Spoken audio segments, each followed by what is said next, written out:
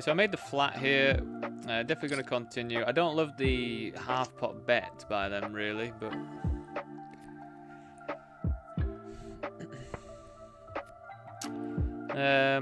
probably going to check. I'm going to find it really difficult to get away from a jam if they jam.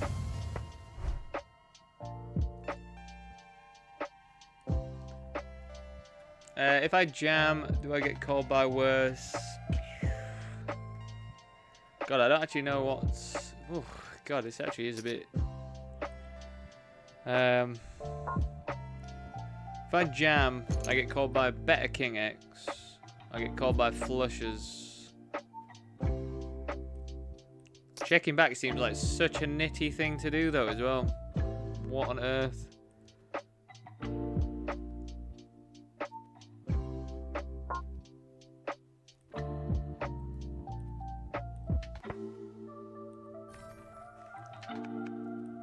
I mean,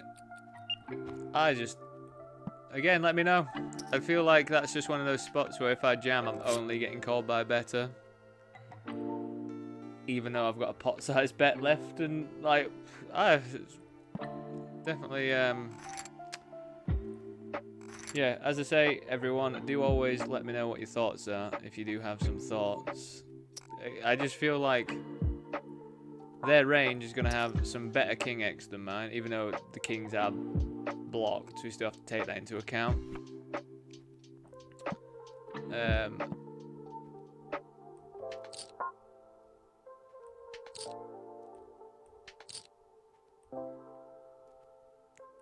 There might be some flush traps. Maybe I'm being a bit ambitious, thinking they've got some flush traps there. But I think it's quite a prime... What's going on with my internet? What is going on with my internet?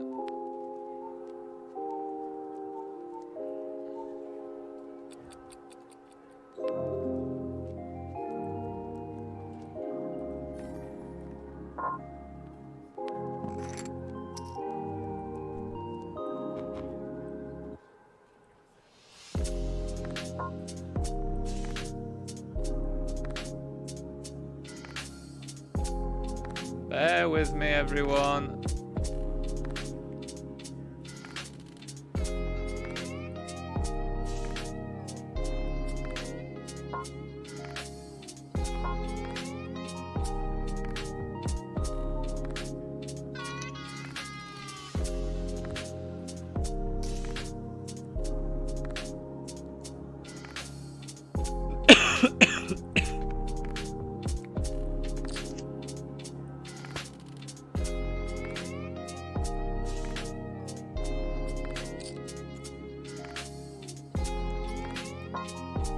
I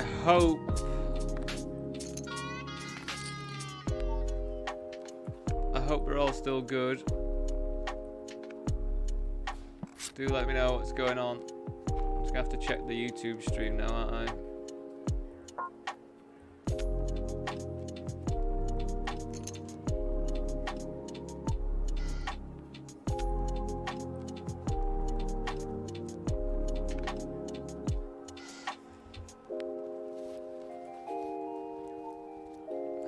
It just put me on a new one. Again, apologies everyone. Am I working, or am I that green square or something like last time?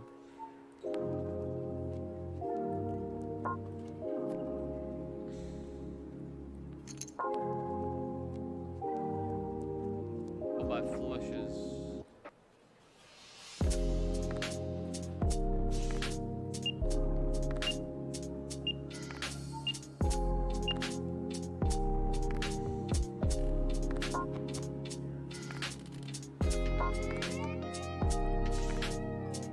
Again, apologies everyone. I've just no idea what happens with the internet sometimes. It cuts out for like 1 second and then reconnects. It's pretty annoying. Not really much I can do about it.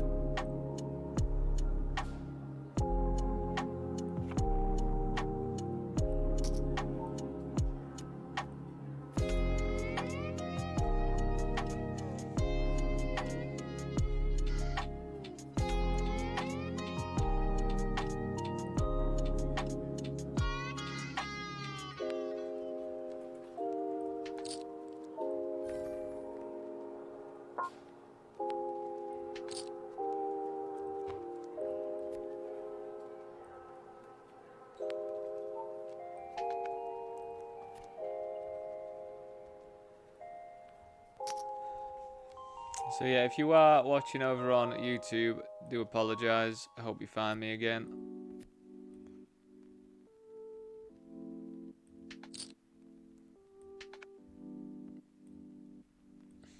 As I say, literally no idea why it just decides to cut out sometimes and then jump back in.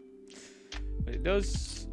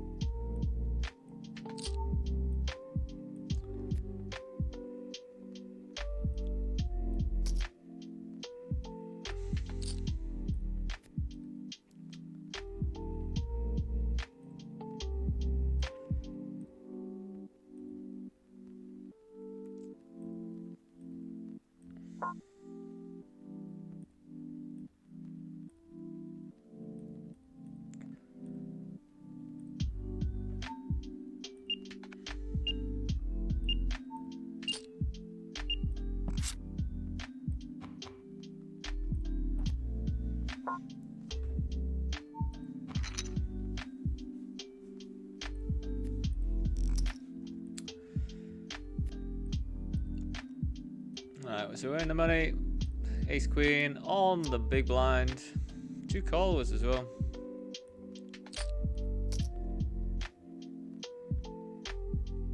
Bloody hell, how many Twitch bot things are going to come in today? It's insane. Hold. Nice. That is big. That is big at this moment in time.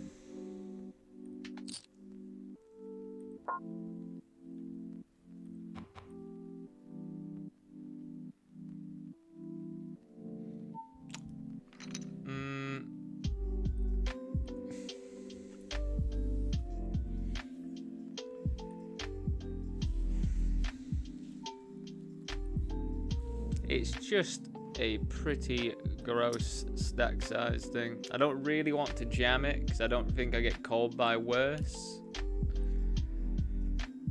Calling seems pretty weak, but I don't really want to fold it either.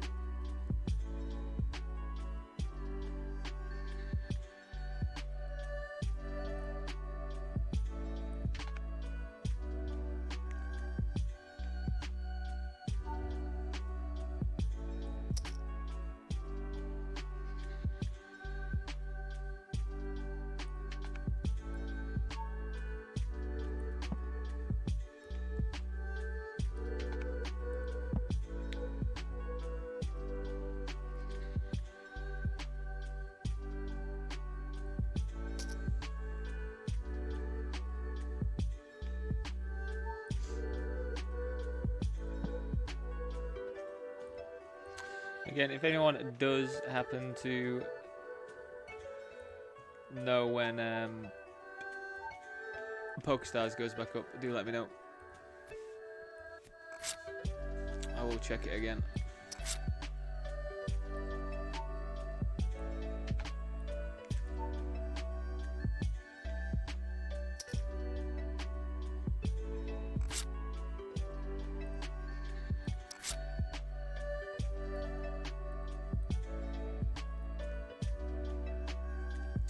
I think they raised and we called They c-bet, we called.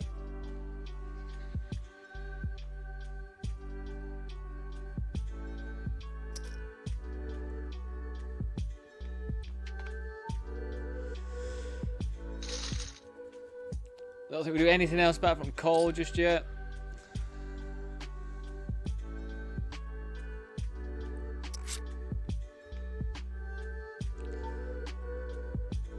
And if they jam, we just gotta hope they don't have a full house of some kind.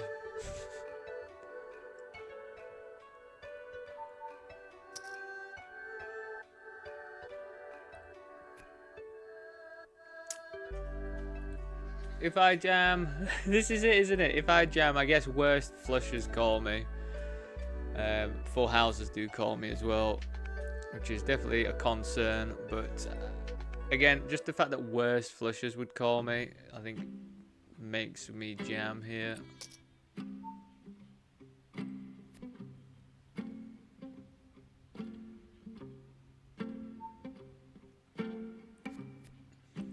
I mean, they haven't snapped, so I feel pretty comfortable.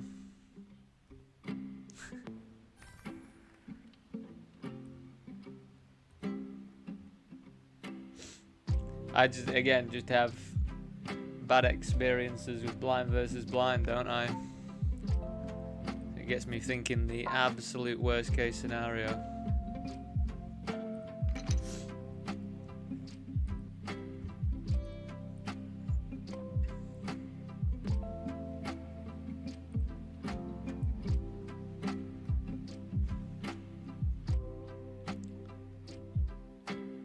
So yeah, again, do apologise that the YouTube stream cut off. It is very annoying that that happens. So I hope you do find me again. And I really do apologise, but if you do find me again and you're watching me, since it is a new stream, please do drop a like on there for me if you can. I think we're going to check jam. Oh, right, they're not actually betting.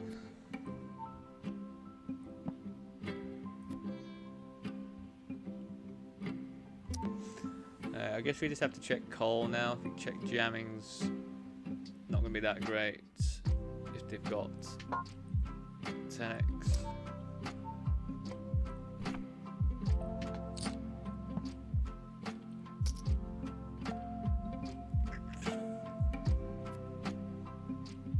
Get out of there.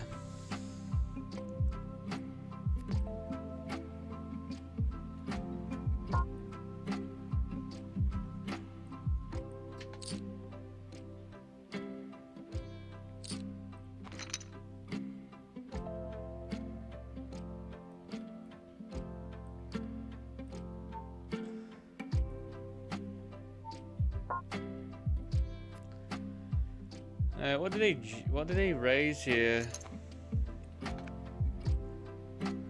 Clicking it as well. It's pretty weird.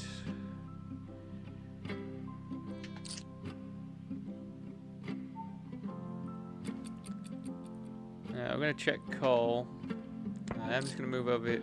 Oh wow. Am I gonna check call? I mean, we blocked Jack 8.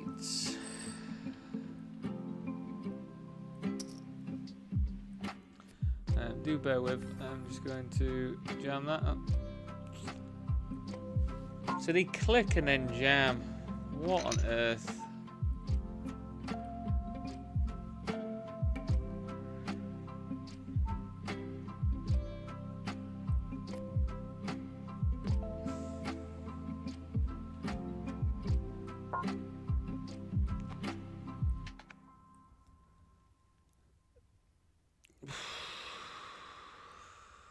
God, this is such a grim old spot. Multi-way.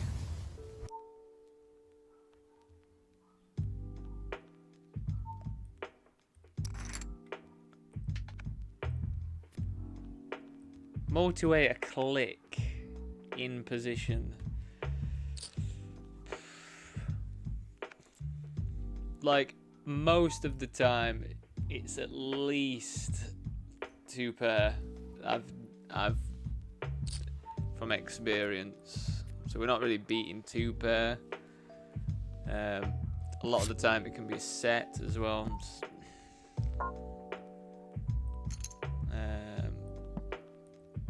Fair enough. I mean, definitely a bit gross. Hey, Grumpy Gip. Are you a full-time poker player? I'm trying to be, mate. But, really, I am sort of like... Well, I could say, like, sort of full-time. Depends what your sort of definition of full-time is. But...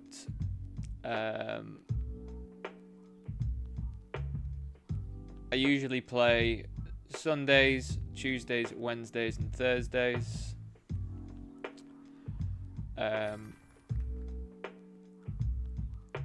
So yeah, I try and make my money from poker, but to be honest, I also in the mornings and on my days off and stuff, I am like a advantage play like person. So I do matched betting, I do positive EV casino offers, and that sort of ticks me over, and then I kind of just hope for like decent-ish scores in poker to boost my money, and so that's what I do. And then every so often I'll I think we do jam this suited jack.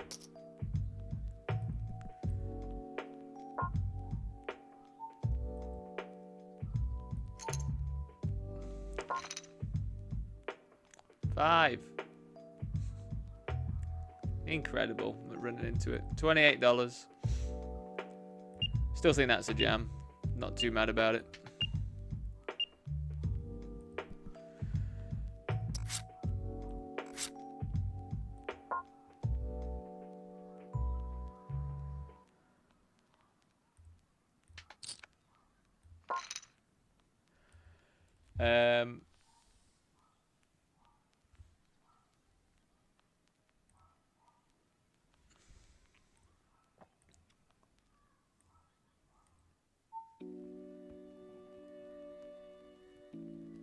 But yeah, I do try. I'm trying to make like poker and then hopefully the streaming side of stuff as well. I'm trying to hopefully get to a point where I can get that monetized. But yeah, at the moment, like my current situation is okay. It's not the best financially or anything, but I tick over, you know. At the moment, I would like to have a bit more disposable income, of course. I think everyone would, wouldn't they? But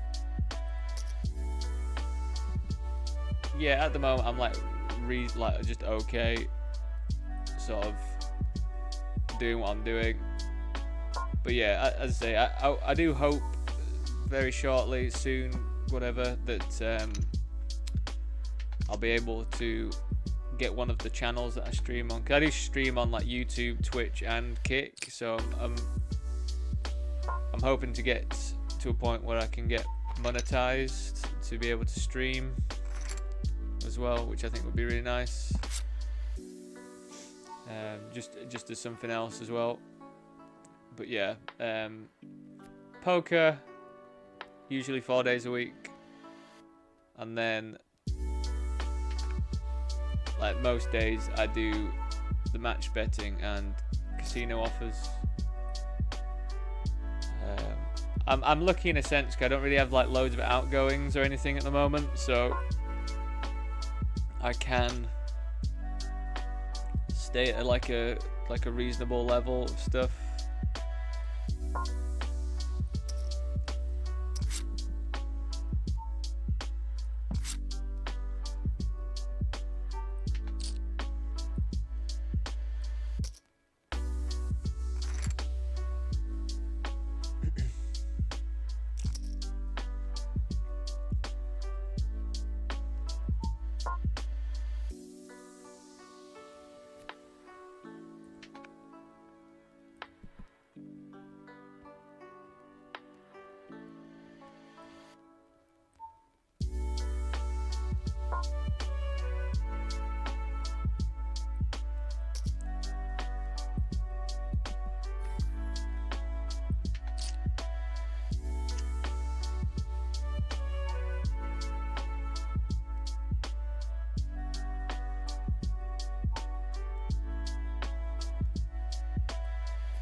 Yeah, I'd like to say, like, if someone asked me what I do, I would say that I do play, like, I do play poker, like, seriously.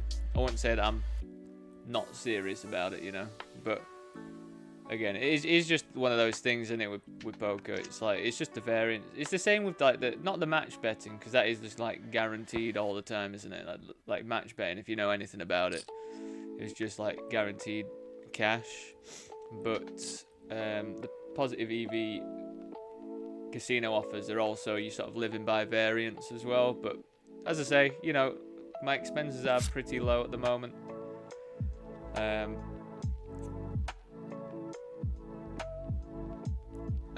And yeah, trying to diversify in the sense, like, you know, at the end of the day, streaming is no issue to me at all. It's not like I'm forcing myself to stream. I actually really like streaming, because at the end of the day, Grumpy, I would be talking out loud to myself anyway if I was on my own. And being able to, like, project and articulate my thought process, I think, is actually really helping my game anyway. More so than when I was grinding on my own without streaming. So, like, if people are finding it entertaining, if people are finding it useful, helpful and stuff, like, that's just a bonus. And then if I can eventually get some cash for doing this as well, that'd be absolutely incredible, you know. So yeah, that's good, mate. Living dream. Any encouraging words for anyone to do the same or other ventures? To be honest, mate, I just think you should prioritize what makes you happy. Really, there's I think it's like an Eastern philosophy. There's like a trifecta wheel, where there's 3 main parts to the wheel. One of them is your job happiness. One of them is your relationships. So if you want that to be good, like just relationships in general, you want to be surrounded by, like, decent people. Be in a decent relationship if you're in one, or whatever, or be really happy with being on your own, or whatever. Hey, babe.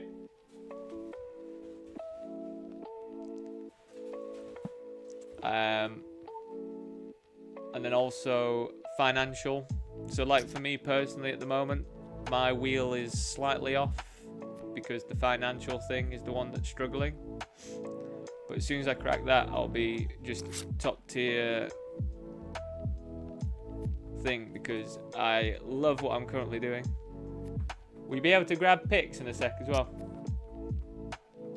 Pix is just in there. She wants to see. Alright. But yeah, so once I've cracked the financial side of things, which, you know, it literally takes one day, one bink of a tournament to get my, like, overall money in general to, like, you know, a couple grand. If I had a couple grand, I'd be pretty happy. I'd be able to just do some extra stuff. I really want to learn to drive as well. Standard backing really wanted me to play a bit more of the live circuit in the UK. So I do want to learn to do that. I just don't have any cash at all to be able to do that at the moment, which is, you know, it is what it is.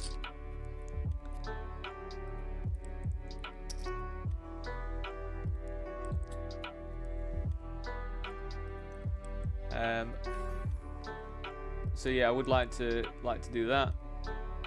I'd like a bit extra free cash to potentially pay someone like an editor to go through and put, like, highlight clips of stuff up from the streams and stuff. I think that would be really nice. Again, I just don't really have enough time to do that on top of trying to study poker, play it, stream it, do my other stuff, keep my relationship with my partner tip top. So, you know, all that, like.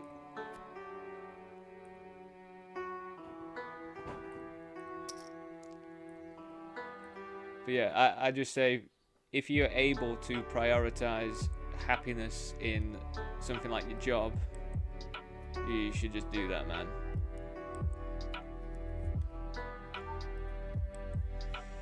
Well, Grumpy Git, not to sound like a plugger or anything, like, do it if you want, don't do it if you want. Are you UK based? I'm assuming you are with a name like Grumpy Git.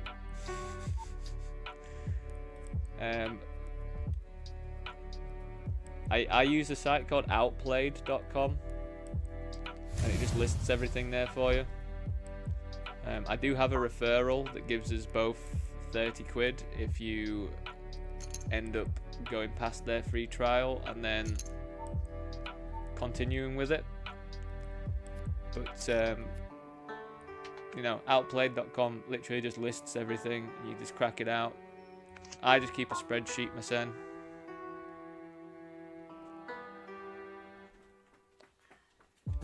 Love you.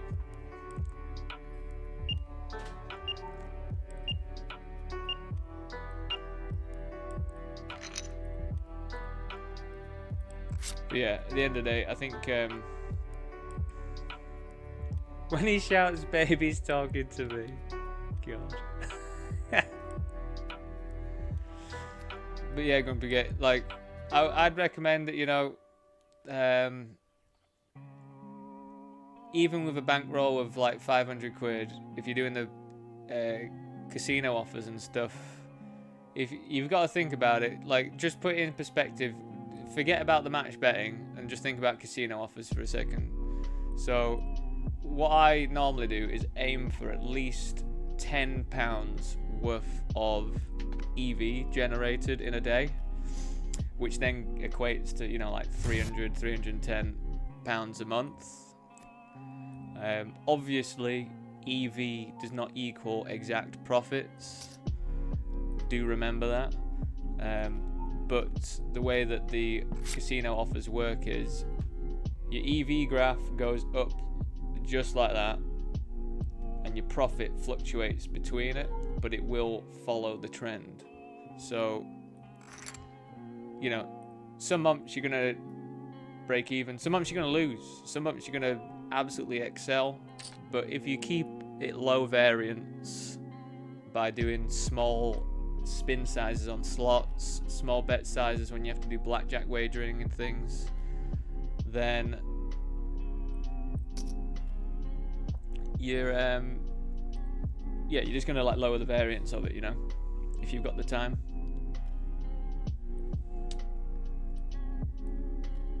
Just walked jacks into kings for 50 bigs pre.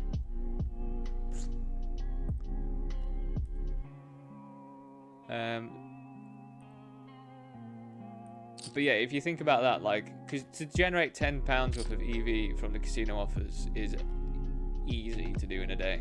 That's absolutely easy. So start off with a tenner of EV, and then you can just move up, you know, like, when your bankroll gets bigger, you're also going to be able to do more offers, because there's ones that are a little bit riskier that you need a bigger bankroll for.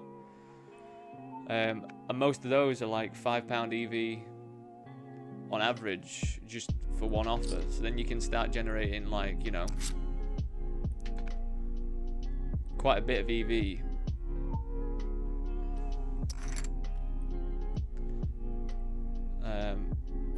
Yeah, you can just start generating quite a bit of EV every day. So yeah, do let me know if you are interested.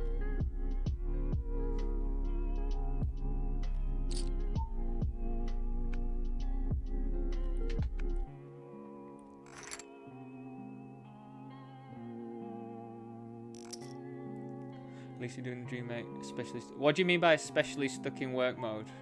Look, that I'm stuck in work mode. Like, I know I'm definitely stuck in work mode at the moment. I'd like to be chilled out a little bit more, you know. But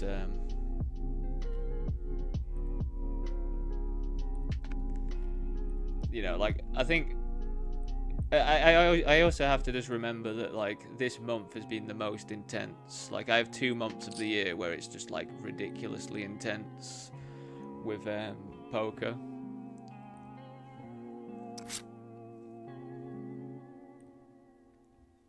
Which is when it's W Coop and when it's Scoop. Like, it just makes sense for me to play those bigger tournaments. Especially when streaming now as well. Like, it does make sense to play them because, you know, I can put up a bit more of a... Like, the title that I had during the series was a bit clickbaity, you know. But it actually wasn't clickbait because I did actually spend, like, 7 grand on tournaments for the month. So, it wasn't actually clickbait. But it gives me, like...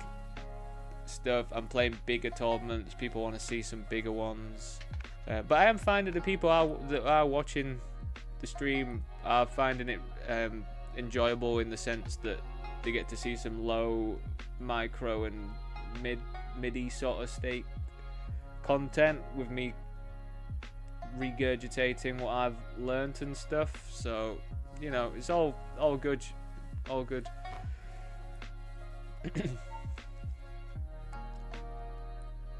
Like, at the end of the day, I have to, for my backers, play 300 tournaments a month. Like, obviously, I would have excelled that last month. And I get just on the line. I think I get, like, 350 or something in a month, in a general month.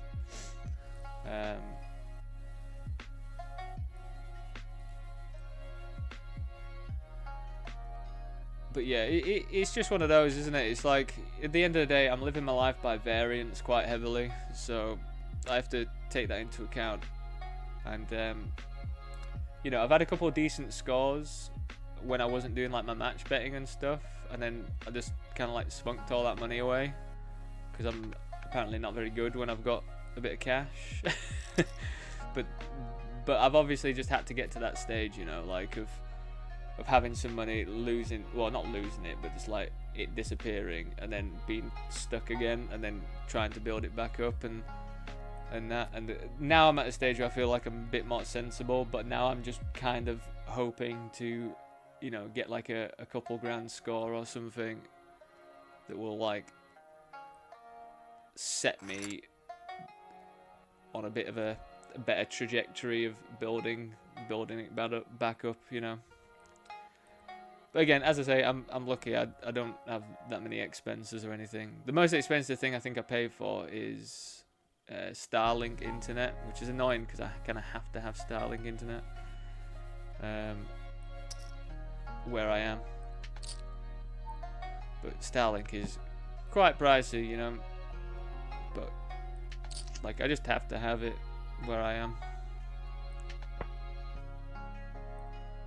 I think I'm going to check raise this one. Super low equity, pocket threes here. We can just check call or raise. I think at this stage, raising this is pretty nice.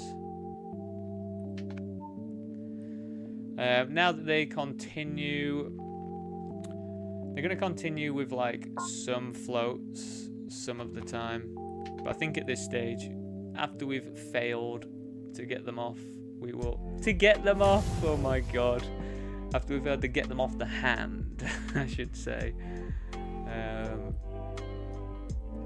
we'll probably just calm it down. They could have something like ace king right now,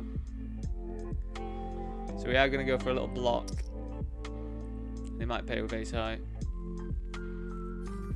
or fold.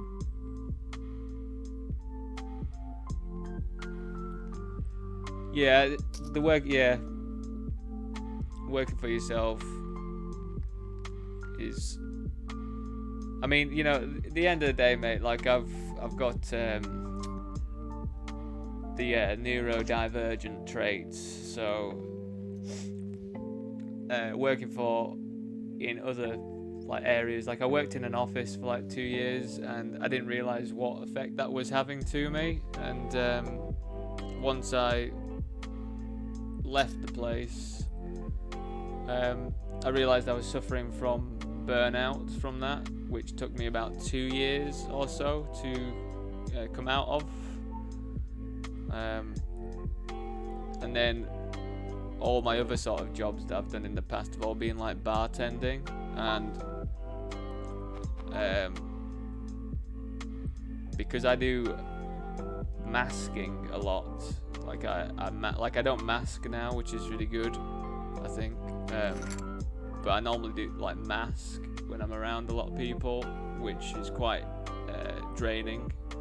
It means that I end up having to like have quite a lot of days of like recovery from sort of like social interactions and stuff.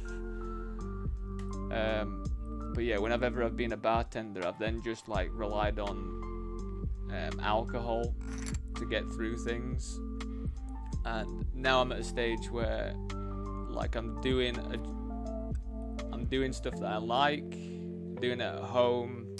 I don't have to interact with, like I interact with people like on stream, but this seems to be way different. Like it doesn't burn me out or anything. It's probably just because I get to talk about my special interest all day.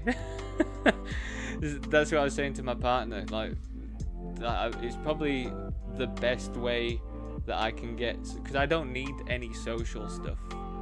Like I'm one of those people. Like I could just go for years without talking to anyone, be absolutely fine, as long as I've got my hobbies that I like to do and my special interests. Like when COVID happened, did not bother me at all. Like apart from not being able to go to this club that I like to go to in Brighton for raves, that was the only thing I missed doing. But yeah, when COVID happened, it was just like not an issue at all that I didn't get to see anyone. It's like I just don't need it at all, which is like completely opposite to my mum, for example. Yeah, it is Elon Musk's Starlink. Yeah, annoyingly in England, man, it's like way more expensive than it is in like every other part of the world, but it's just because they've got not as many people adopting it, because we have fiber broadband in most places. But yeah, anyway, so I definitely find it much nicer, sort of like mentally. Like I don't really, because I used to suffer from like anxiety a lot as well, and I would get anxiety a lot, where so like the amount of days I had off at when I used to work at the office due to anxiety and stuff, and I just don't have it at all. And I think it goes to show, like you just need to put yourself in a situation that's good for you, you know. And obviously working from home and not having to deal with people and not having to mask all day is way better for me. But I also appreciate some people who just don't have the ability to do that. But I would just say, like, you know, I'm getting to a point where, like, I think a lot of, you know, autistic, ADHD, neurodivergent sort of people really feel like playing cards and doing the stuff that I do is like top tier job goal. You get to be at home, you get to play a game, you get to do like slot machine plus EV slot machine stuff, which, you know, at the end of the day, slot machines are fun to play, and they're especially fun to play when you know that you're going to profit long term from them. Like, it's like the perfect thing, I think, for people with that stuff.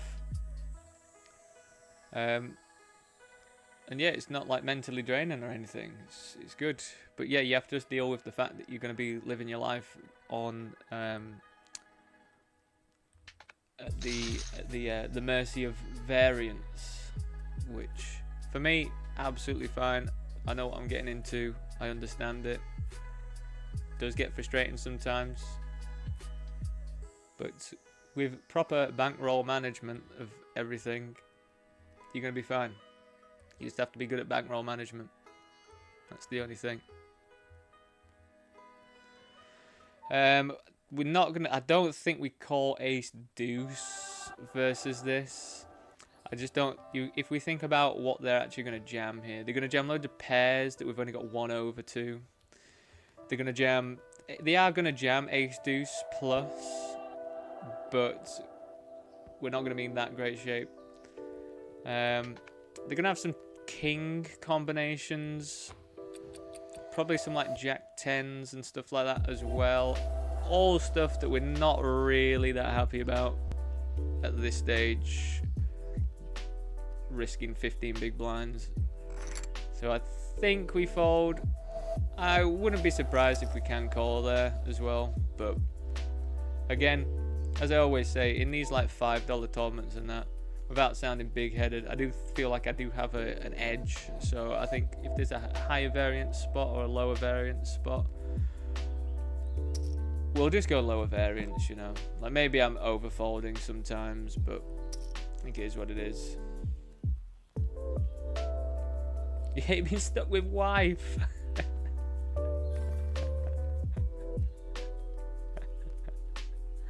See, I love being stuck with my partner.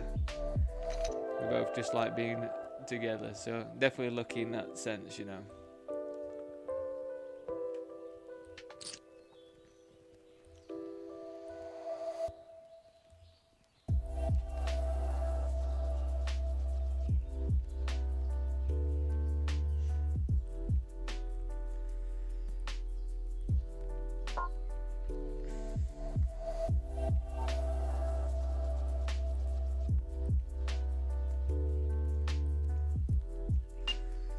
I guess we just rip 7s in here, I guess.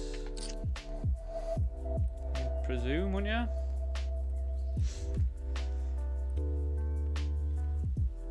you? You would presume.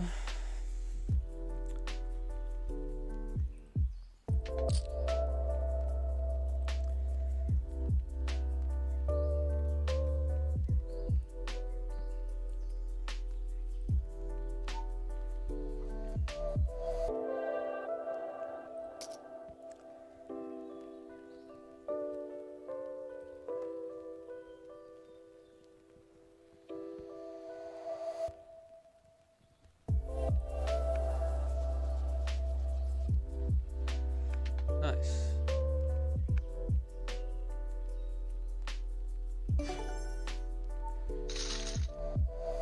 What's C19? Is that COVID?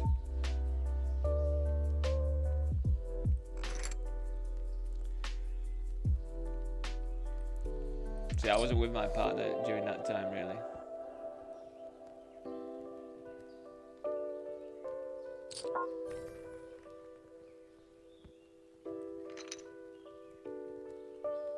Everyone said just hit so accurate. Yeah, Jack, I actually think we work pretty similar, you know, man. Like, you know me, I'm not really, what, you don't understand EV? Well, Grumpy Git, if you look at some of my old actual recordings on my older live streams, you'll see me doing some, because I was streaming my Plus EV casino offers and stuff. So if you do, yeah, if you have a spare minute, just go back to my like first live streams, and you should find, I usually started the day off doing the offers. So yeah, just have a quick look at that. So,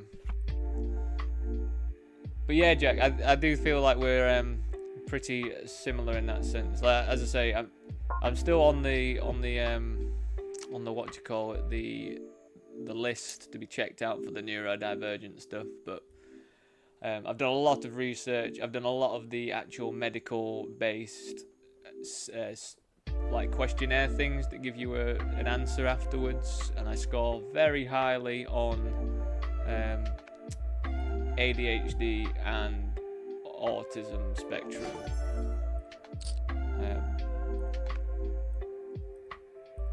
Like if you do the AQ50, like that's like the one that shows your autistic stuff, and I score really high on it when I do it. And when I do any of the ADHD ones, I come out as inattentive ADHD, which used to be classified as ADD, but yeah, the inattentive one, which means I don't really suffer too much from the, I mean, I still do lots of like stims and things and things like that, but Yeah, but again, like I just don't put myself in situations that trigger me into going into that mode. Like, again, the last time I was in that sort of scenario was when I worked at the office.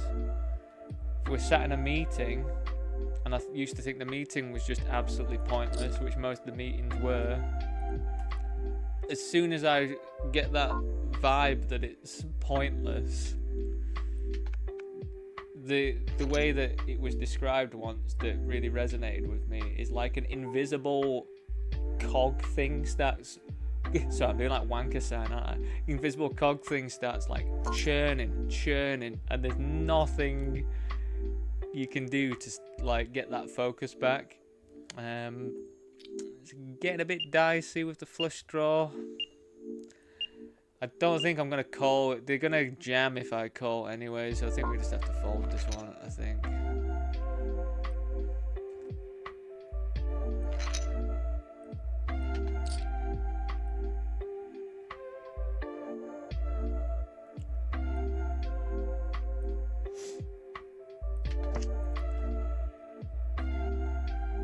But yeah, like an invisible cog starts going, and the only thing to like get rid of it is to disappear from that scenario and like burn out some energy. Like, but I just don't put myself in any situations like that anymore that trigger that response. Right, I'm just gonna go on break as it is break time because I've got some food in the air fryer. So I will be back very shortly, everyone. See you very soon.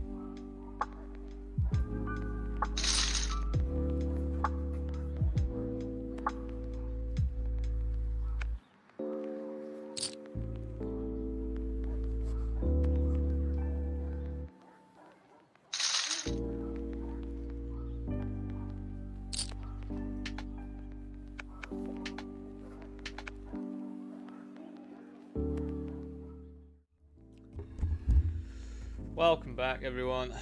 God, sometimes I have like some different food that I make.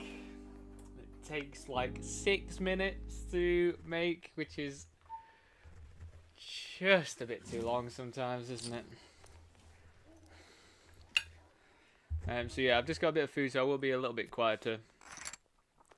Anyone know if PokeStars is working yet?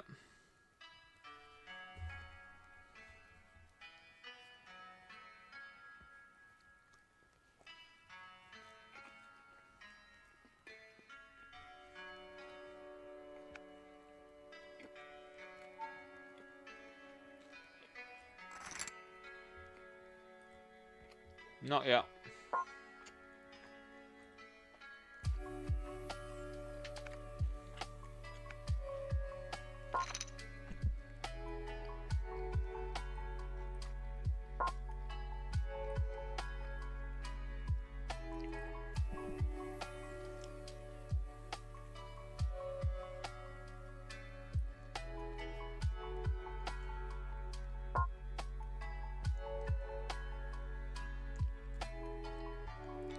Now, why would you bet this amount? It doesn't add up to me. We win?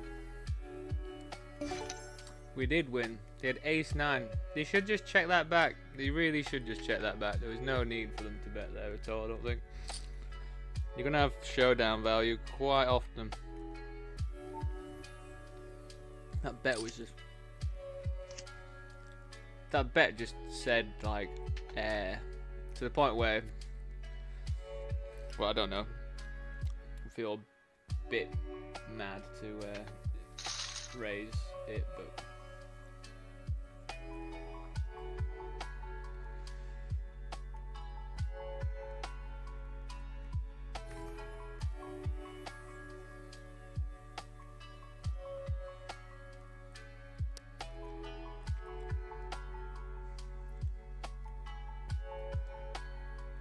Yeah, as soon as I find something to be what I would say pointless or whatever, I find it very difficult to come around to it, which is a bit of a bad trait really, but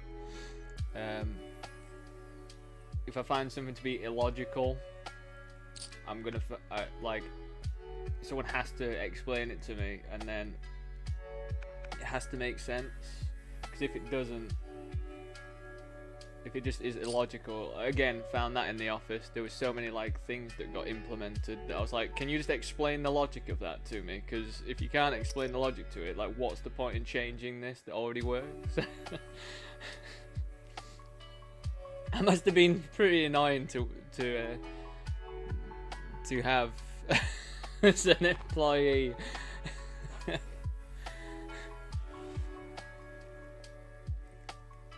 When you become rich, will you move abroad and do this? I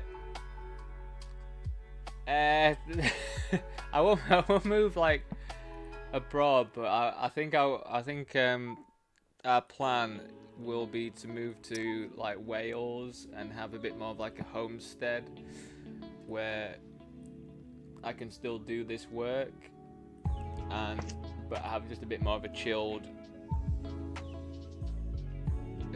like place to live and stuff. I think Wales would be pretty nice. You know, Welsh countryside.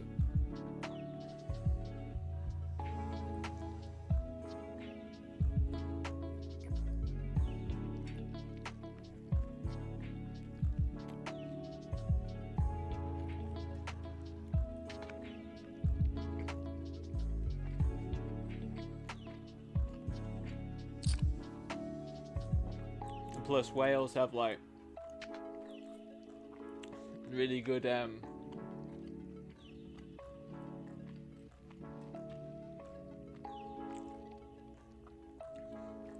of like building permit laws and stuff compared to England,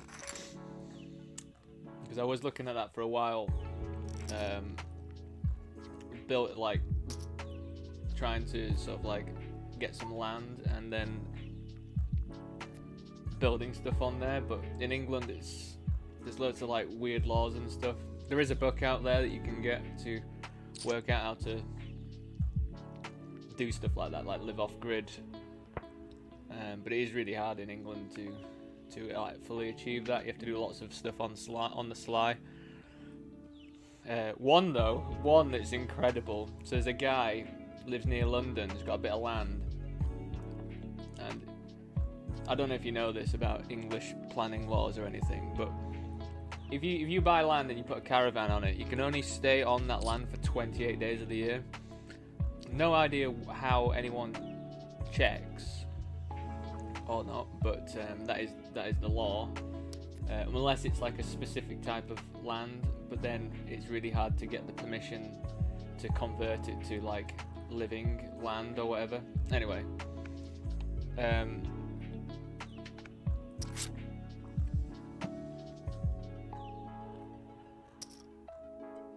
but you can do stuff like build things, set up a post box and stuff, and then try and live on it. And then once you've done that for like 4 years, it gets classified as like an actual place.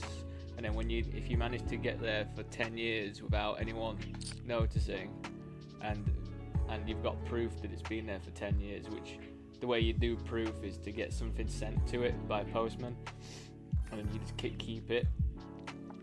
And then if you manage to do that for 10 years, it then becomes its own address. So you can do that. But there's this one guy who's in near London who's got a bit of land, and he's got a narrowboat. It's just off the narrowboat canal, and to get around the entire planning and building and living situation, he just dug a narrowboat size ditch, filled it with water, took the narrowboat from the canal, dumped it into the patch of water, and that bypasses all of the laws. Which is so incredible. I love stuff like that. It's absolutely fantastic.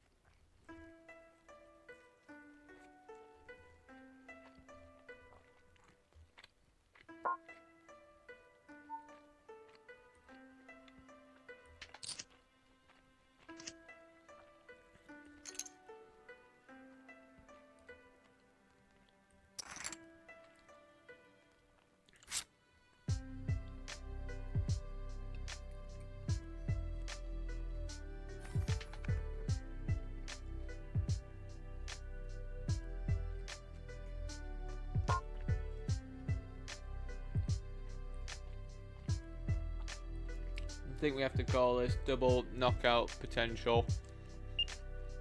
Both below starting stack.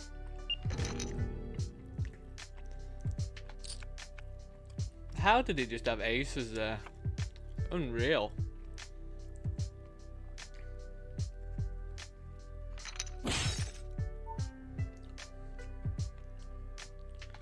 Actually unreal.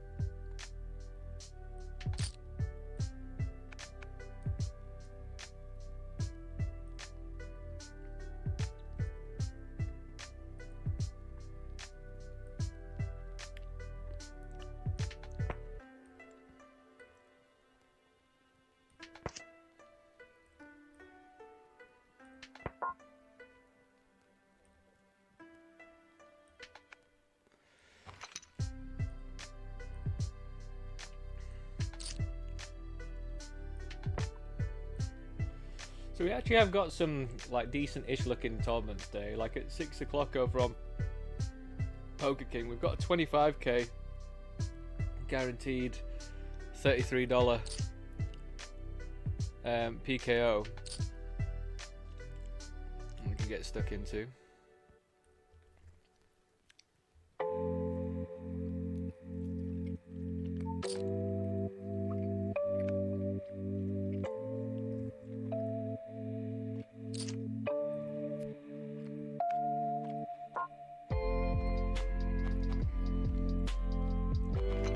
Again, if you are new and you've not heard me spiel on about pocket deuces and pocket threes in bounties, they are not good jams.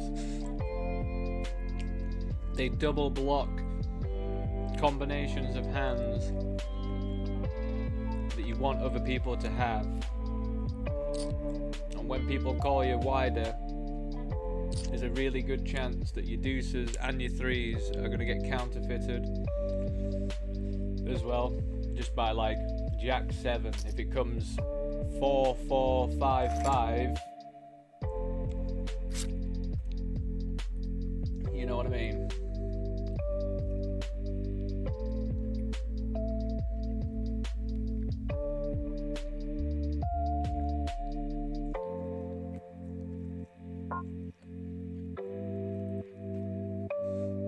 It's such an interesting dynamic to have 9 big blinds here with an all-in. Absolutely no idea what we have to do here. Feels like we should flat, but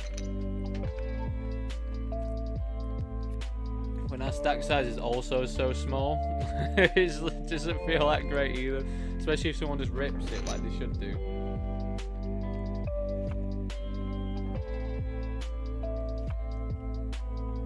Hey, what's up, cheap player? How you doing, mate? How did your W coup go, mate?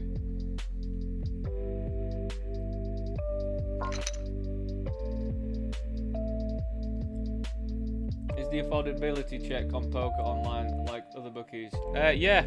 For some of them, 888 and Party are a bit more like that now. PokerStars isn't.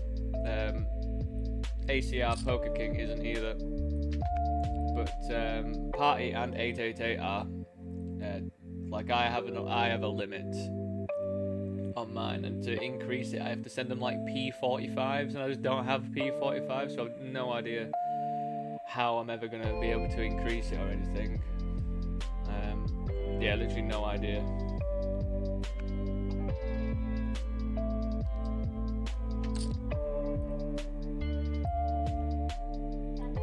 Yeah, cheap player. Let me know how your W Coop went. I saw you post up some scores.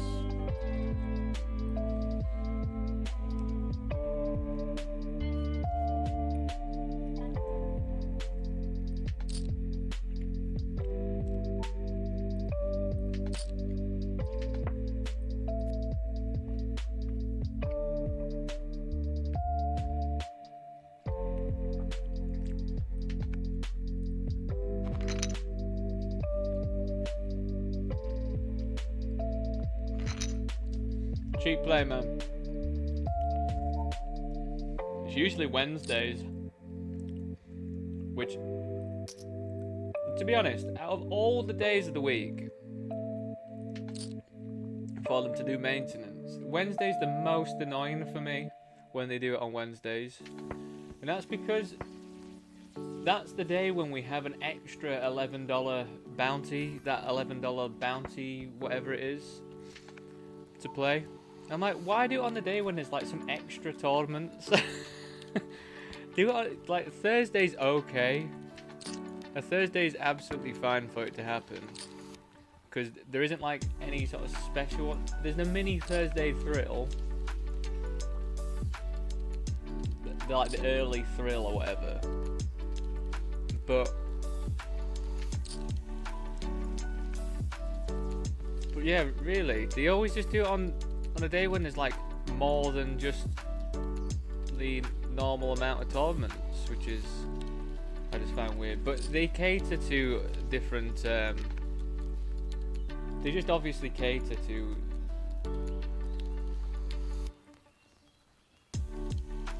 where most of the volume comes from the players, I think. And I think that's Brazil. I think it'd be fair to say that it's Brazil where most people play from, right? Would you say? Would you say that's fair to say that?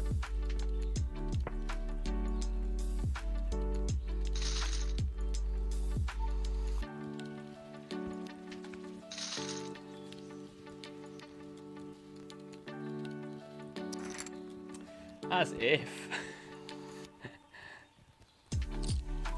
I think he's king on the button. He's king on the button. 12 bigs. Not even 12. Like 8 bigs or something.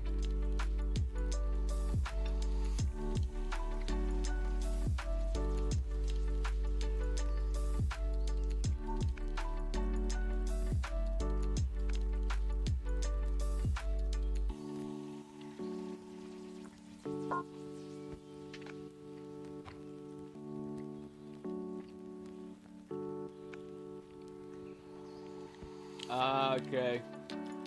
Yeah, it's a bit of a pain that, actually, isn't it? That you can't get stuck into many because of them being 2 days. And it's like, that's the typical thing, isn't it? That's what I was finding with the Thursday ones. Because I take Fridays and Saturdays off. I was like, is this going to be typical that we're going to plan to do something on a Saturday and I'm going to make like a fat day 2 on Thursday evening? Luckily, I ran like absolute dog shit cheap player for the entire month, so I didn't have any qualms with it, really. I think I made 1 day 2. What a heater this guy's just gone on.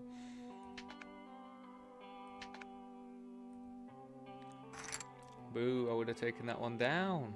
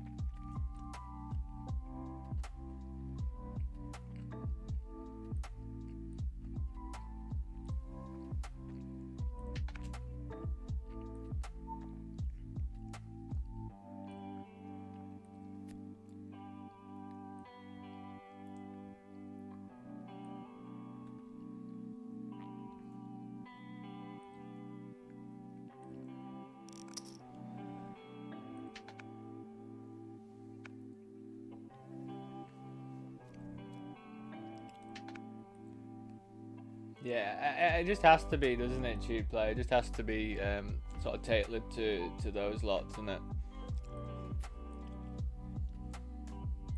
Again, do give me a shout. I will keep periodically checking if Stars is back up, but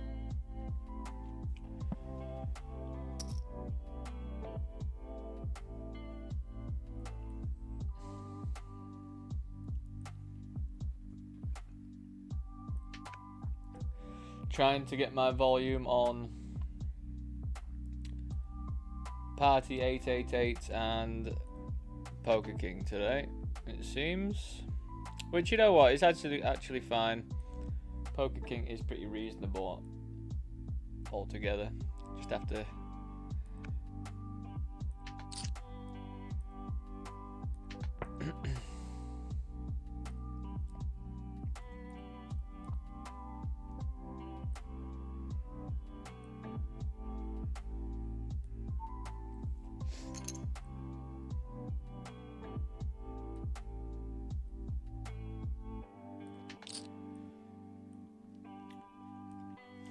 also, cheap player, don't know if you're interested at all, but if you don't, do you have Eurogin?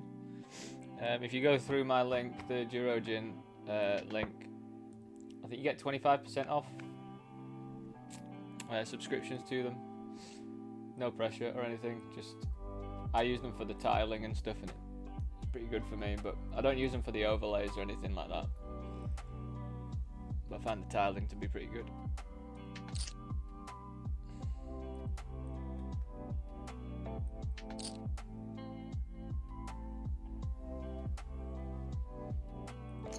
Raisin tickets.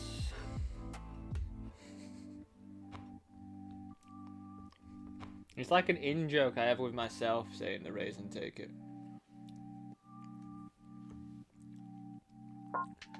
And the reason why I do the raisin ticket in that accent is because that's what Pone Diddy says a lot in his knockout mastery course from Run It Once. He's like, raisin tickets, and I just found it really funny, so that's why I say it all the time. Raisin tickets.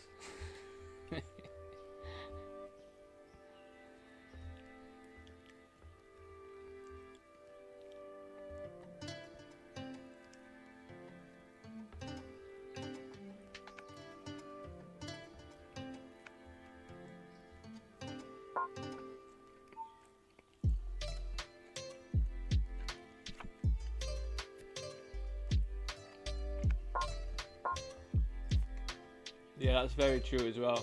They don't just kick off straight away, do they?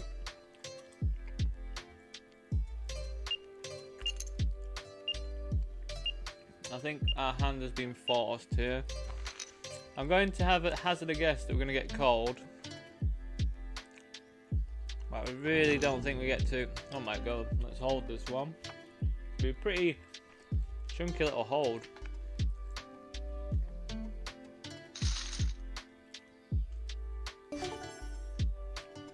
Fancy binking a 3-outer with the worst ace in the deck. How my luck has changed since last month.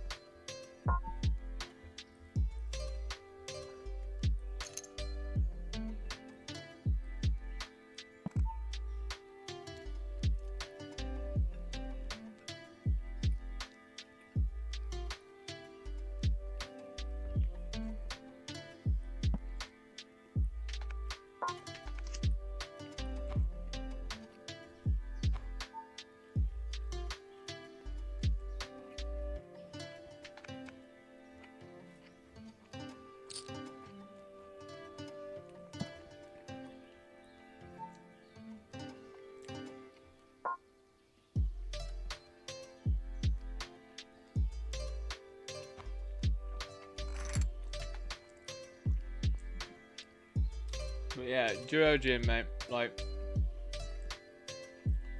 so I haven't got many tables going at the moment, but yeah.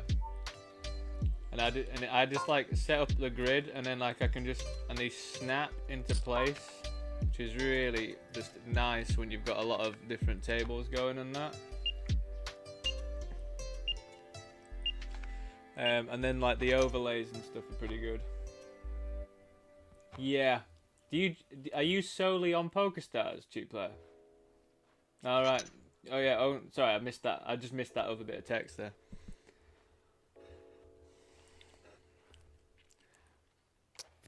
Yeah, it's definitely handy. Like, the thing that I find it like really handy about it is just the fact that like 888 and stuff, their smallest frame is bigger than like all the other games that I play on, all other tables, so that one gets a bit big compared to the rest of my screen, and somehow Jurojin forces it to go into the same size, and that's really nice.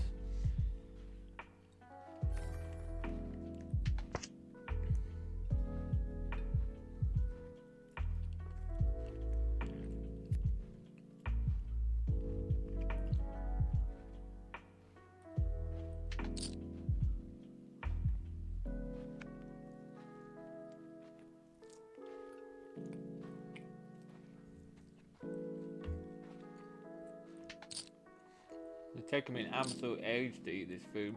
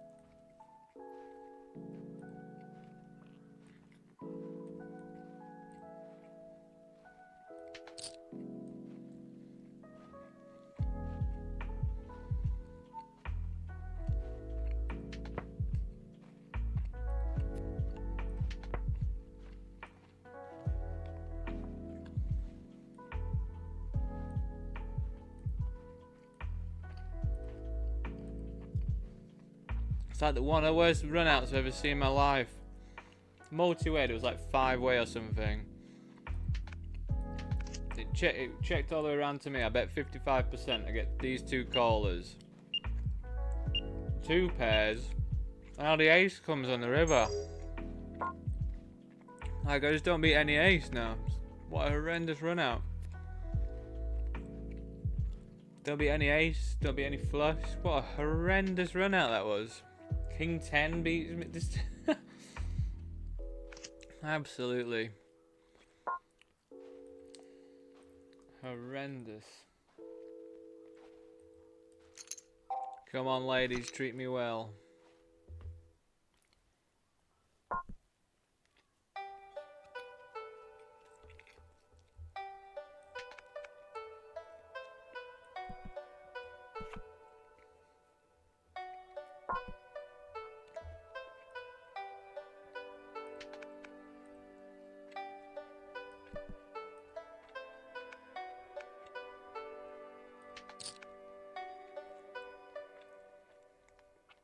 What a spicy turn card. That's the spiciest set I think I've ever turned. Nah, probably not.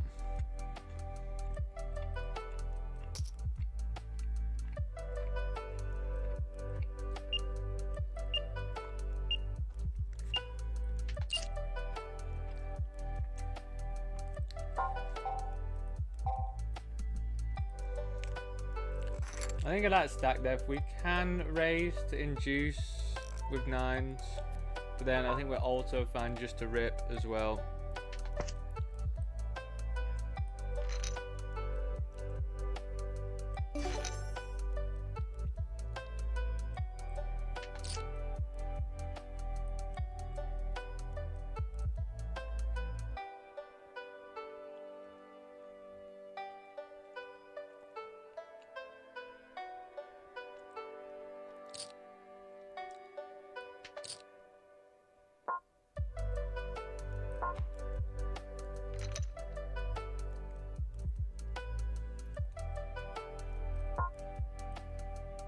Oh, crikey. I think it's because I went quite a large portion of the day without eating, and then normally I'd be able to wolf this down, but I've got that, my stomach must have shrank or something.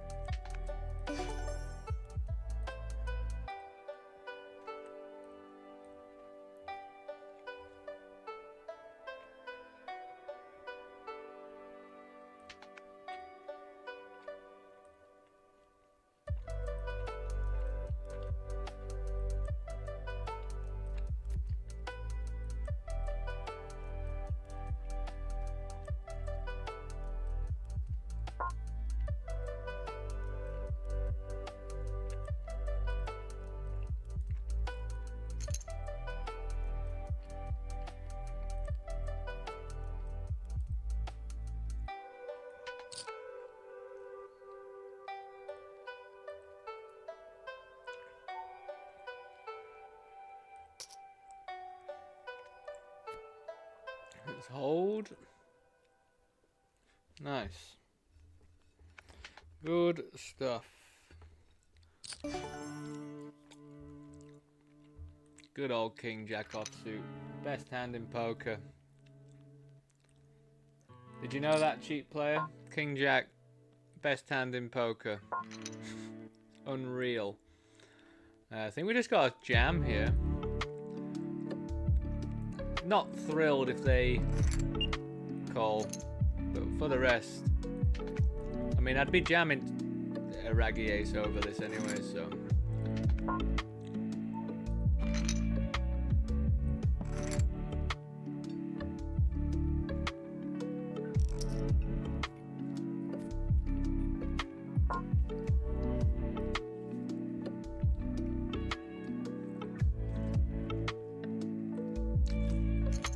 Same thing. I think we're all fine just to jam this in this setup.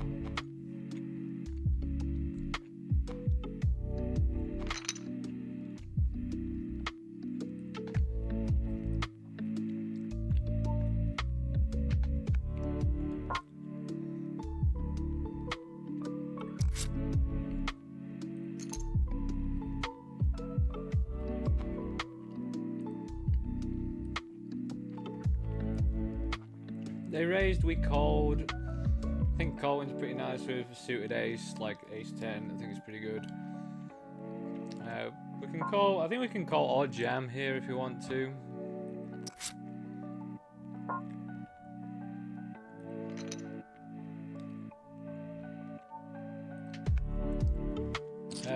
I guess we just jam, like I'm gonna call, it's pretty the same thing, isn't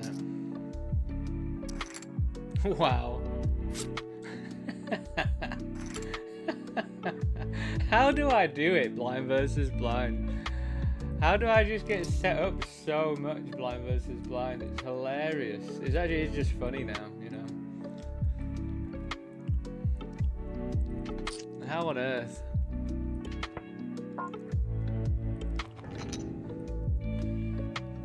Like, how do you just have jacks there from the small blind? It's outrageous. You just give me top pair and a nut flush draw on the turn. Like, what on earth?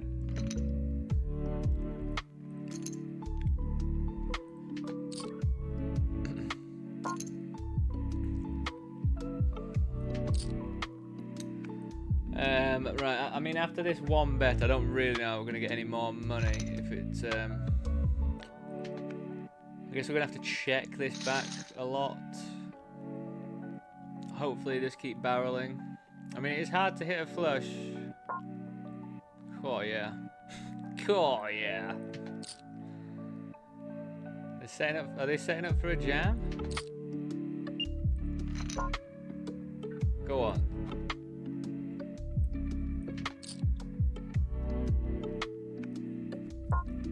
Oh, matey, you've let me down. Well, I feel like we have to jam here. I am tempted to go smaller so they call with like an ace, but he might still call an ace here anyway. That is sick. That is pretty sick. 9-10 suited is better. Nah, mate. King Jack offsuit as well. It doesn't have to be suited. King Jack offsuit, man, is the nuts. It's just the absolute nuts. But as I always say, it has to be in a single raise pot. Like, if you're gonna get it in all in, you don't want it to be multi-way with King Jack. You need it to be single raised. And if you've got it single raised, you're just cruising.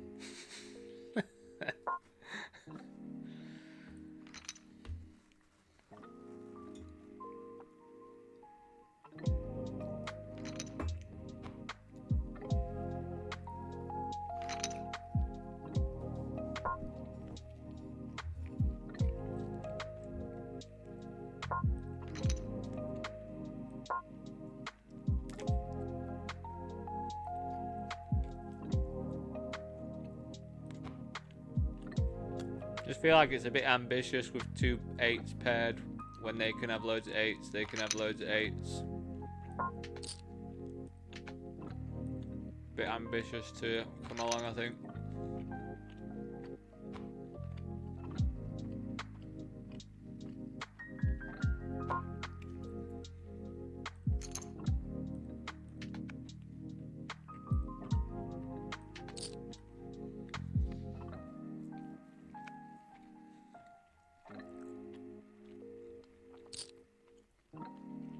I'm very aware of how long it's taken to me to eat, by the way.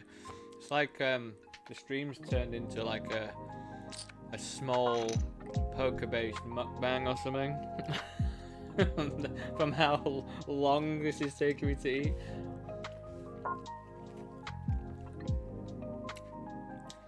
So they're going to be very ace-x dense, but with a pair and a backdoor everything we're going to call.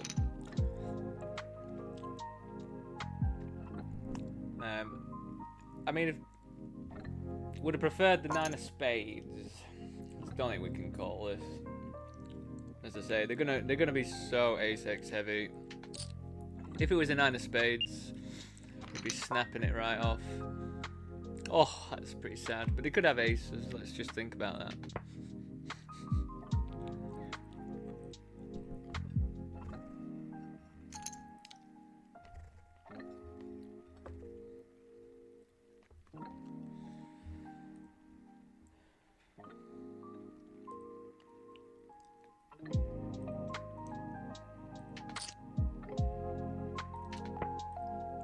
We're in a dicey spot, 5 off the money. We got 3 bet. I was tempted just to rip it. To be honest, I think this is a bit better for my... Is it better for my range, this? Well, I was going to go for a jam, but... I mean, I'm going to check jam. Oh, they're going to jam for me. How do you have 8-4?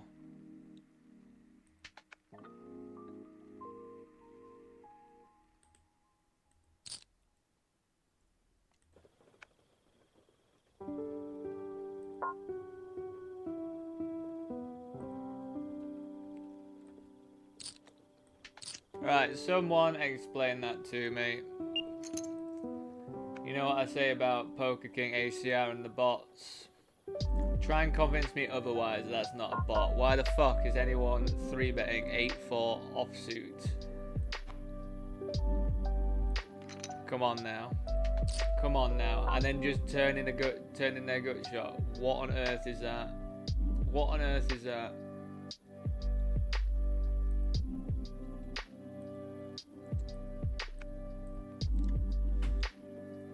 Convince me otherwise. Convince me that's not a bot somehow.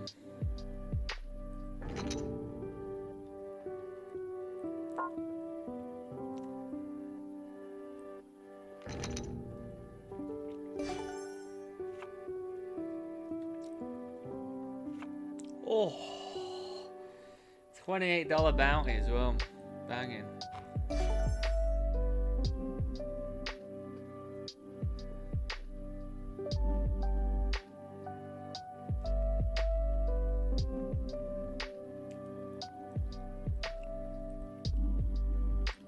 Who got there with a backdoor straight?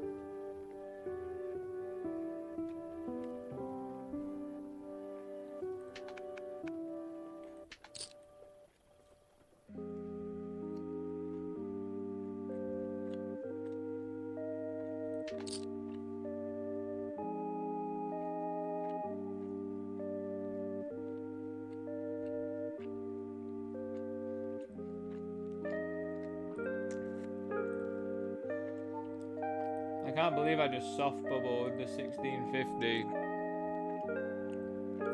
to someone 3-betting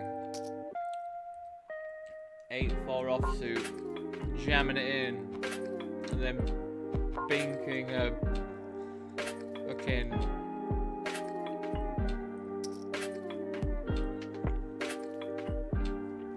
gut shot. It's absolutely wild.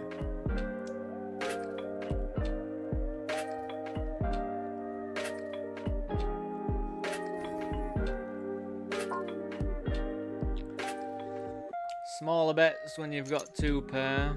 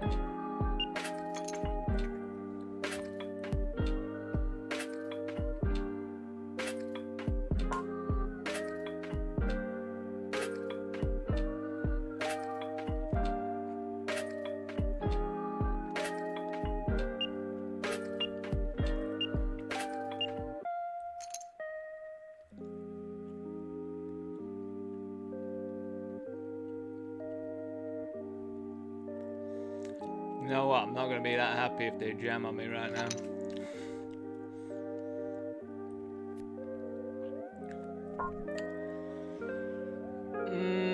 I mean, I've got a straight. Am I happy jamming this in? That's the question.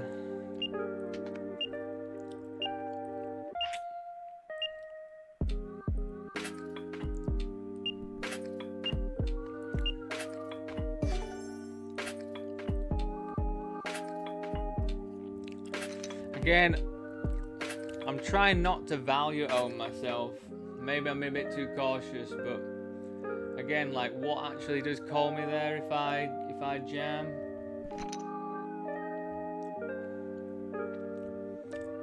$10-5.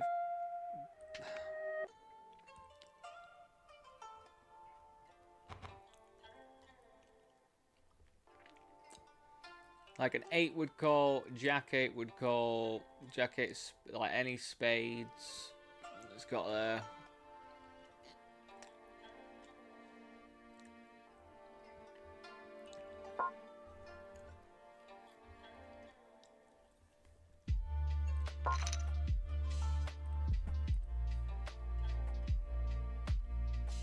How do you cope with bots? Well, I don't actually know if I'm playing against bots, you know, it could just be someone blasting about.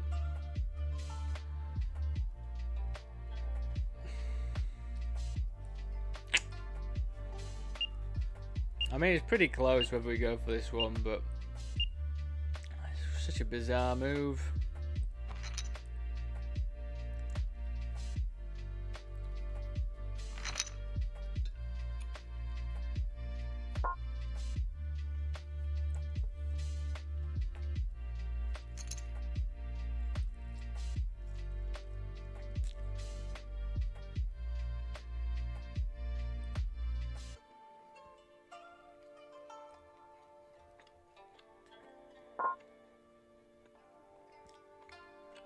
I mean, I guess I have to come along with this player potentially in the mix.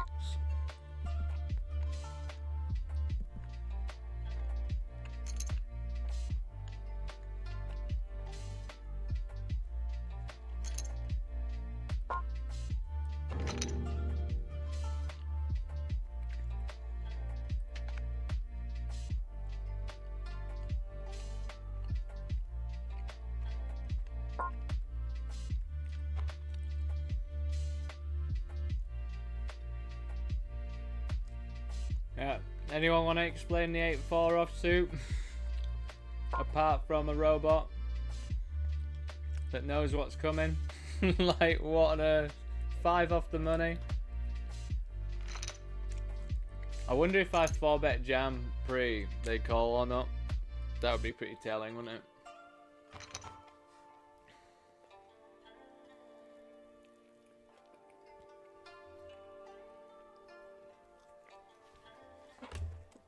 And it wasn't even like it was a just a click 3-bet either, which you could think could be a misclick. It was a 3x.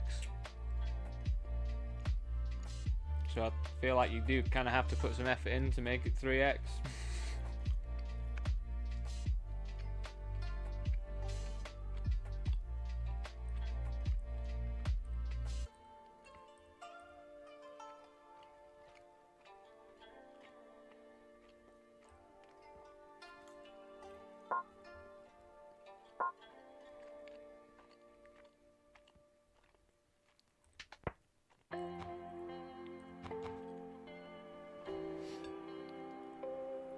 Holy moly, this has been a marathon of a meal.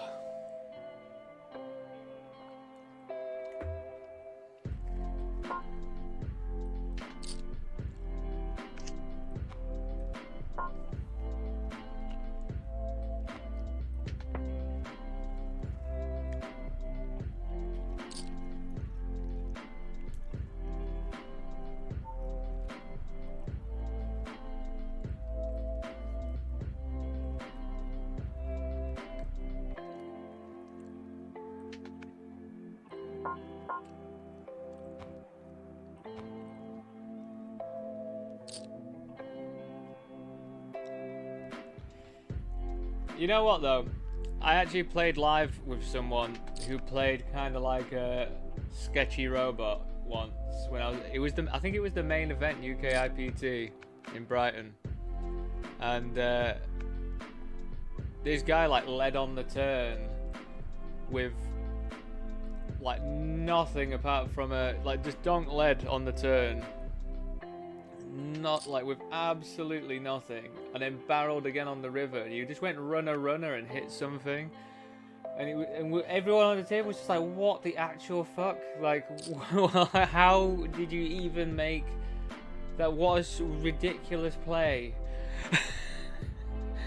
The guy who was like bluff catching at this point was twisting around in his chair. You just had no idea what he was just like, how can you even have anything here? Like, how can you be leading? Like, the whole situation, I was just laughing because it was just ridiculous. So some people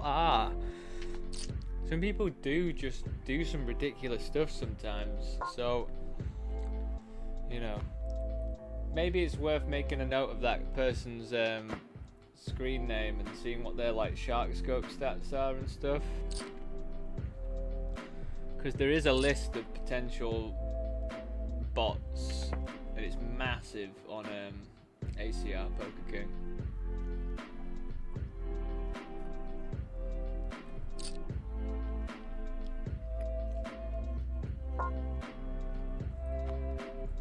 But yeah, how can you explain that? It just makes no sense.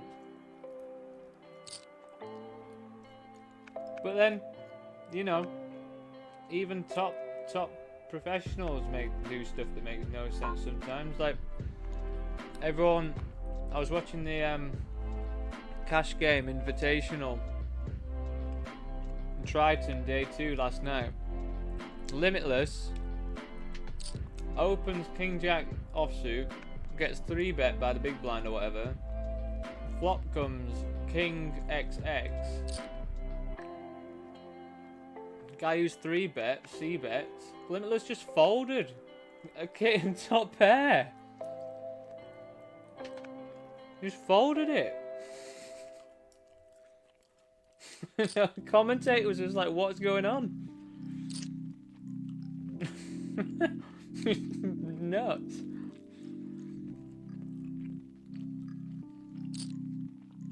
Unless he just like misread his hand or something, but surely you check.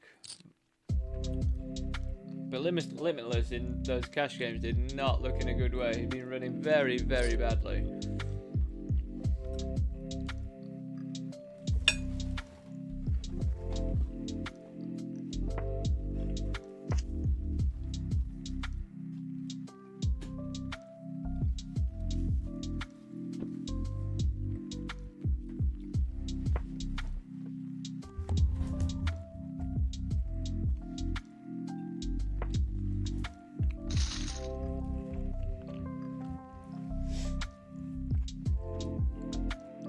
Right, stars up now.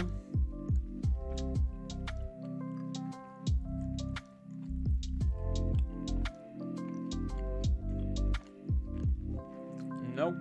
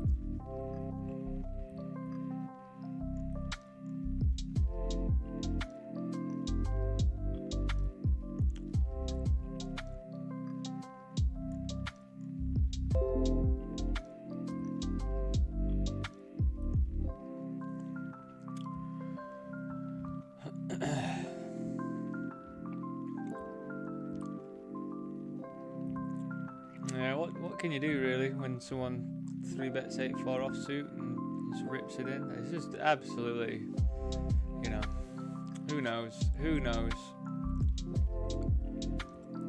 Definitely a frustrating way to bust a tournament, though.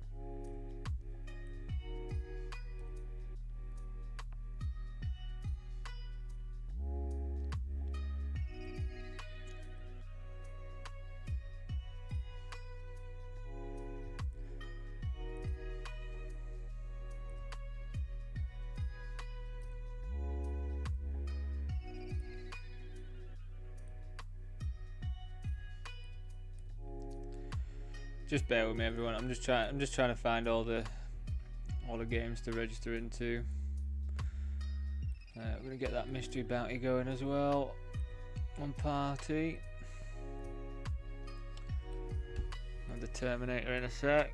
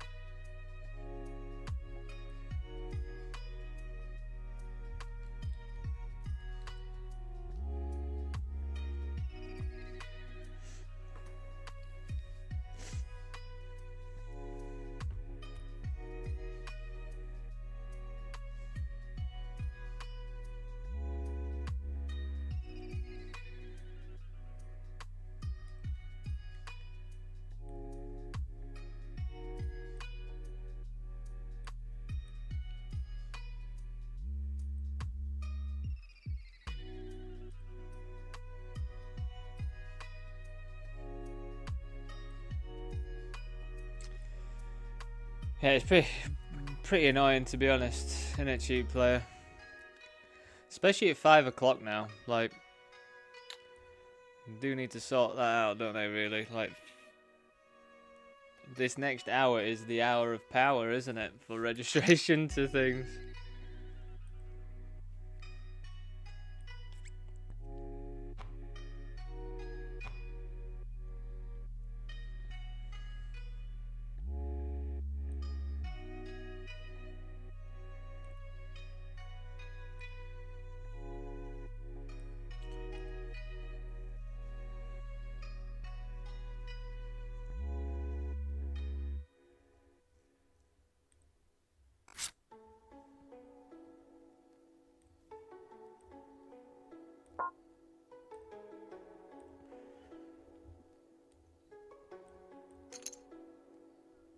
I mean, we're going to call it jam anyway. I'm not happy about it if they limp jam, but, you know, they are allowed to do limps off of this stack size. It's absolutely fine. They can be limping stuff like Jack 8, suited. There's just lots of stuff that they can be limping here.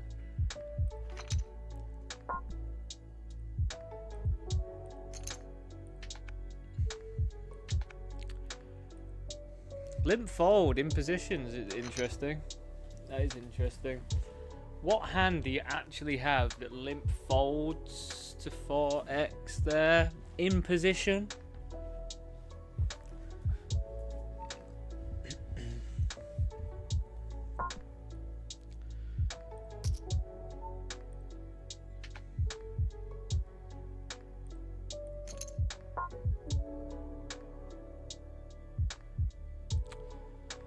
So we're going down, now that it's like 30 big blind, we're going down a little bit to 35, just because they can jam a lot of stuff at 30 big blinds as well.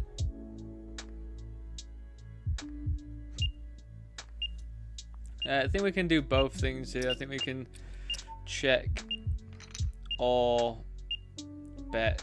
I think either is absolutely fine. Especially with backdoor clubs.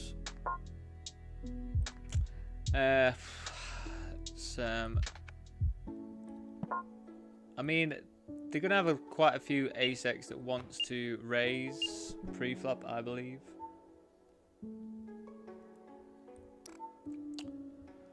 But I don't think we're going to blast because it would be pretty horrible to get raised.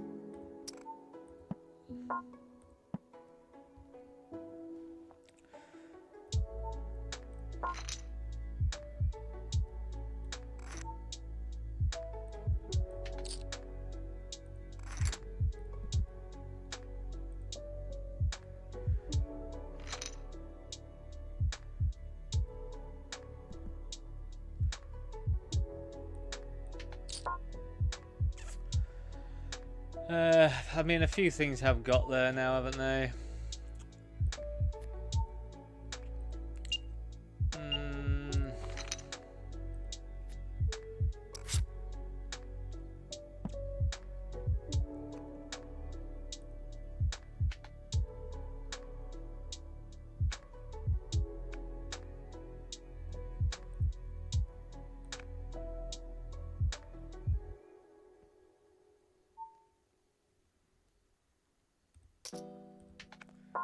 Seems like the tech team encountered more issues than expected, so it has been a bit delayed, but no worries, it will be up as soon as possible. No certain time yet.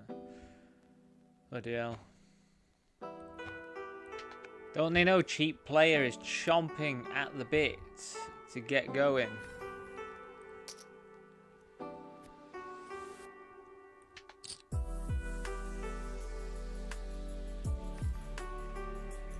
Absolutely.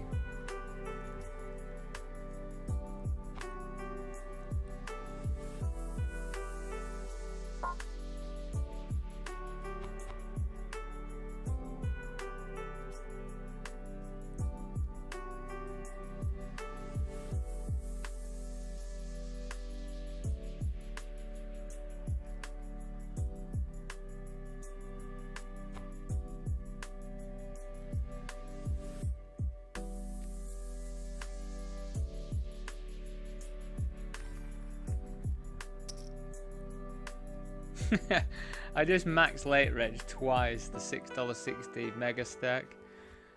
Both hands I just got rivered. 2 hands I played, 2 hands I got rivered. Re-entered twice. That's an incredible way to spend $12 and $13.20.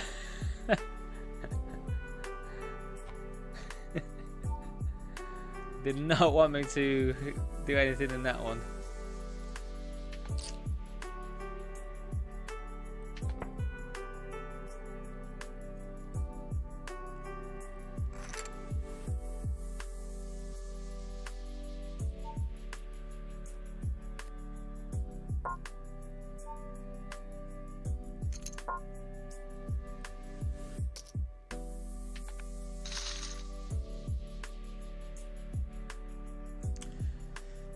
I mean, there is an argument for opening this. We do get to open a bit wider when we do cover everyone here. We can open like we're in the cut off and button. But again, I think we're also fine just finding folds. How many people we got left? 38. 22 paid.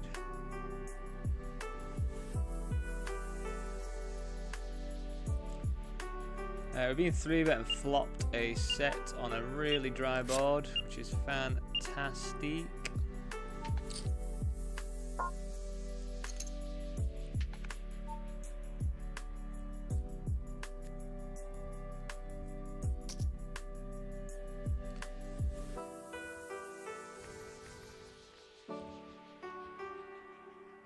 How do I get it all here?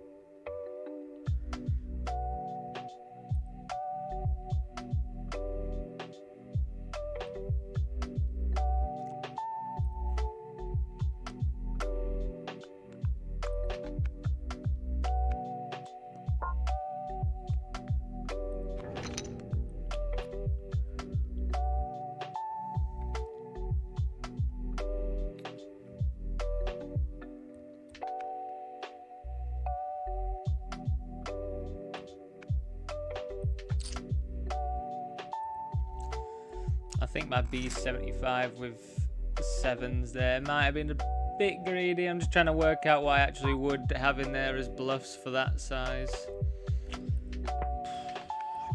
Probably just some higher equity draws like 7-6, 5-6, or something like that, potentially. But then I also feel like I'd probably want to be betting a bit smaller than that, really.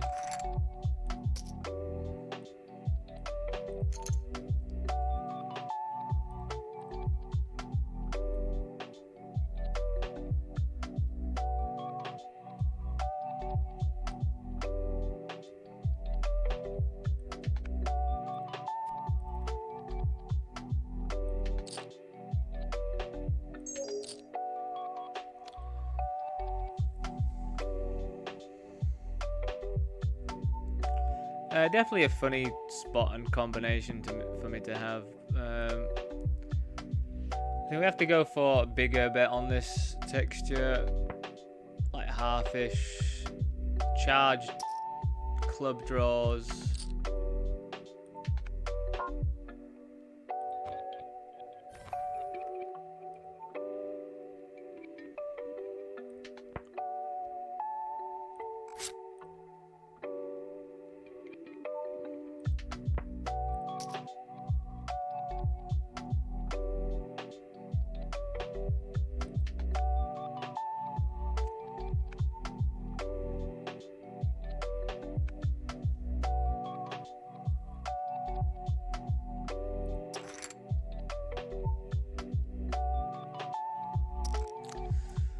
Oh, we got some funny little fuckers about today. Just had someone flat 9-7 offsuit from the small blind versus my under the gun raise. Which is pretty interesting. When they were covered as well. Pretty interesting maneuver.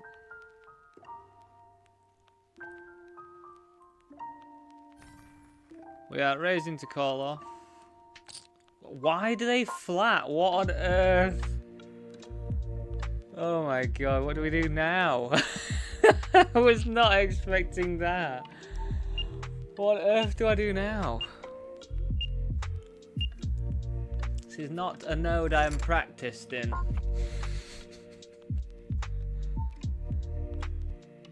Is it just aces every single time when they flat here? What on earth are they doing?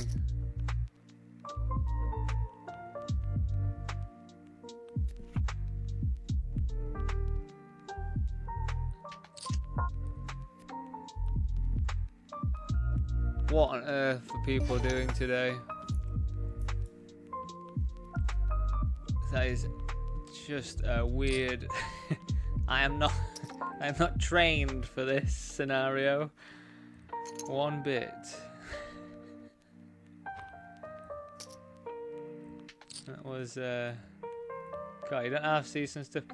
That's the 1650 as well. I thought when I was playing 1650s that the skill gap would increase, like, you know, a reasonable amount, but I definitely still see some pretty wacky stuff.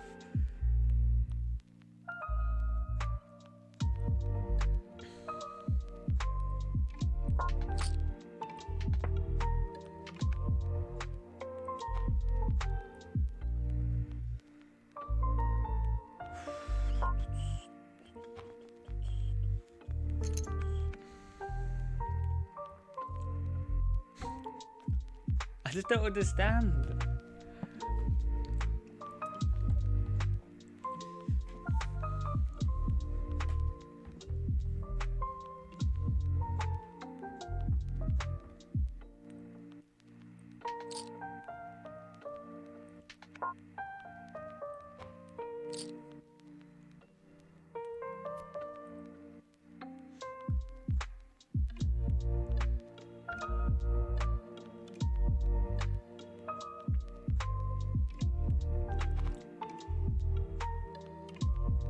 I don't actually have anything else going on any other table right now, so we're in the money.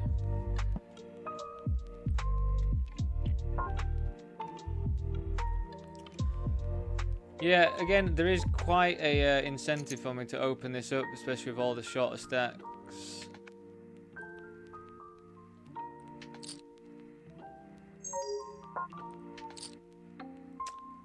I think we're quite equal in our sort of flush draws, but I think, you know, when I've got absolutely nothing here, we're going to have to see bet this one.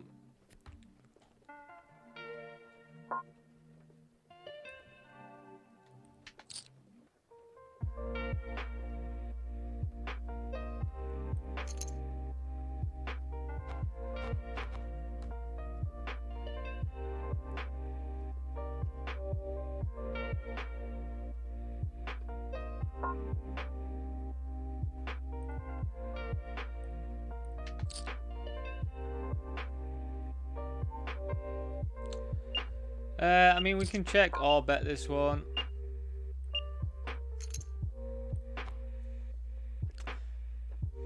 I mean, we do block a lot of continue stuff, really.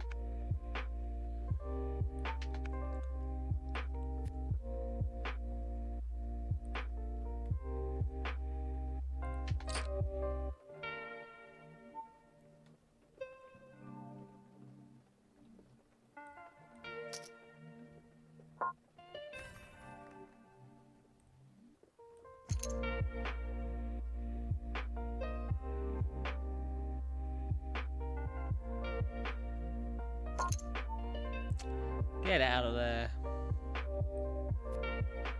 Get out of there, mate.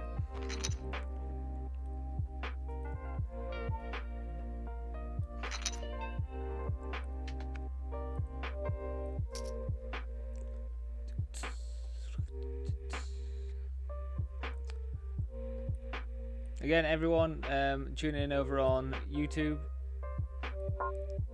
If you are enjoying the stream, please do drop a like on there for me, please.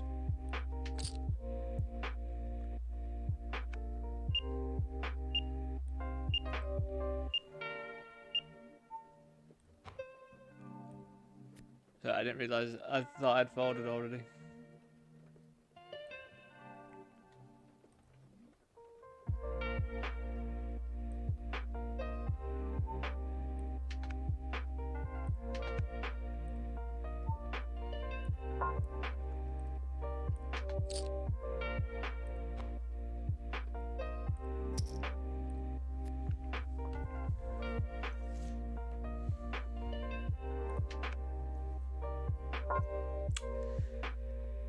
It's not to what I would have liked to have seen.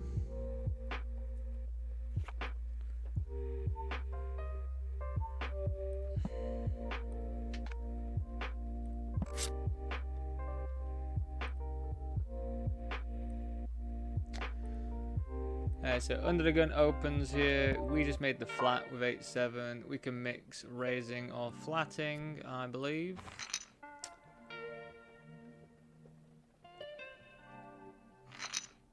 Alright, cheap player, mate. Nice chatting with you. Good luck on your grind if we do actually end up being able to grind. Thanks for the good luck as well, mate. Appreciate it.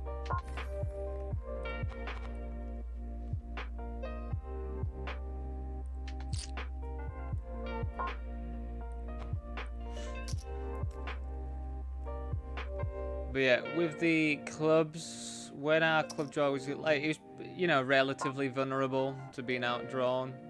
I think we do want to size up. It is interesting though, because I guess a good simplified strategy would just to be, yeah, merge the size of like 55-ish% for all flush draws, so it lets you size up to deny other people coming along still, but you can also merge your ultra nuts to that size as well. I feel like that makes sense, like logically, just to keep things more simple for yourself.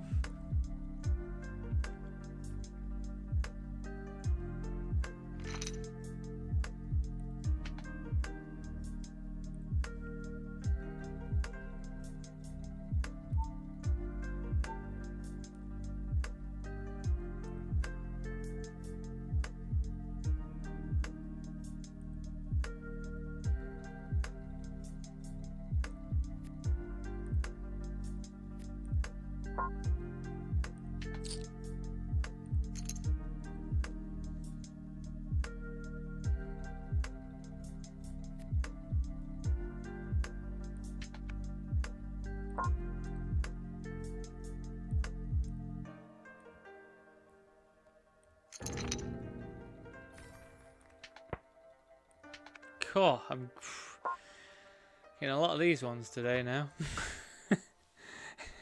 It's just more devastating, isn't it? When you actually hit your pair.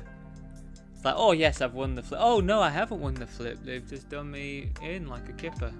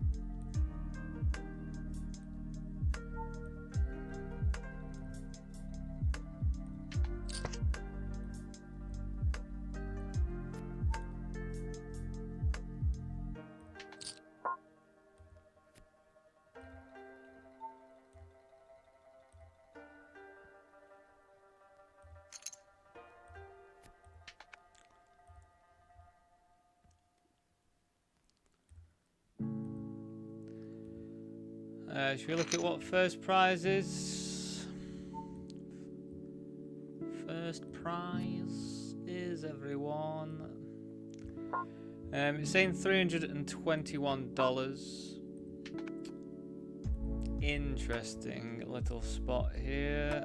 What do we do? I guess we just jam. Feels pretty gross, especially with this stacked act, but we just really hope they don't wake up with something. I mean, we blocked some ace-x combinations. 5 on the river. Oof.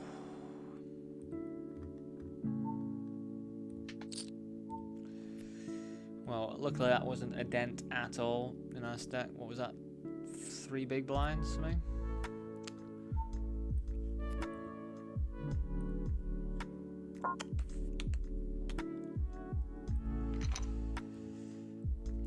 Have to come along with our suited king. Like, imagine if that was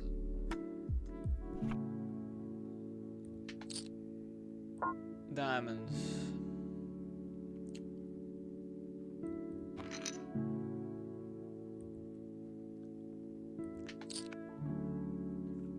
Imagine.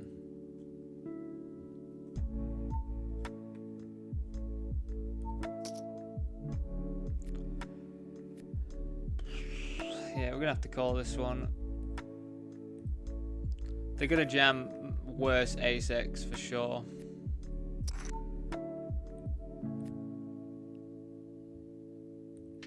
Hold no chops. Hold no chops. Yes.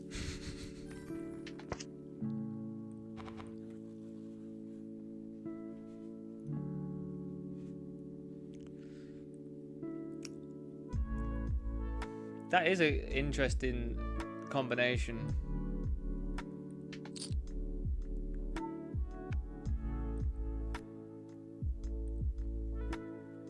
Interesting combination and stack size thing. I'd actually like to look that up. What ace-7 suited likes. I know ace-7 off would be a pure jam there.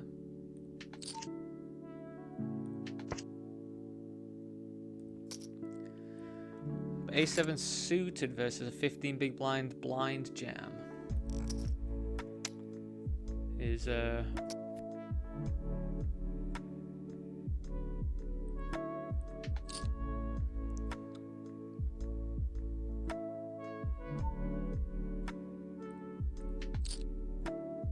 interesting.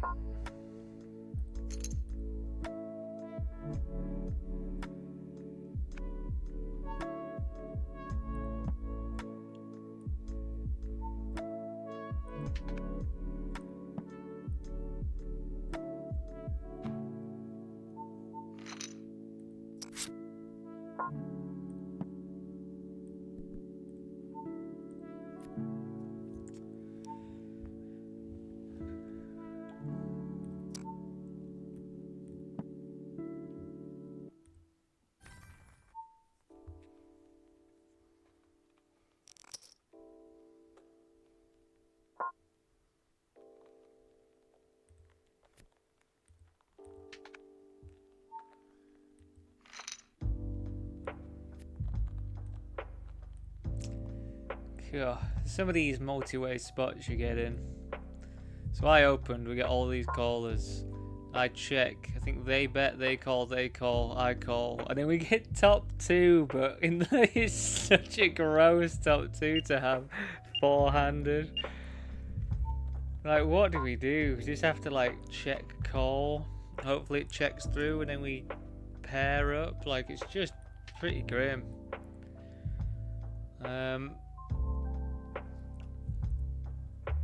I mean, they're the only one with 6-9. I really doubt someone's come along with 10-9 unless it's 10-9 of diamonds.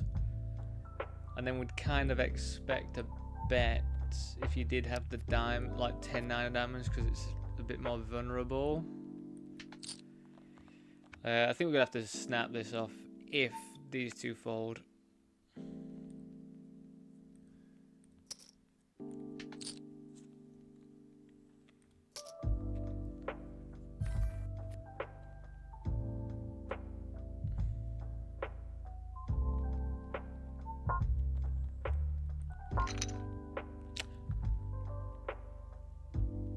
You sneaky little sod.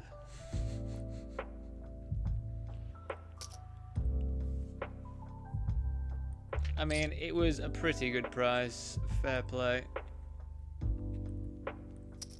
GG.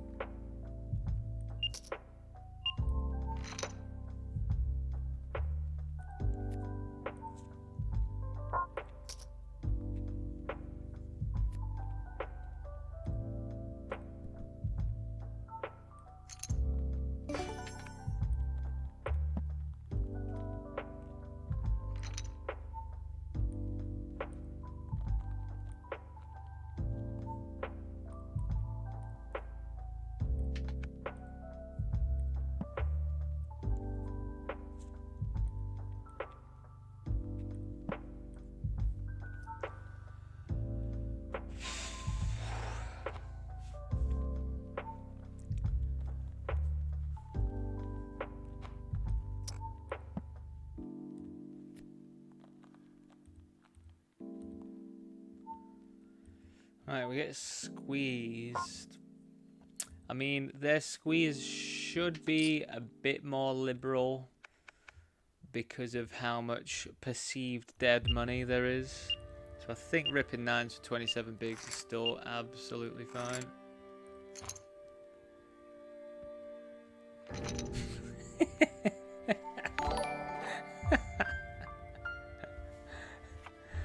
Good stuff. Oh, their squeeze should be a bit more liberal, but it's kings. Void Zones, thank you very much, mate, for the follow. Appreciate that a lot.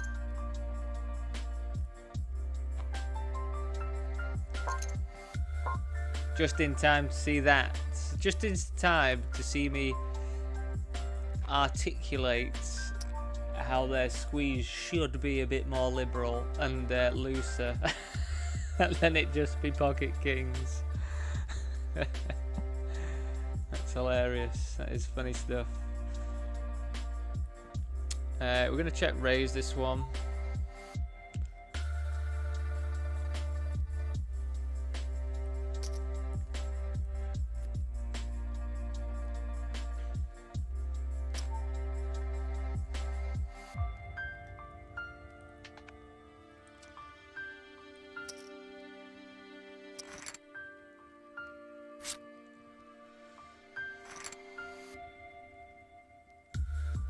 Got him, Aurelio.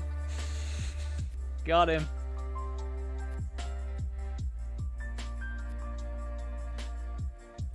I think one of my viewers, Aurelio, is mates with Lobbysome.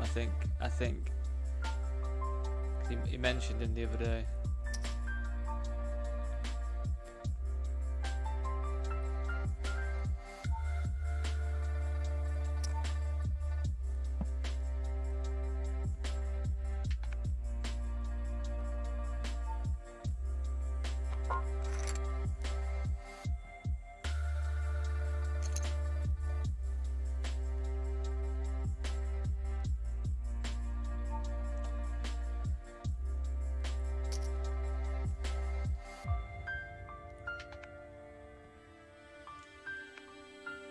Let's go, let's rumble. Come on, 4 bigs, 5 bigs, $11. Get out of there.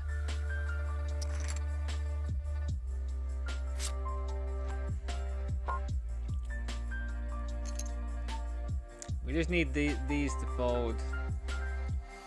Just fold. We'll be snapping off anything else.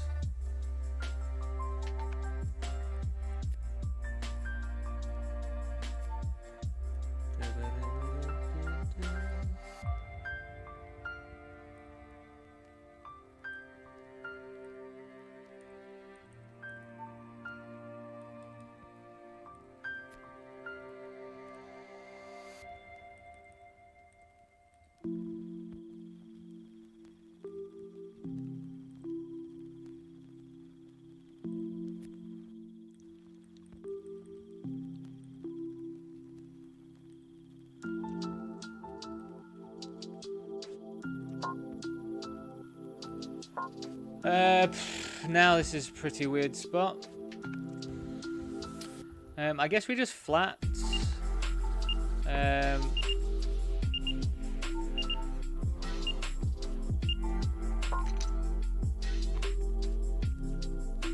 It's definitely a bit fishy, but I guess you have to be a bit fishy when it comes to PKOs. And I guess we just hope it checks through, or we hit runner deuces. Because you do know what they say about deuces. Never loses.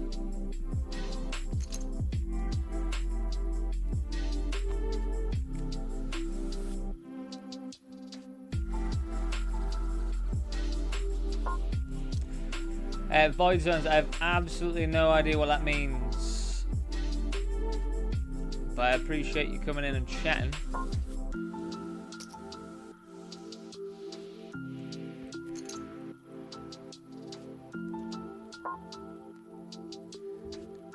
I hope you're not swearing at me.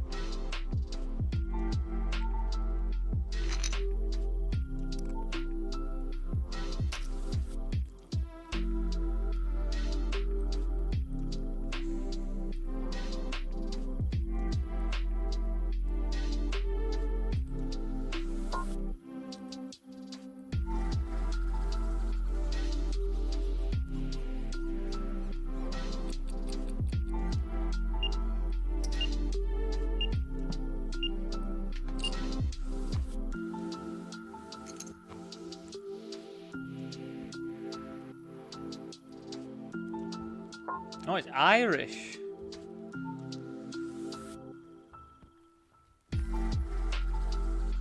Well, I did not anticipate it being Irish, my mates.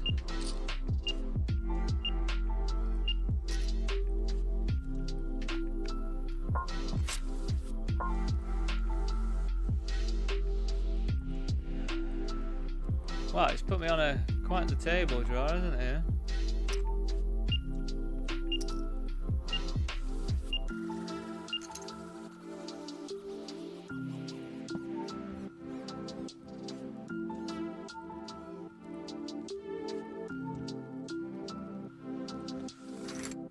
Hopefully my day will come.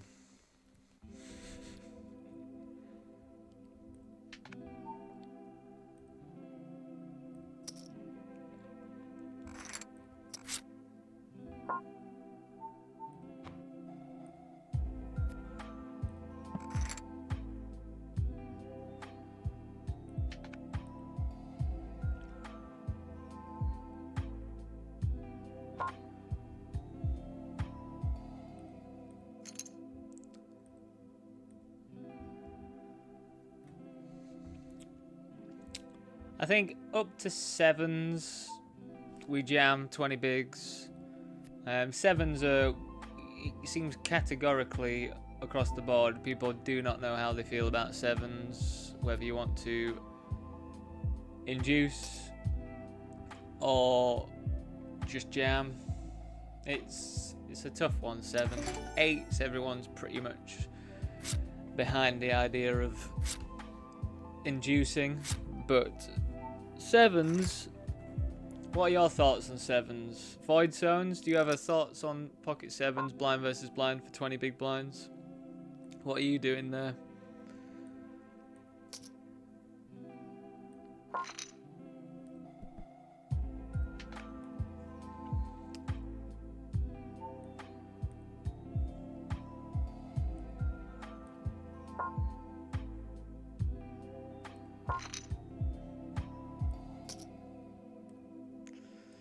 We are just ripping 9s. We're ripping 9s in both scenarios. We've got the exact same combination of 9s. 9s into aces. Oh, we actually...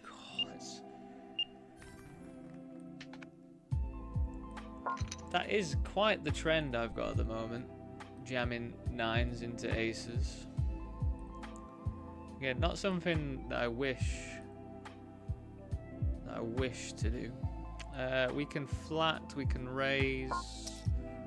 I will elect flat this time.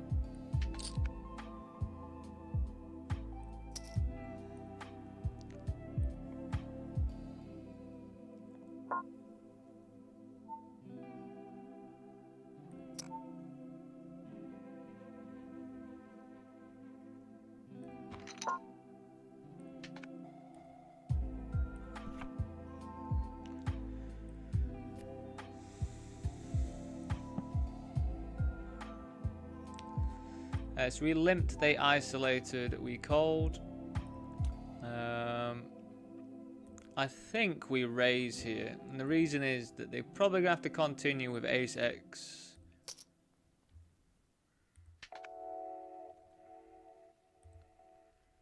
Unless they've just got an absolute airball, they more than likely are going to have to continue here with an ace.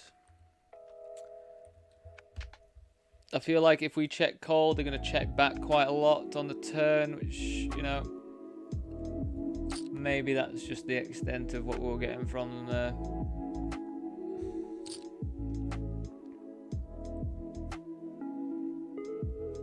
But yeah, I think we're just kind of banking on them having top of their range there and getting paid a lot from it. But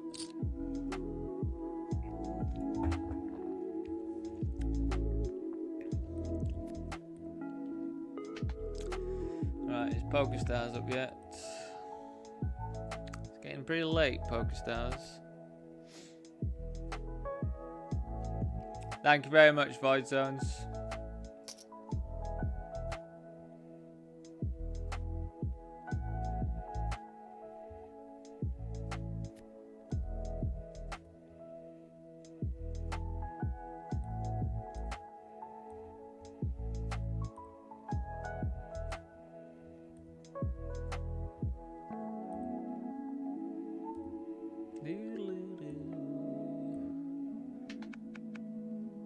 I guess we're just gonna jump into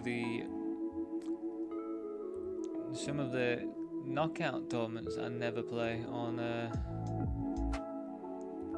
some of the later knockouts that I never play. God, PokerStars has just had it. I don't know what's going on with it now.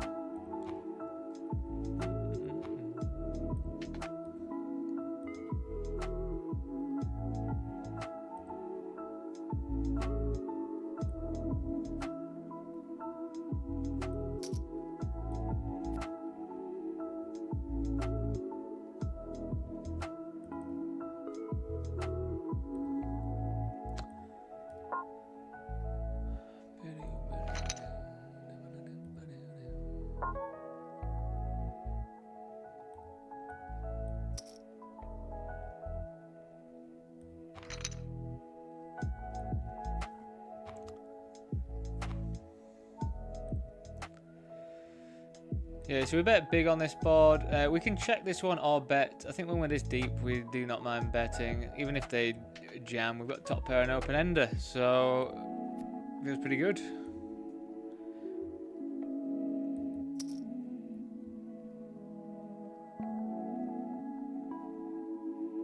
We block some Jack 10 combinations, which is pretty handy.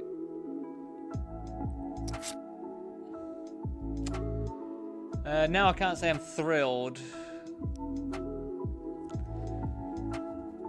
I mean, they've got 5-6. Would they do this with 5-6 though? That's the thing.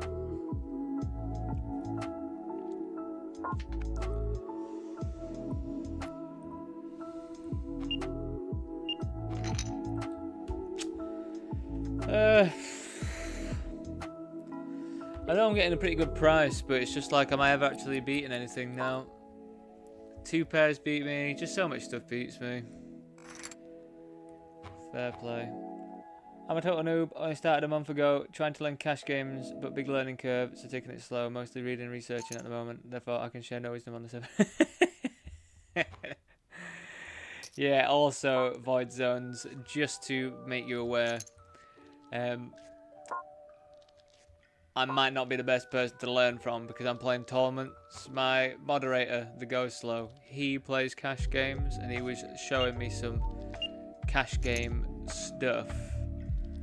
And you guys that play cash have to be so unbelievably tight compared to what tournament people play.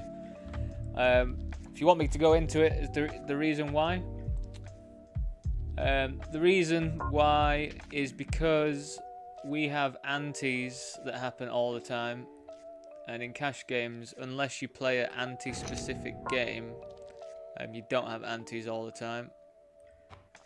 So that makes ranges wider. So there's spots where, like, if someone did a squeeze and we're 100 big blinds deep, I'm still going to call a squeeze in position with like pocket 3s, pocket 4s or something, you know, to try and bink a set. But that's just not a thing in cash games. It's so much more tighter than that. Your big blind defense charts will look ridiculously tight compared to what ours are. Like, for example, if I raise from the dealer button and the big blind calls and the flop is king deuce deuce, in a cash game, apparently that's like a for the person on the button, the pre-flop aggressor, that's a slam dunk c-bet because of the fact that the big blind in a cash game isn't really defending that many 2x combinations. But in a tournament versus a raise, the big blind, because of the other chips in play, like the all the antes and all that stuff, they're defending, you know, 3 deuce suited, 4 deuce suited, 5 deuce suited, 6 deuce suited, you know, 4 deuce offsuit, which just isn't a thing in a cash game unless you're playing a super loosey-goosey one. So yeah, if you are trying to learn, I would just take a lot of the stuff that I do with a pinch of salt.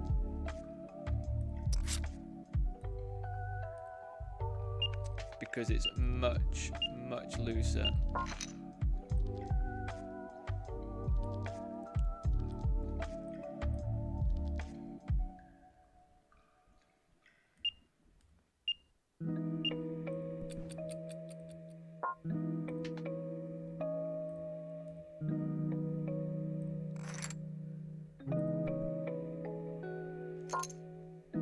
Oh, you are a little... See, you bet, you check back on the ace and then you bet on the king.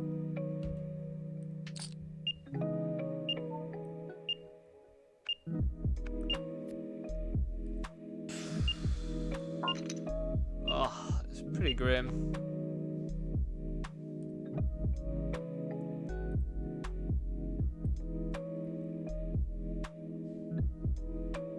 Did that just... I'm not showing it... Oh my god, I do apologise. I'm showing the wrong table.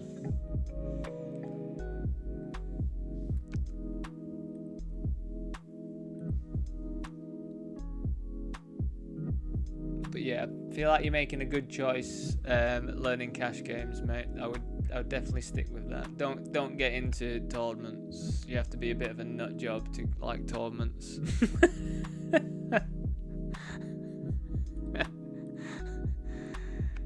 Like, we get no incentives. Like, you know, the only incentives is big binks if you get lucky all the way through. That's the only incentive you have for tournaments. But unfortunately, I like them way more than I like cash games.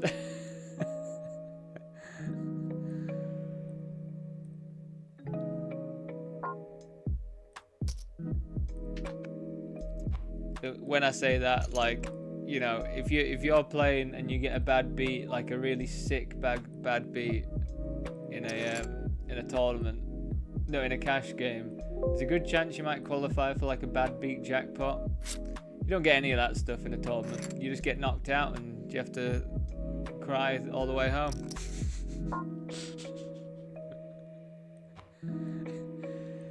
Some of the stuff that I've lost to in the past month would have definitely unlocked a bad beat jackpot, I think. And we don't get any of that stuff. Tournaments as well. If your day's not going very well, but you're still in multiple tournaments, you can't really just get up and leave. You have to power through. So cash games, you got a nicer spot, really. But anyway, Void Zones, I do wish you all the luck in your cash game adventure, because poker's just dead fun. Dead fun.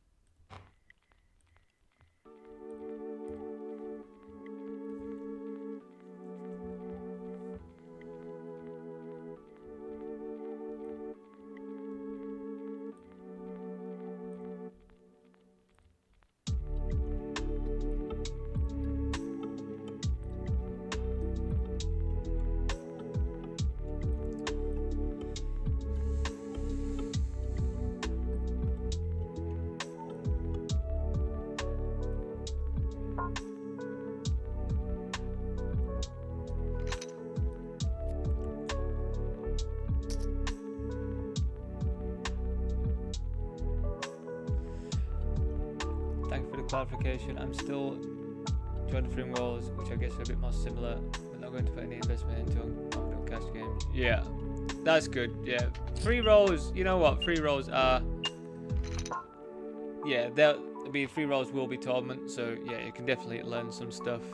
I mean, a good thing is to compare, because it'll probably make you a better cash game player as well if you compare what you do in tournaments to what you do in cash.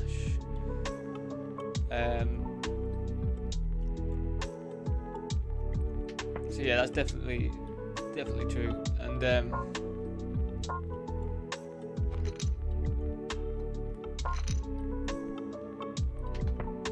because then it'll give you like more of a framework as to why things happen. Like, as I say, it's because sat around this table, instead of just the blind and the small blind being posted, everyone posts an ante, which is, you know, whatever it is. So that makes it more valuable to have a looser range, well, it just makes it like you have to have a looser range. Something similar to it is like there are cash games that do have antes. Like if you've ever watched any of the Triton cash game coverage, you might notice that the blinds say like 1,000, 2,000, 2,000, and that means that they've got a small blind of 1,000, a big blind of 2,000, but everyone also posts an ante of 2,000, so it's quite a chunky bit of change in there before anything kicks off. So people open a lot looser to fight for it, and then it becomes a bit more tournamenty. If I was going to move to cash games, I think I'd probably want to play ante ones. Just because I like playing hands as well, you know. I like to have a looser range and stuff.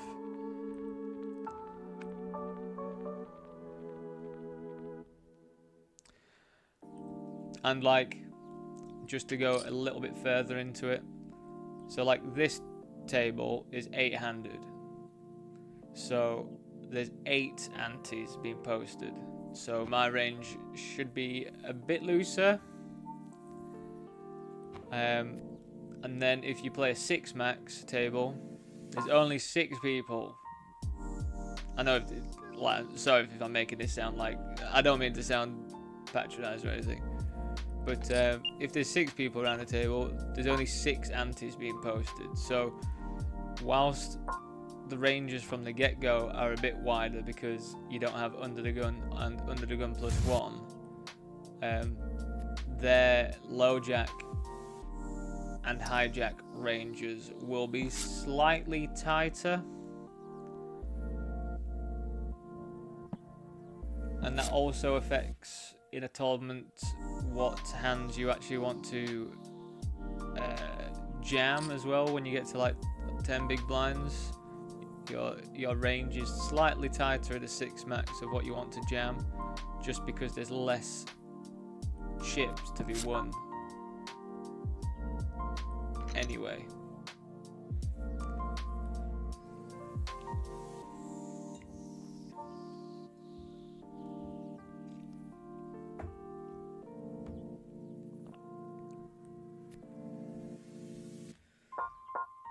I'm going to fold that. We have picked up Ace King though with 5.5 big blinds, which is a pretty good spot for it. We're definitely going to get called.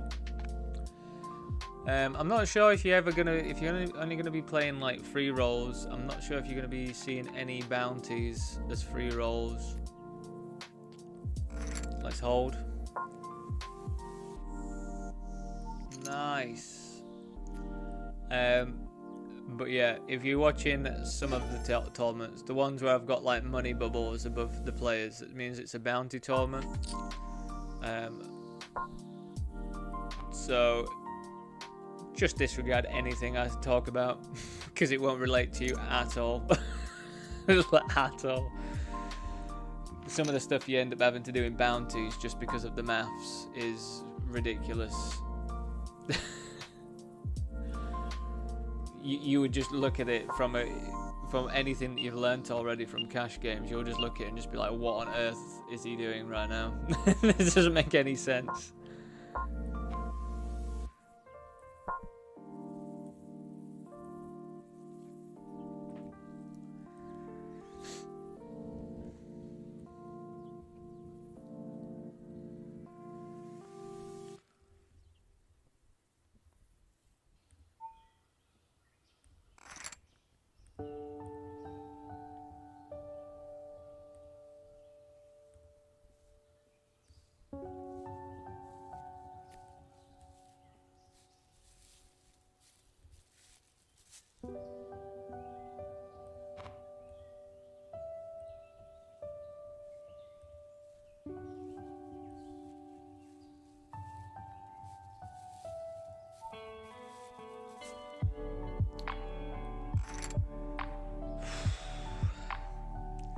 What do I need? Probably some green tea, I reckon. Right then everyone, I am just going to go on my break. break is starting. It's 5 to the hour. So yeah, I don't know if you know this as well, Void Zones. If you play tournaments, all the websites that I use, well, clients, whatever you want to call them, sites, they all break at 5 to the hour for 5 minutes, which is just not long enough. 10 minutes would be better. Even 8 minutes would be nice, but they've all agreed on 5 minutes for some reason. Anyway, I'll see you very soon. I'm just going to get myself another drink.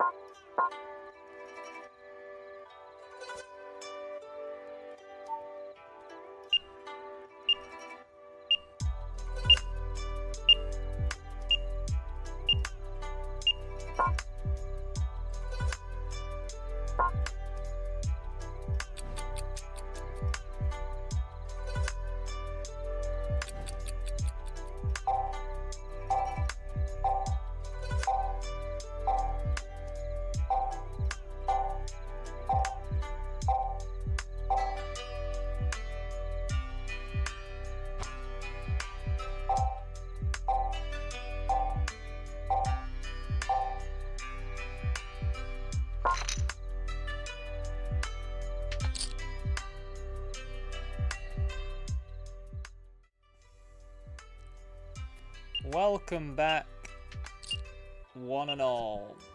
I almost timed out of everything there. I guess we do call here. I mean, we are going to redraw to the nuts, aren't we? Well, draw to the nuts.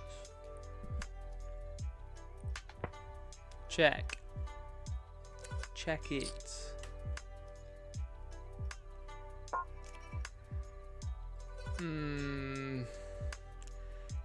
I don't think King 9 is the best bluff because we just block a lot of stuff we want them to have, really. We might get lucky, we might win with King High. We're gonna chop this one? No. That'd be lucky.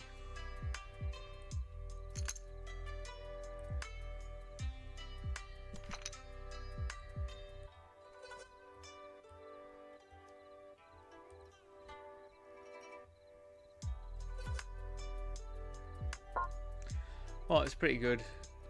Glad they all folded. Not much else we can do here. They just snap fold. That is just wrong, I think. That is just wrong. I think they should call quite a lot of their range there, really.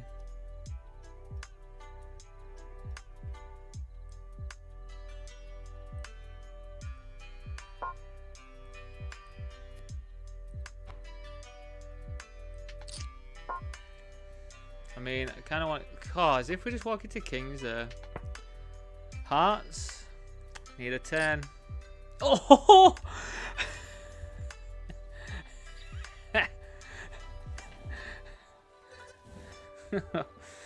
God, blimey. That was something, wasn't it?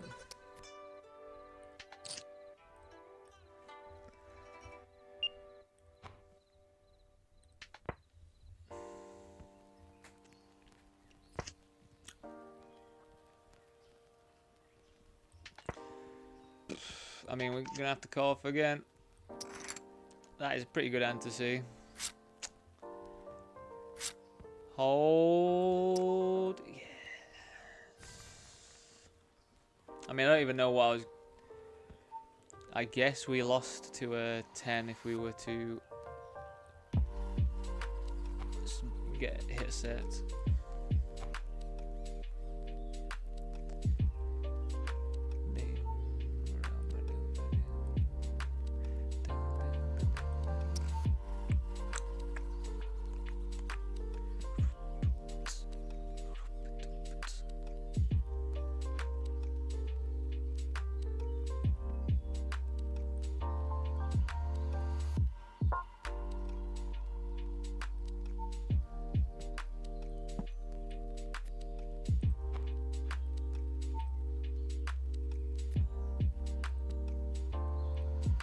I've check called all the way. I'm hoping they've just got.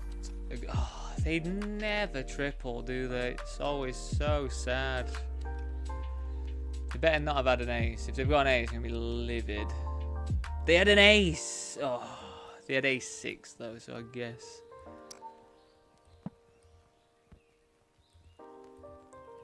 Oh my god, Poker King.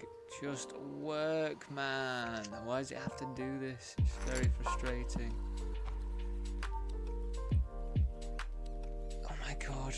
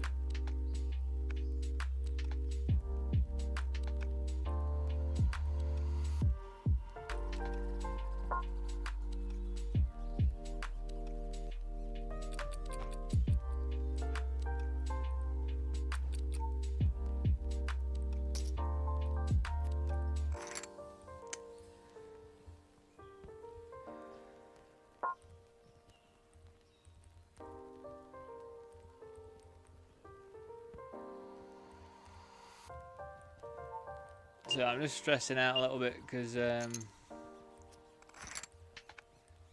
game has started on Poker King, but Poker King, I just have this weird issue with it.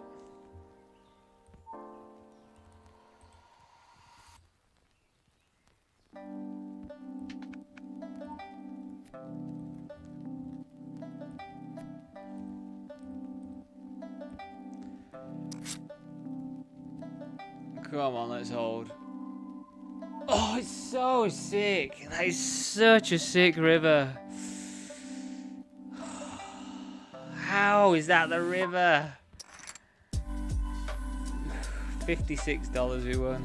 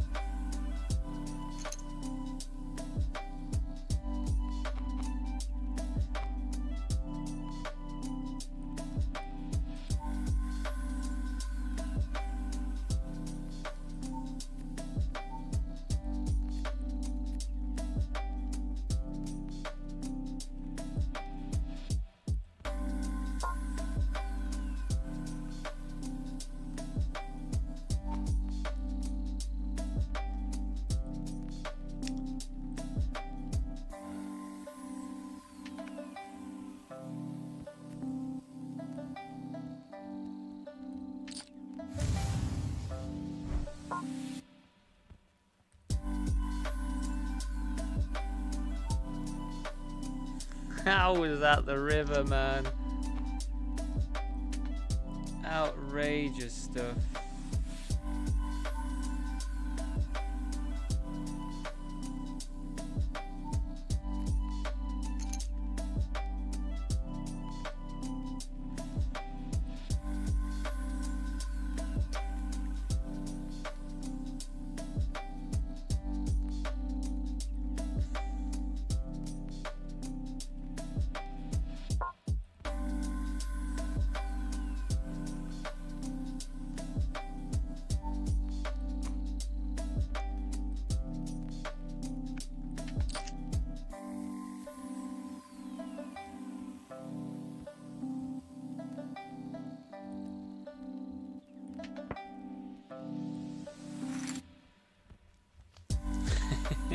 It's just a bit of a sickener.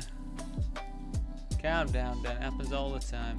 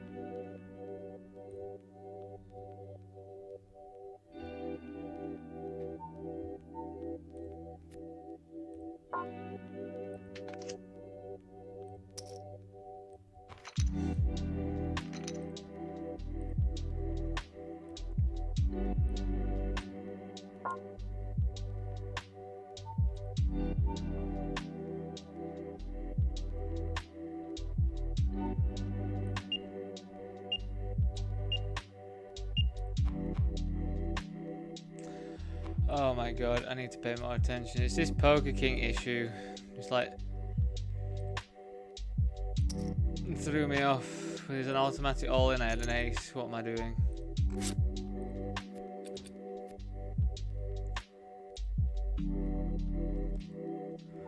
What am I doing?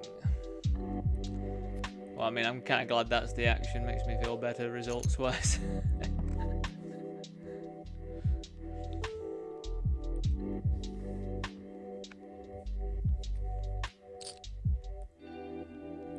Oh, it's even sadder. Hit a queen, so I'm not as sad. Oh, I mean, I wouldn't have got it in there anyway, so absolutely fine.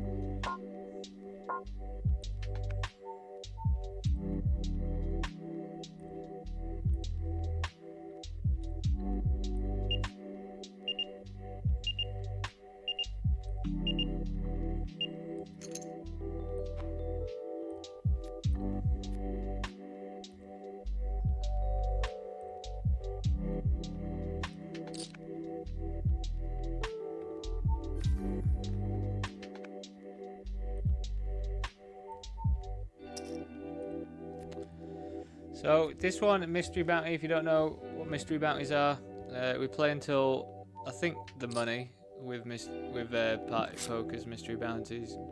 Different sites do their Mystery Bounties differently. Yeah, with Party Poker, I believe we get into the money and then the Mystery Bounty kicks in. When the Mystery Bounty kicks in, it then just gets wild, because when the top Mystery Bounty is up for grabs, you have pretty much got free reign to call off any 2 cards in a lot of situations to try and hit the bounty. It's pretty ridiculous, but it's just the way they are. Definitely a pretty high variance format of poker to play. But annoyingly, Party Poker seem to be changing a few of their PKOs to mysteries.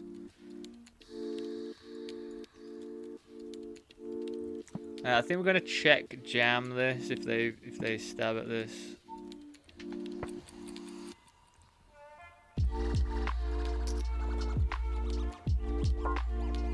That is a good result. Like, yes, we're gonna walk into a flush sometimes, but it's pretty damn hard to actually flop a flush. So you can't live your life being scared of a flush. But that's a really nice hand to win, because we're getting pretty close to the Mystery Bounty kicking in. You need to do quite a lot of chip preservation once you've chipped up a little bit, because you want to be able to cover a lot of people so you can go after bounties really liberally.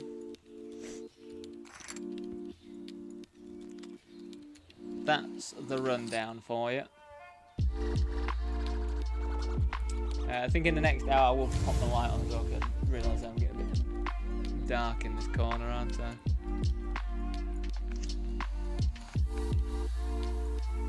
It's getting darker now, isn't it, this time of year?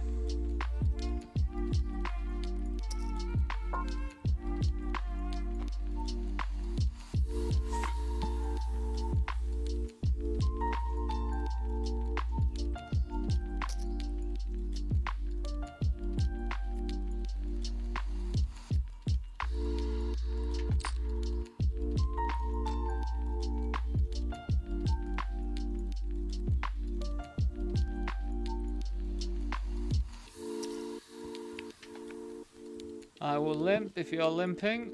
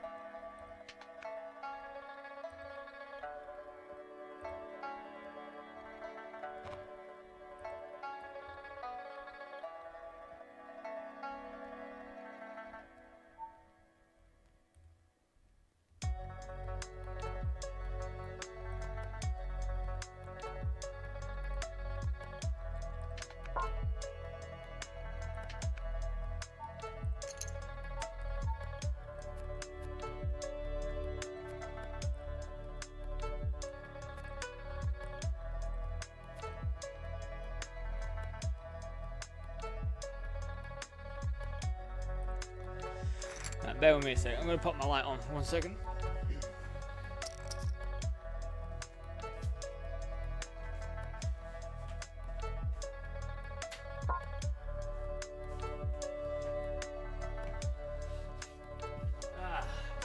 Ah, lovely.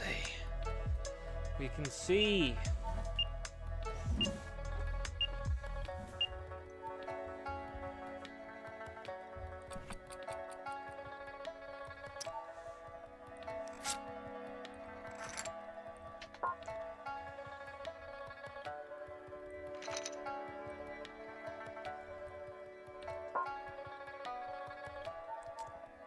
So I missed my C bet and they've donked twice. So I'm a bit scared, you know, that they're still leading on this ace. Ooh.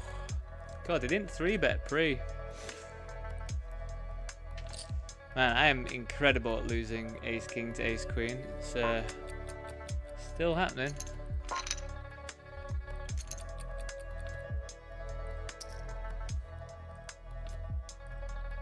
They always find the way.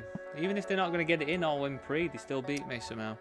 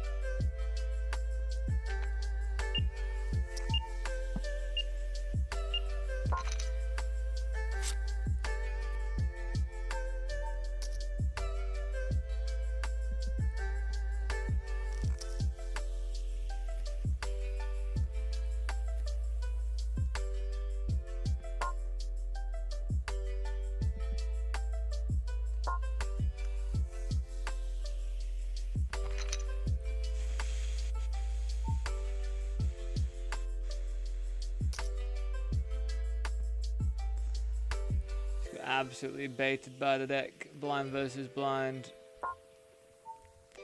We had 10-8 off. The flop was 9-Jack-Jack. I had to check call twice and whiffed it. And they had Queen 4, like no draw or anything. It was very, very sad. Not really much we could do. Don't think we get to check raise or anything in the spot. It's just baited with an open ender.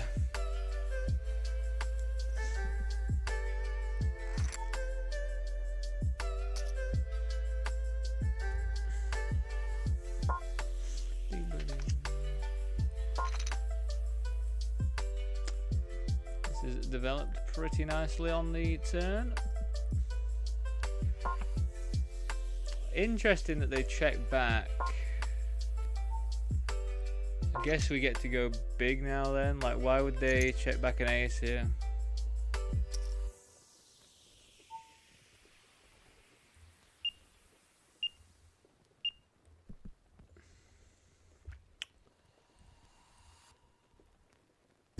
I think we're just gonna rip. This feels fine. Not sure what their cold call is. This could be strong. We're pretty strong as well. I mean, we're in pretty good shape. That is quite the punt. Oh.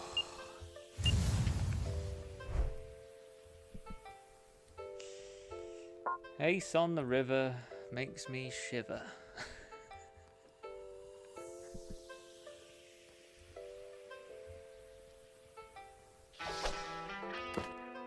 Oh my god, team, here we go. Mystery bounties in play. Top mystery bounties, $550. We're not in the best spot now though, really. So, yep. I know I go on about it a lot when I'm playing the mystery bounties, but the main idea, I believe, the main idea is to VPip, which means to try and play as many hands as possible when you cover a few people. So like we cover this one and we cover this one. So I want to... They're doing it wrong. They're just doing it wrong. It's not how you do it. Like this is going to be nuts. Like if they fold and they jam, we have to snap off 8-3 when the big bounty's in play. We have to keep checking if the big bounty's in play. With a hand this bad, I don't actually mind checking to see instead of just ripping it in their face.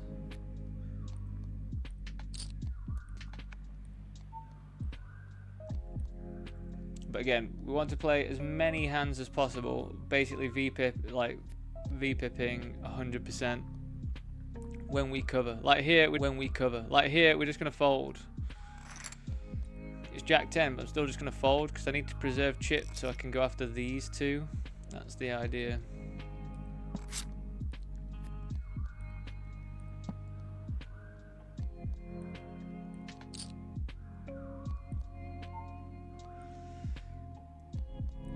So we're going to flat to hopefully trap this one.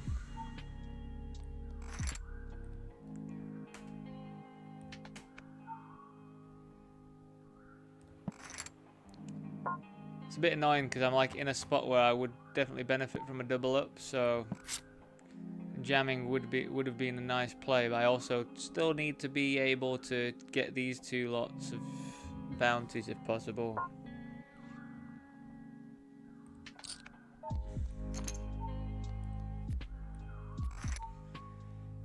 And is mostly the case when you have ace king. You do whiff the flop quite a lot.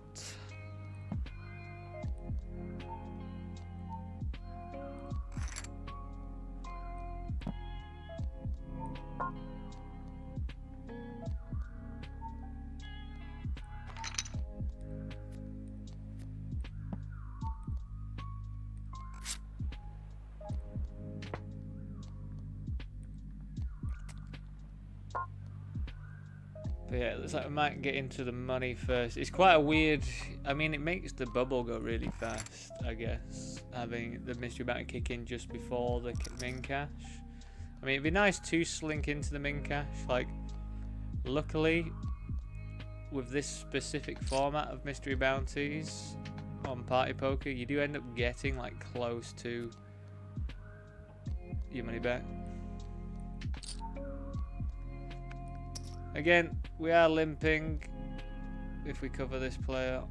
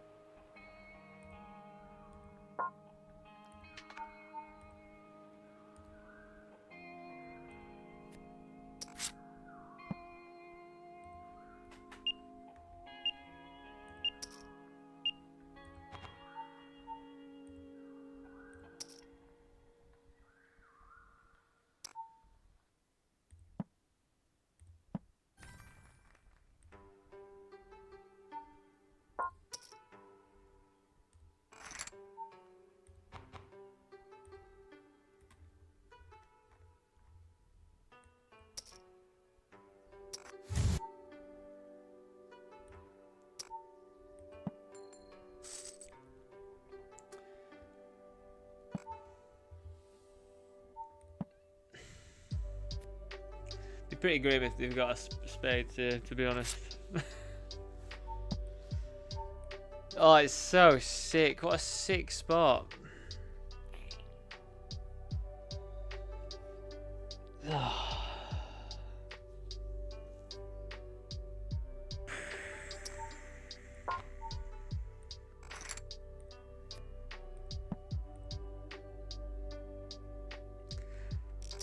Always gives me a bloody dicey river card. Like, can't it just be the 5 of clubs or something? Why does it have to be the 5 of spades, man?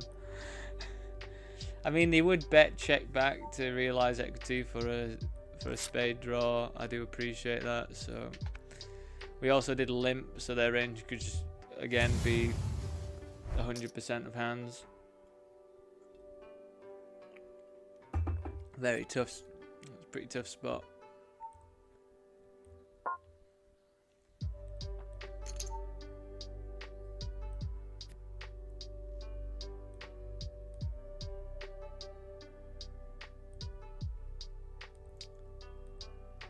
Now we're all in with sixes.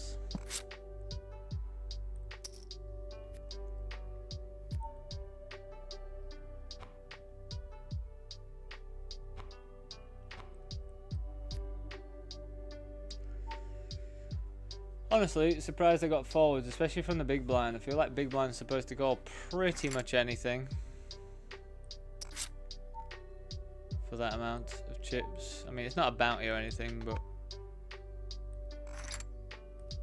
still, I think they are supposed to call wider than that.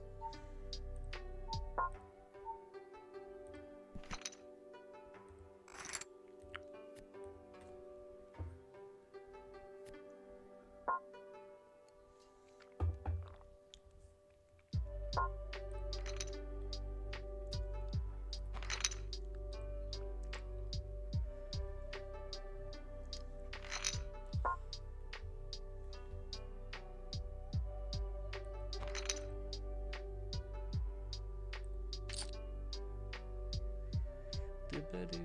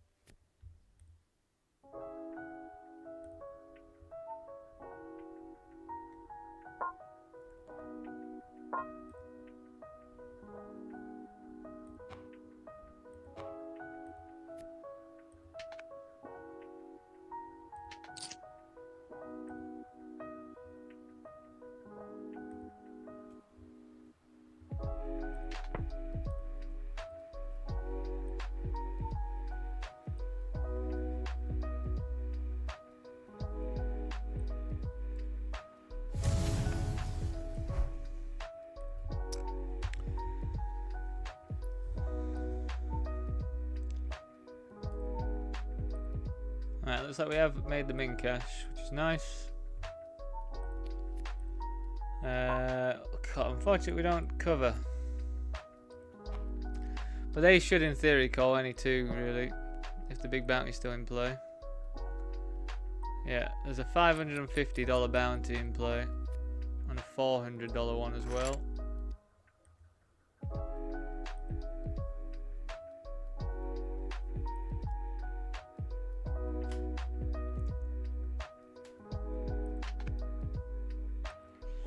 It also means that our jamming range has to be very, very tight. But this folds round, we're going in with it. Again, in this spot they should call any two.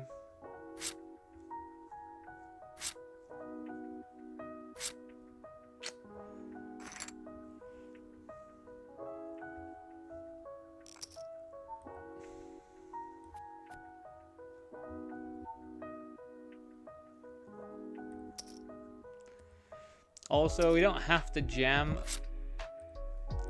We can, when we're super duper short, we can just flat to see what the flop brings. Because people are incentivized to call is so wide, there is definitely an argument just for flatting a lot when you're super duper short.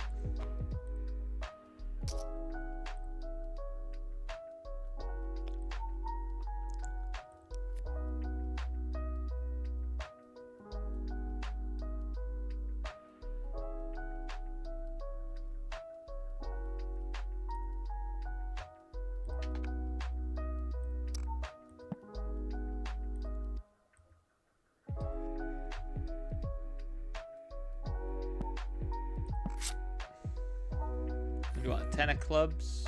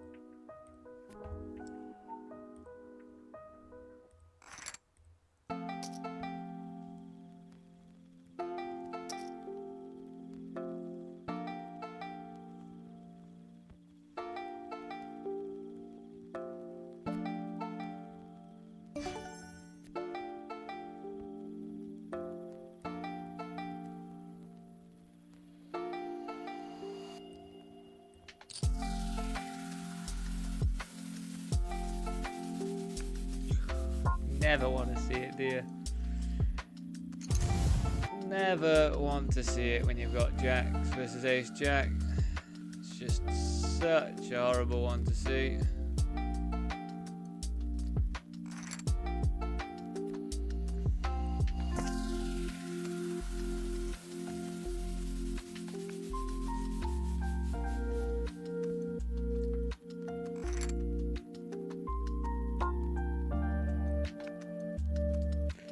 Well, that's reasonable enough.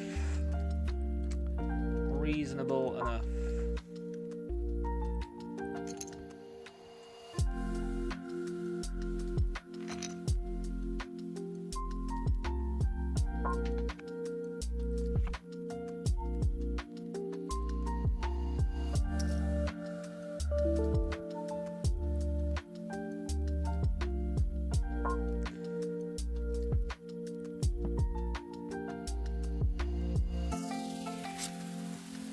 When I'm this short, I'm just messing around.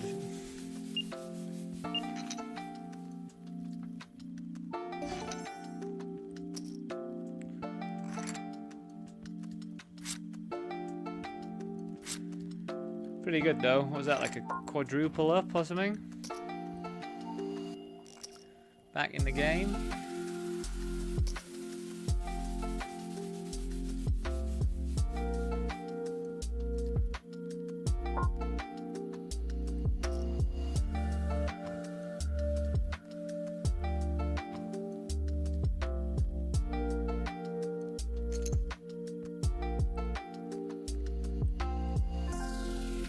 I will call this off. Queen Jack will perform pretty well against some stuff that is being jammed.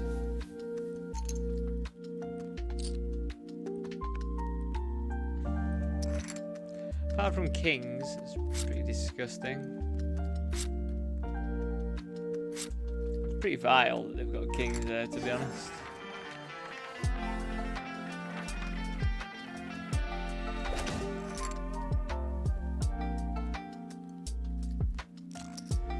GG's, $21. So we lost like 2 cents playing that game.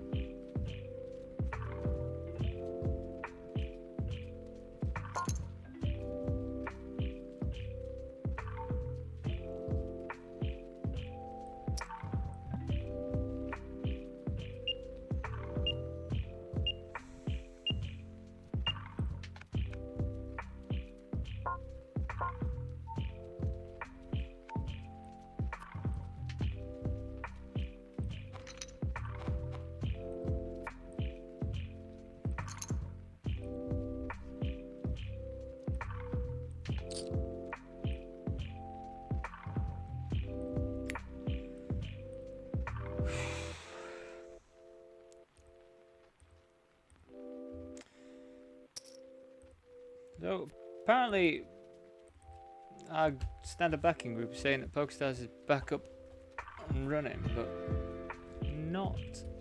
does not seem to be the case for me.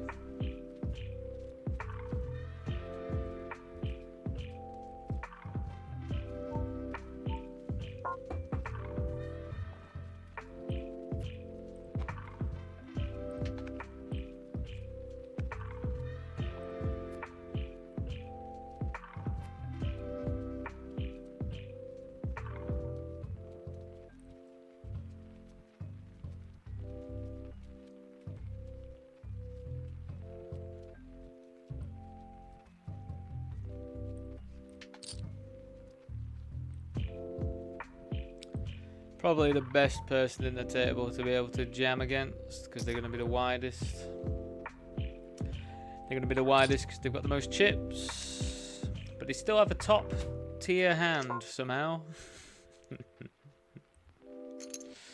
Still have completely the top.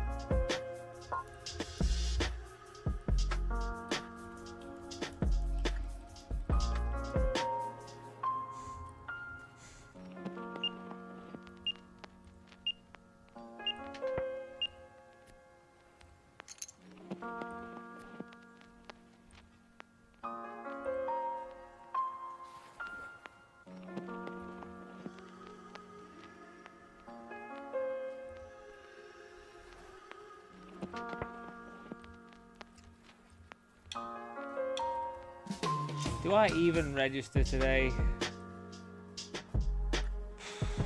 I think I need to wait until I get this green tea in me to see. Because I feel like I'm flagging, you know, team. I feel like I'm flagging today.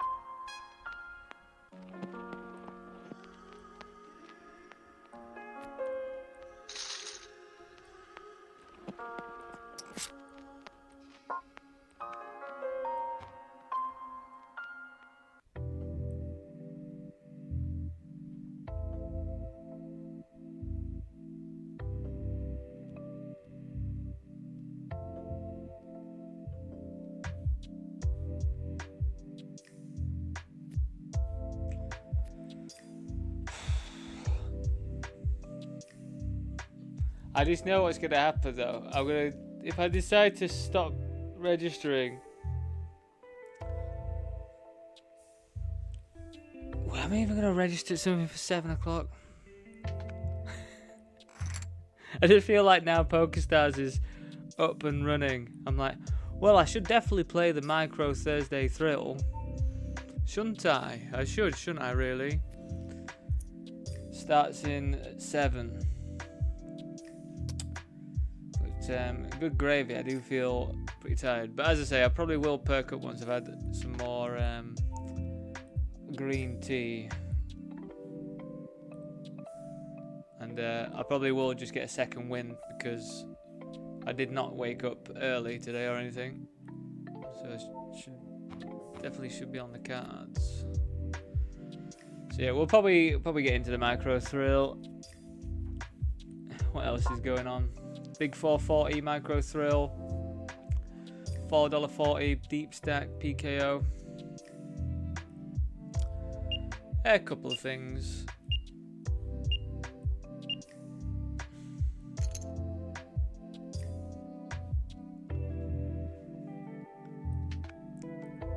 Pretty fine just to be ripping that, especially for the amount of chips that I've got.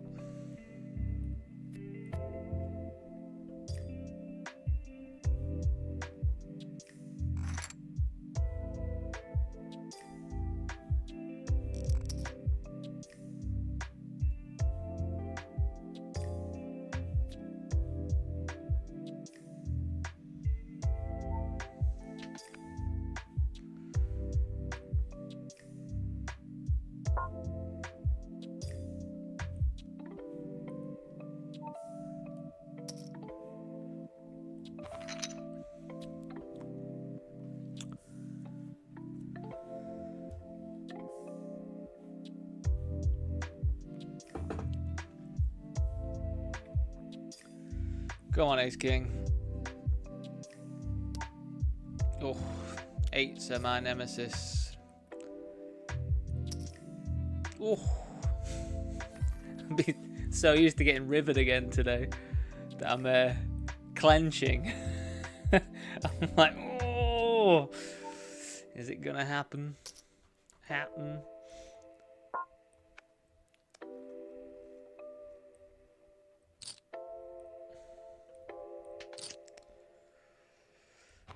Again, just friendly reminder, everyone, all the people watching over on YouTube, if you are enjoying the stream, please do drop a like on the stream, as it does help me out quite a bit.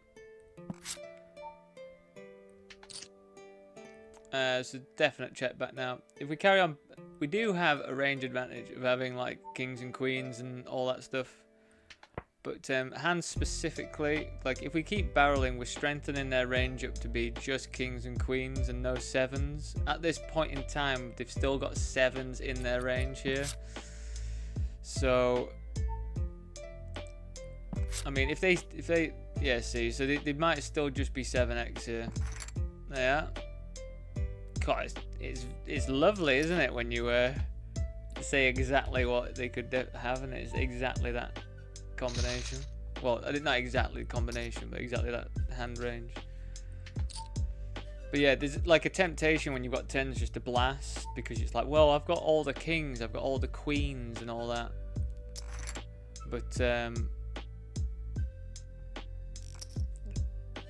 But really, like, you've got to think what happens, what is the result of you betting again. And it's, unless they're the stickiest person in the entire world, I'm never good against 10s, ace king. That's the worst hand I'm against when I've got ace king, always.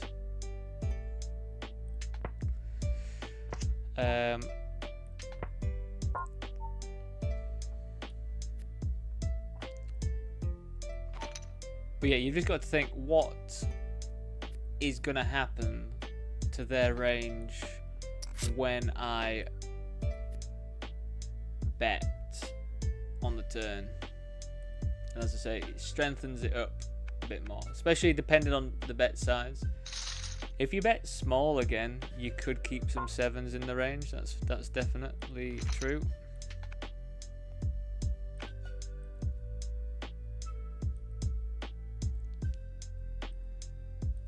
So we made the flat here. I mean, I think I'm pretty comfortable now that they check as well to blast off. Reg. Reg. What are you on about, Jack?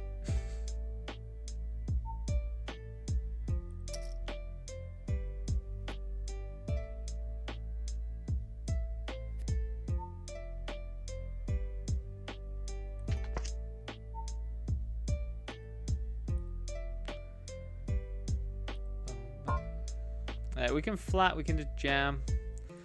Let's roll jam this time.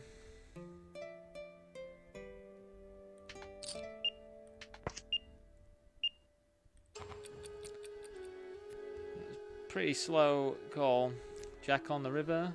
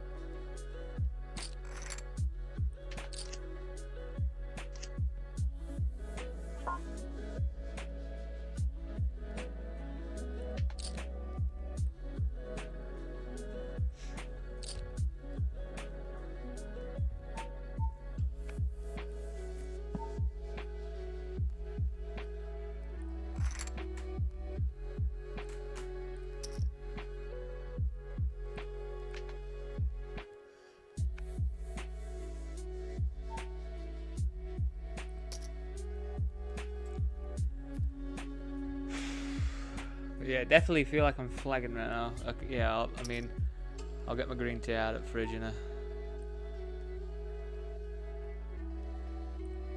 in a bit.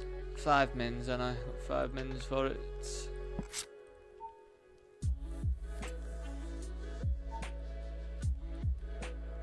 Oh, you said reg.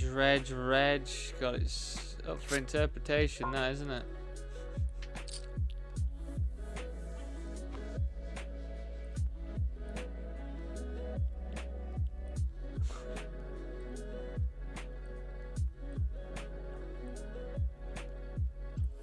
Yeah, we just won a massive pot as well in not this one.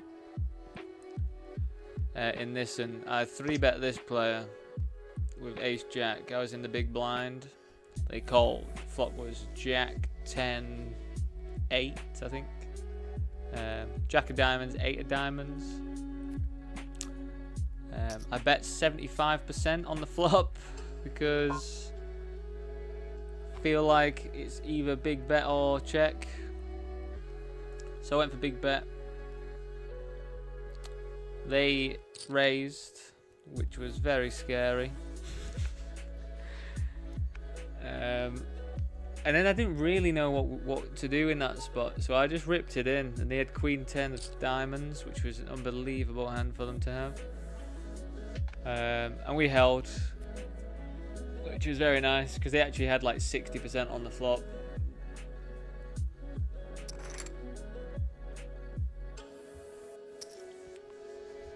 I mean, if I'm going to run well in something, I hope it's this big 33 today. Big Poker Thursdays. Big Poker Thursdays.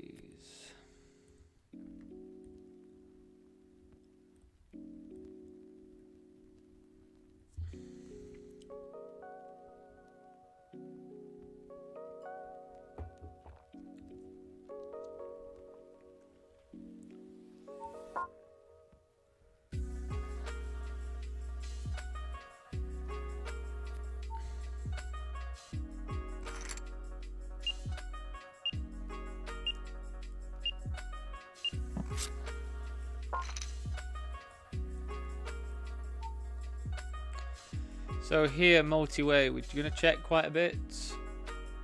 And the reason why we're going to check quite a bit is big blinds in the mix. They can have a lot of sixes. Thingy can have a lot of sixes. I think when he checks through, we can just go for the stab though. You'd expect I mean, I don't know actually. 3-6 on the board would be a nice double check raise or something. A double check, and then when I do bet, then check raise.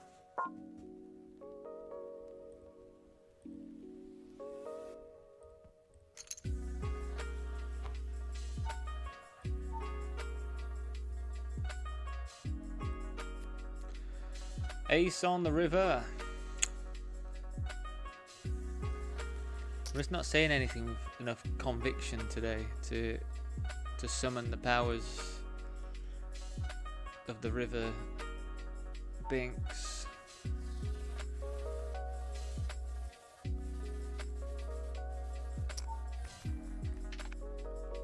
This is pretty good for my range. Is it good enough that we lead on this though? That's the thing. Probably not, because they're going to have lots of like Jack X combinations that are still going to continue, so it's not really going to work that often. Now though. Oh, get out of there.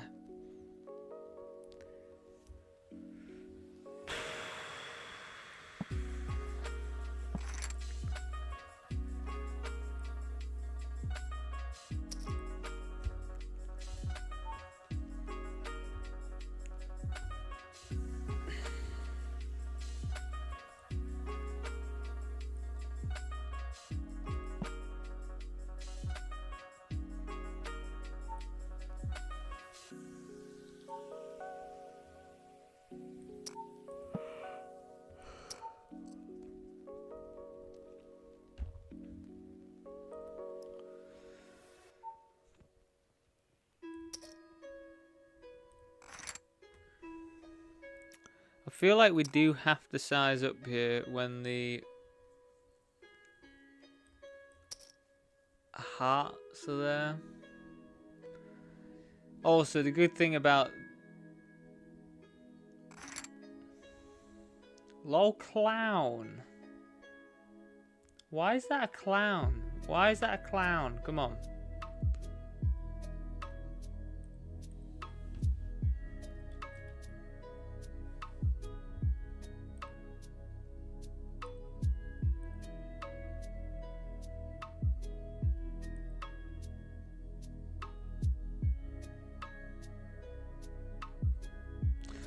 Why have they called me a clown there?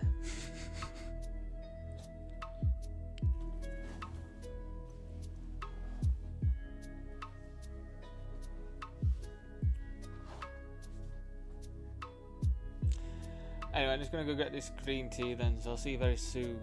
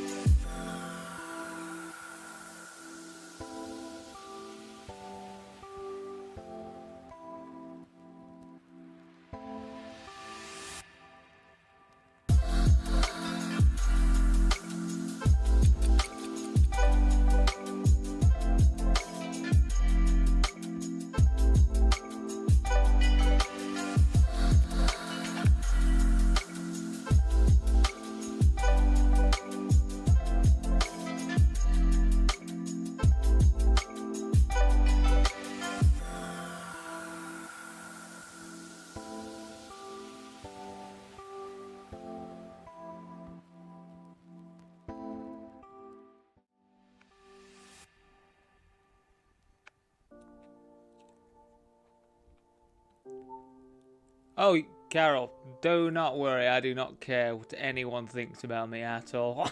They can think I'm a clown. Honestly, in the game of cards, I hope they think I'm a clown. Because it means that I'm more capable of like random wacky shit. But I don't understand at all the reasoning as to why I would be called a clown there. Like, I've got a lot of 5x there that I'm going to lead on the turn. That I'm then going to jam on the river. Like, I just don't, I can't imagine as to why. But, as I say, do not care one bit what anybody thinks about me.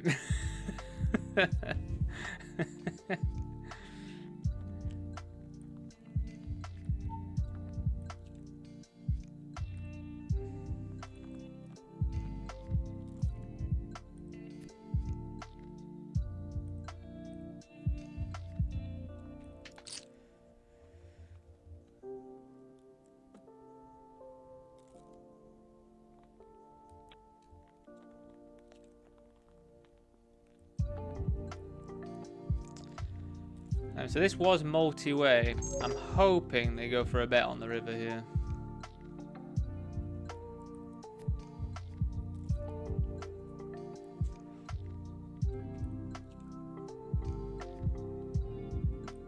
I mean, half pot's usually value. I mean, we lose 7-9, Queen 7, which I think is going to be pretty horrific. Maybe a bit greedy. Cool. That is not what you want to see.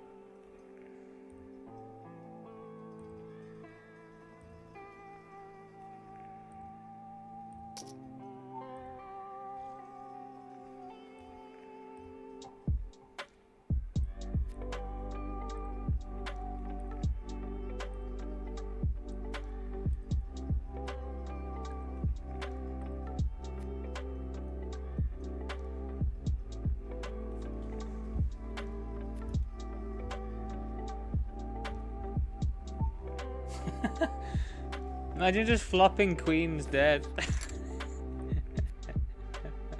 With ace queen. Then you improve to set and then full house. Best case scenario, he followed you along the way, so he's bad, not yours.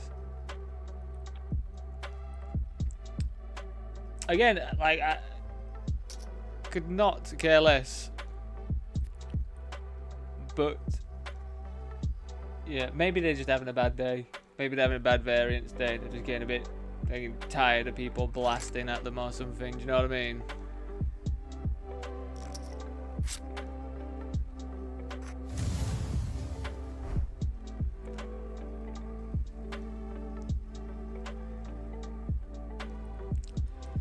Maybe that's the case. 'Cause you really do have to be having a bad day to like start having a go. Oh my god, how many kings am I going to walk into? Kings and aces. 8 or a 9. GG's.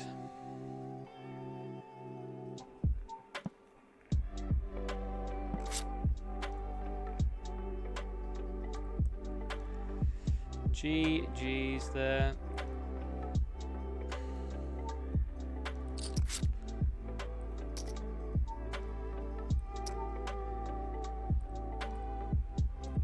So yeah, I guess I'm gonna play a couple. For some reason, it's just not wanting me to register into this. I don't have a clue what's going on with PokerStars, to be honest, everyone.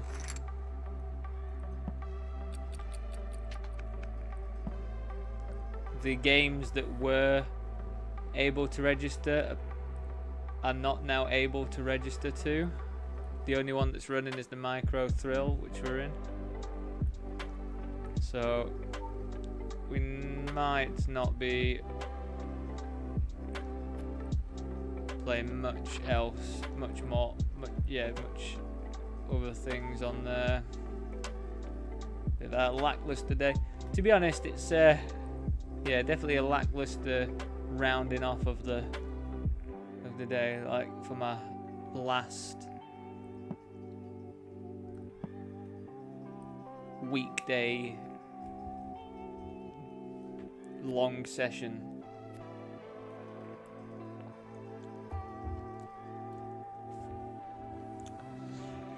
But you never know, maybe we'll just bink this. What's it saying so far? God, it's gonna be like 6 grand or something for first if we're to win this one.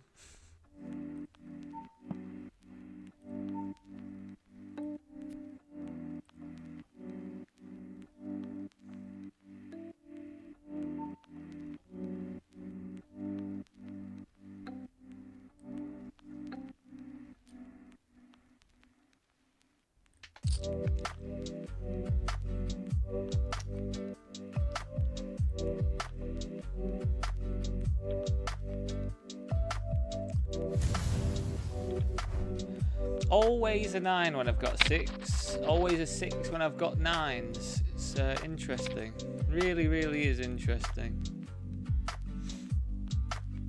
Simulation is real.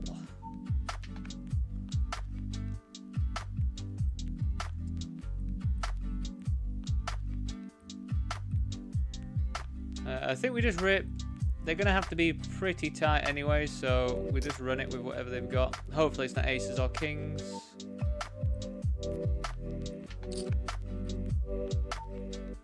But they really should be opening pretty tight. So it's surprising. It is surprising to me that they've got a fold there.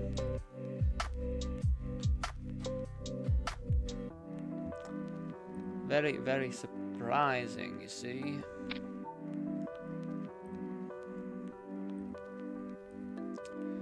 So we're getting squeezed, but this is, you know me, and my lower suited connectors.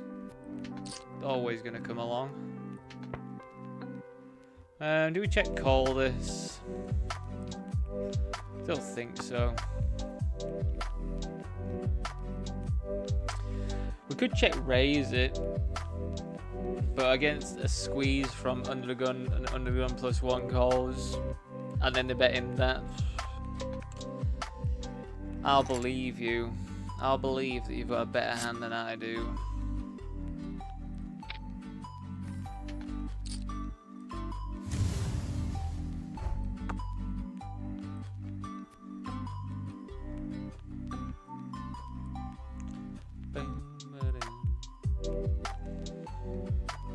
Oh yeah, we've got these like 888 mystery bounties we can get stuck into as well, can't we? So we'll do that.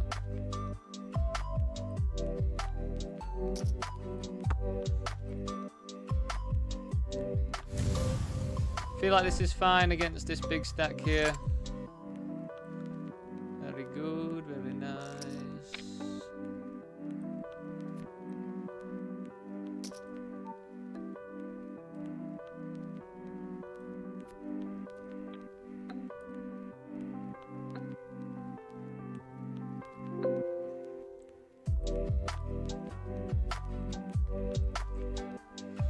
Yeah, PokeStars is messing up today. Big time, it looks like. All the tournaments that were just able to be registered to are just gone now. It literally is just the micro thrill that's running and that's it.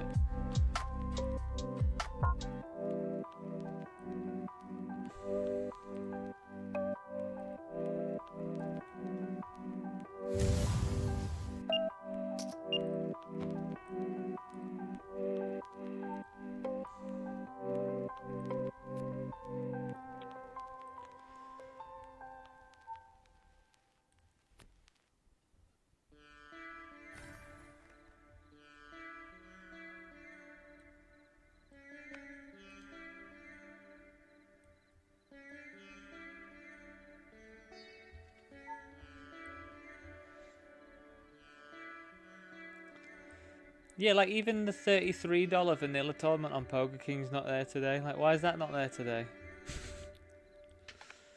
I guess it's replaced with this PKO that we're in instead.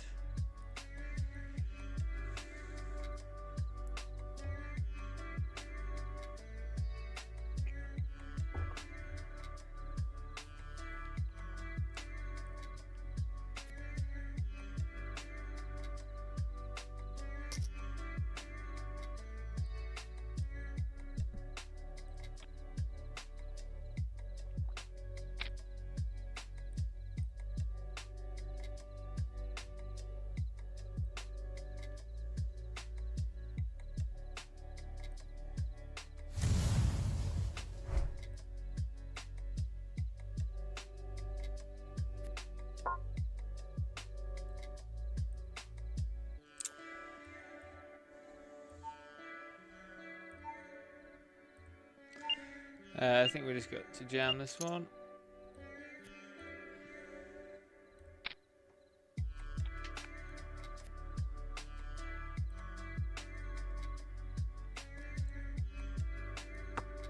I did a good PokeStars a month ago, not being able to register on a micro. I just played the little thing and then I was able to. I actually think, Carol, this time around, it's just due to the maintenance and everything that we've been having today. Must just be having more and more issues or something.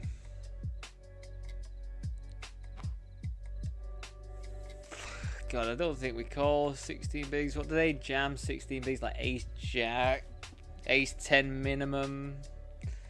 Don't think we see ace 9 really.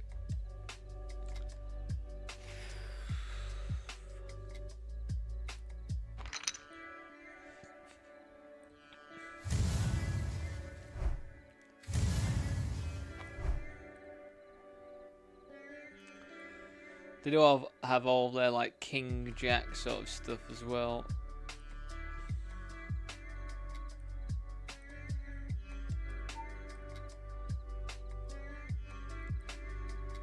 This is a pretty nice spot with this stack here.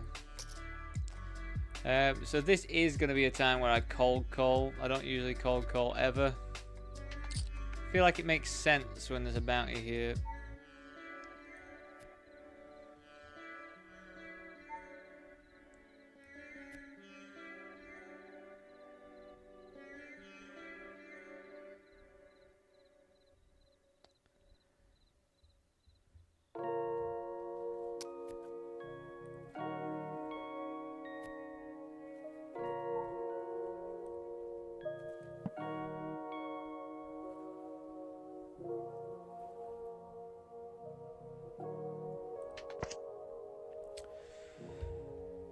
How does it always give me some sort of draw?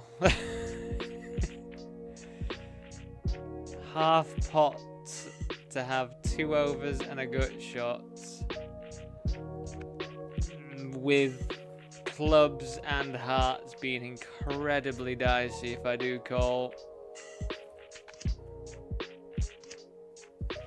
Oh, I'm so sad. I mean, results wise that's horrendous, but really to be calling for 4 outs basically, actually no, 6 outs half pot. Very close. I think I'm fine with folding though. Obviously not when I see that, but don't be results orientated.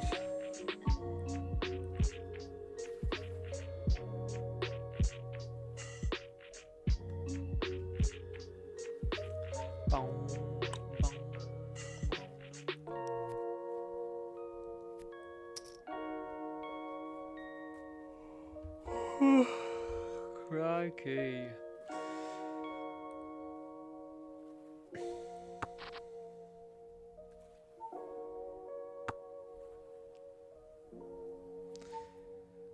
This is a nice example of why suited kings in the small blind are quite nice to flat.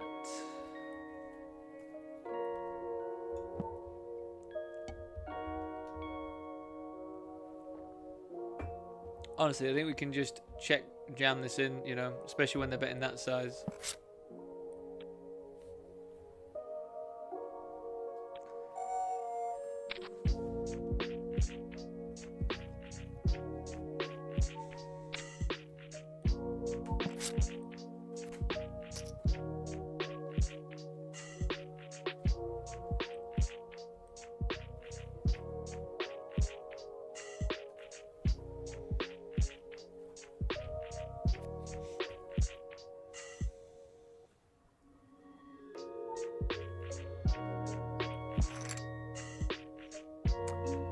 They're making us wait, aren't they? Bloody hell.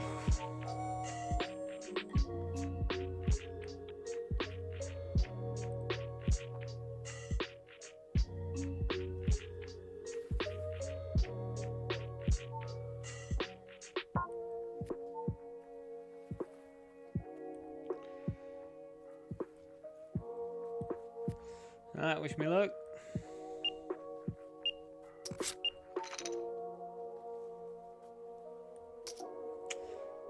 It's not the run out we needed.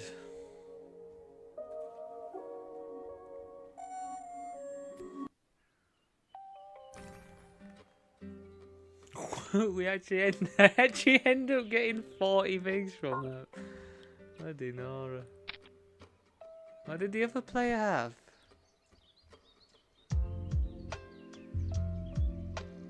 God, come on now. Ace 4 offsuit. What are you doing? Why are you there anyway? What on earth are you doing?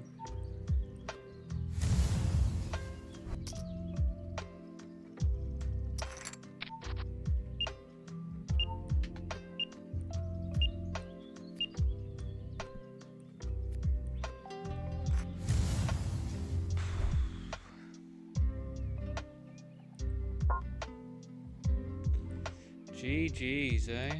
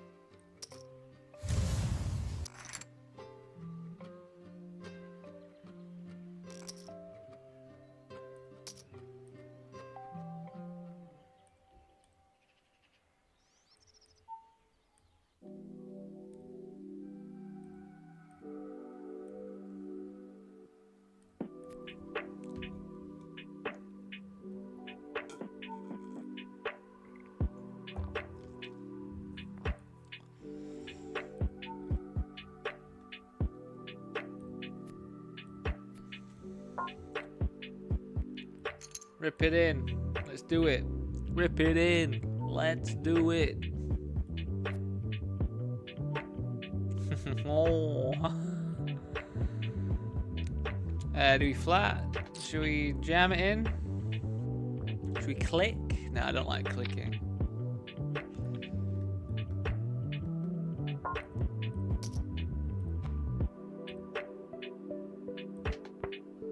Ah, you joking me, man.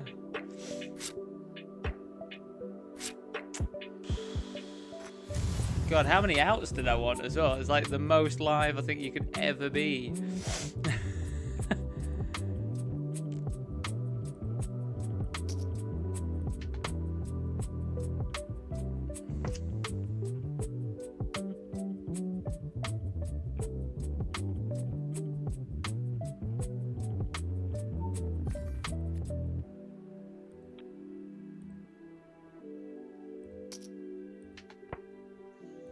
I cannot believe they just sat with that huge stack and they've got bloody aces there versus my King Kongers. GTO does like jamming 14 bigs with ace king offsuit, so let's do it. Let's just do it if GTO likes it.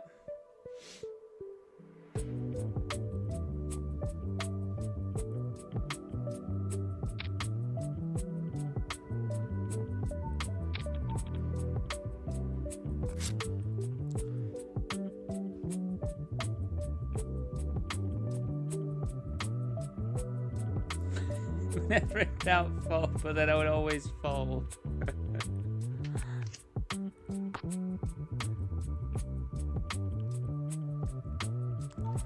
Call me off. Call me off. Do it. Do it. Come on. Call me.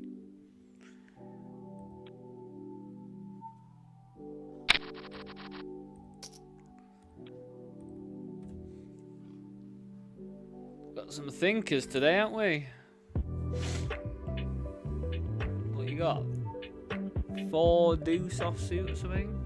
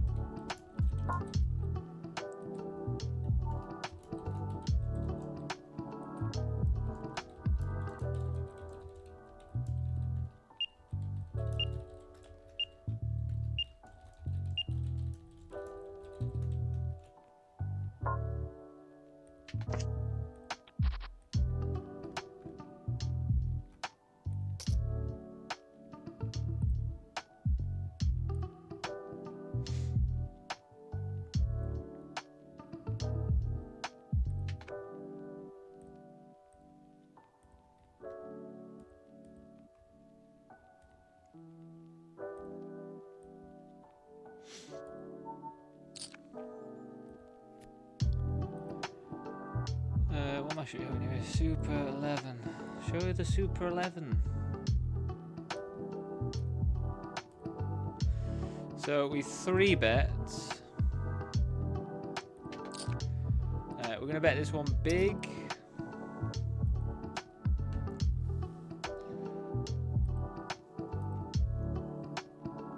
I mean, we do have to be concerned of 8s and the deuces as well, but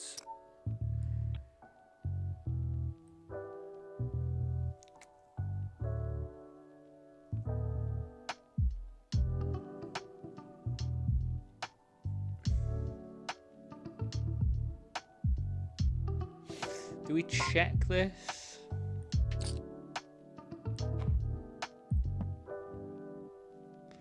I'm not incredibly scared of club stuff because we have the nut blocker.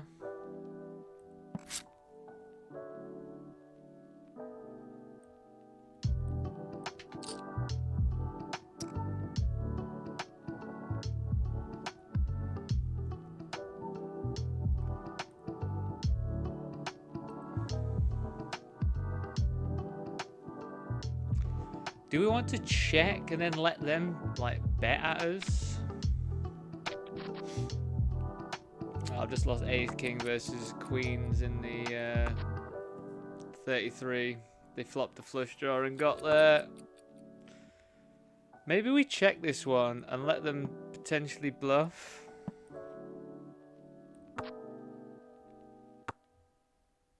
Unless they sat there with like jack 10, which would kind of suck.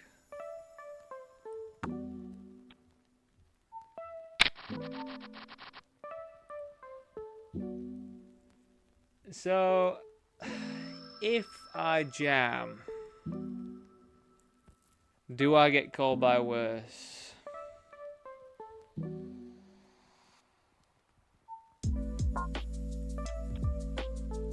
I don't actually know. I don't know if I jam if I got called by worse. You are out of your mind, you've got a straight flush.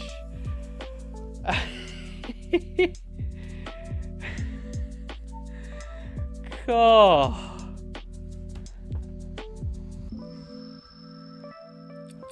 God, I thought somewhere. God, I feel like I've got an alright sixth sense sometimes, you know. Like that, something just did not feel. What a perfect combination for them to have.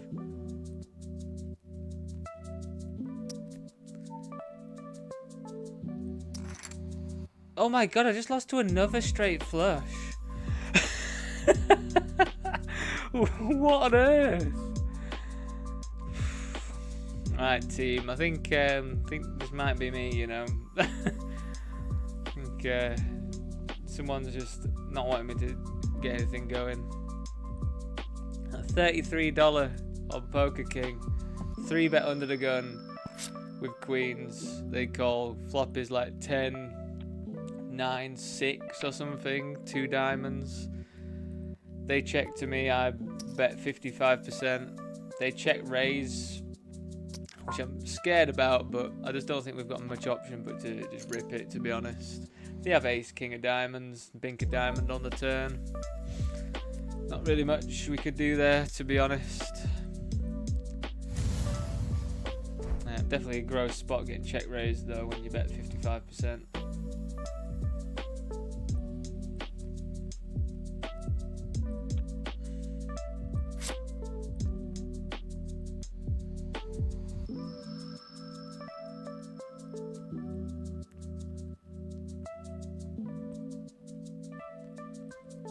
I can't believe I just lost to 2 straight flushes in like the space of a minute.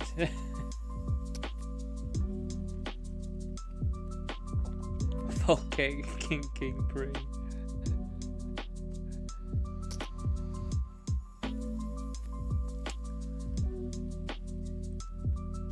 Oh, what a lackluster Sunday. Sunday! Fucking hell. What a lackluster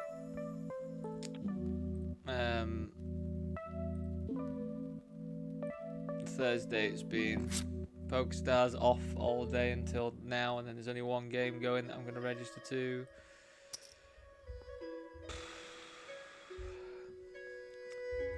I just cannot believe they hit the 9. Like, what a perfect card. I mean, any flush was good for them, but they just wouldn't have been as confident, of course, would they?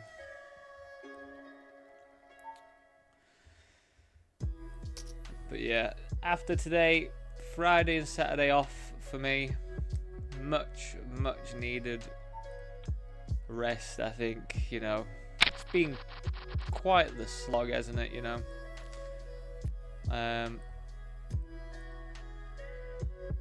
Sunday back to regular stuff though. Sunday is still a long slog. There's no denying that.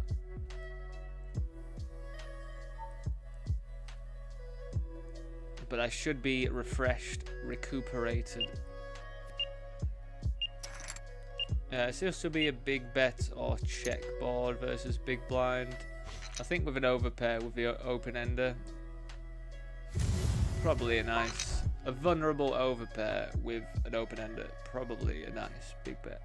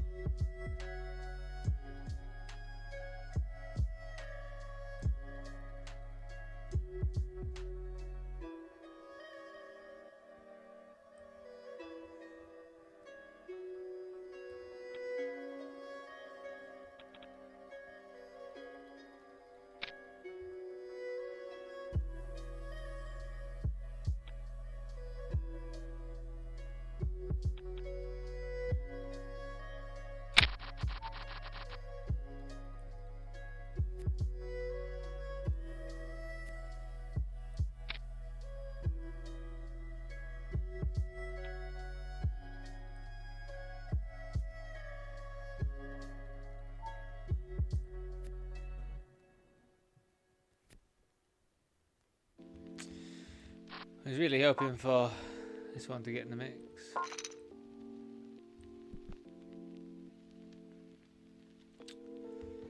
So we could bet this. We could check this as well. I mean, they're gonna have some King X. I mean, they can as well. I'm gonna have some strong King X though.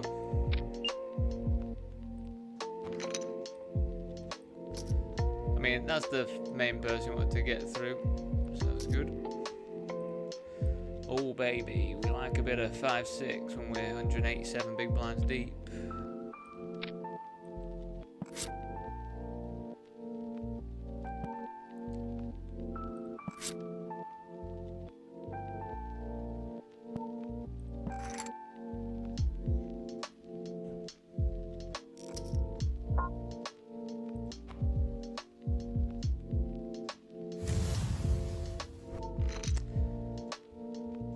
I think I'm deep enough to flat this, to be honest.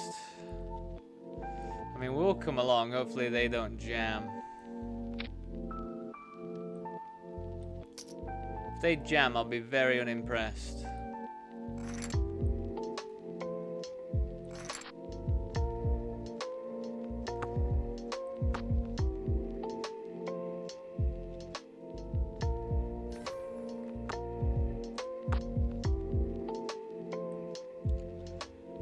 Literally no. Oh, you are such a little fuck. Why do you make it 5 big blinds as well, man? It's like I just have to call. Like, I just have to call. I'm gonna lose like all the time here, but I just have to call because of the $2.50. It's so annoying. Oh, what a little annoying little fucker. Like, I still have to call that 5 big blind bet there. Just on the slight chance that they've got a bluff for some reason. I mean, I don't need to win that. Like, if we do the pot odds of that, like, I think I need to. What do I need to win? What's 5 into 40? 8. So I need to win what? 20% of the time to make that profitable call. But I guess it's never a profitable call because it's never going to not be better than the 5. So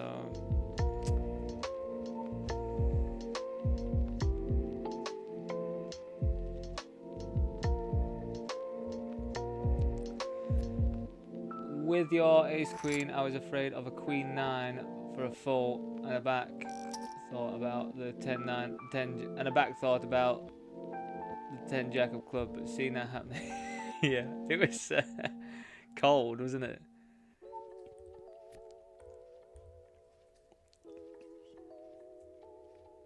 Again, though, like, I feel like I'm getting a little bit better at those spots where it is just like, if I jam, what actually calls me that's worse? Like, in that spot, probably like king queen, but they would have to have the king of clubs specifically, I think, to... No, I think king queen would still call anyway, wouldn't it? I think regardless. But that's like the worst hand, I think. Anything else would be a full house, I think. A flush. And you got to think, at the end of the day, it's a... What was that, like 100 and something big blind pot? You know, like...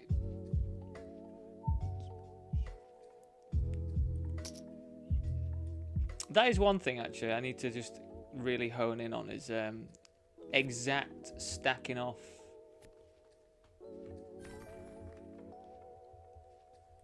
Ranges and stuff, like for different stack sizes.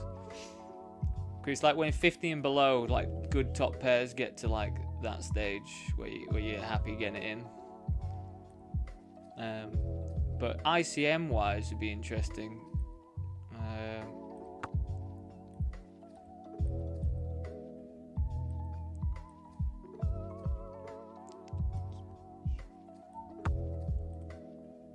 I don't think I need to bet here. I think I'd check call.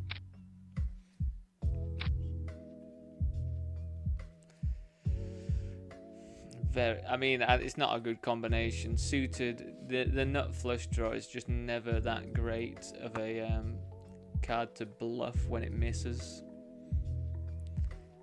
Again, I don't know if you were around when I said this one, Carol, but a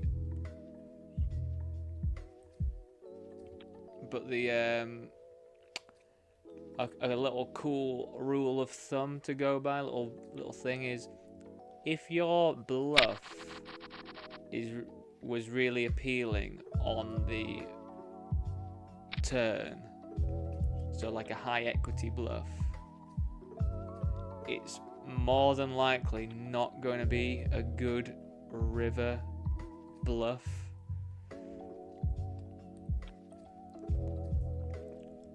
Because if it's a high equity bluff, you're going to be blocking a lot of stuff that you want them to have to then fold. It's a pretty good rule of thumb.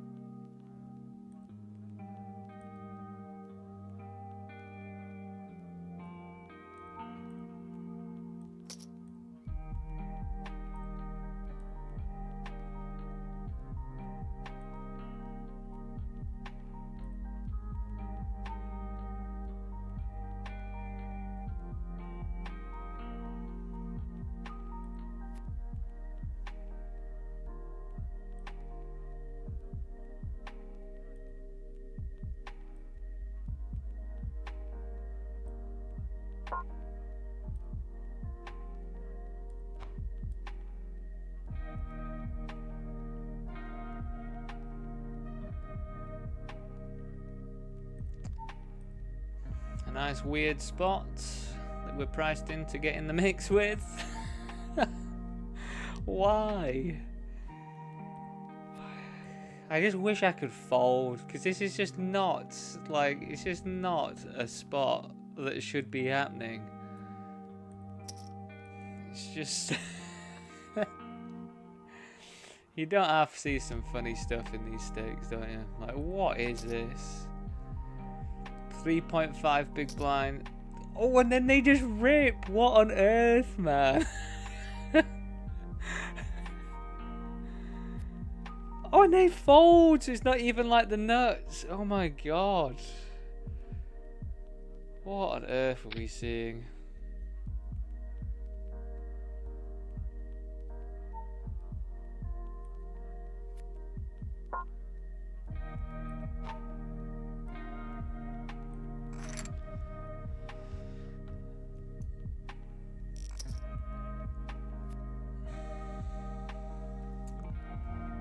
What is this? God, is this just like... This is the worst thing I've ever seen.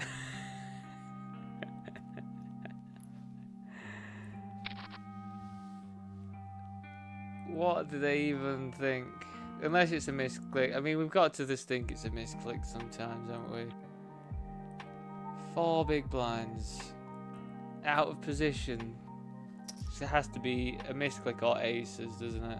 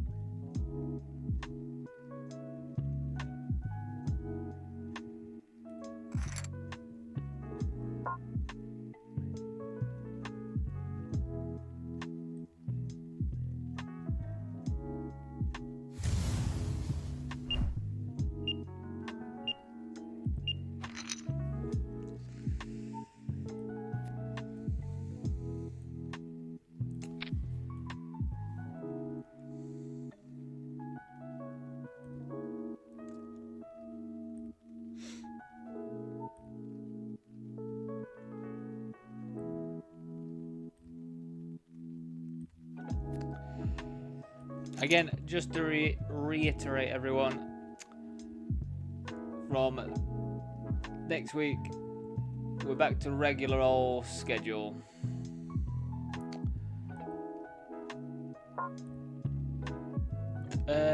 Do I want to check? And then, I mean, I'm going to have a lot of ace-x here, so I think we still want to bet.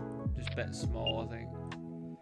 It's a bit annoying that I block both top two, but it's just a bit dicey. Like, a king kind of sucks because Queen Jack's just got there. So now we have to calm it down. It's pretty good.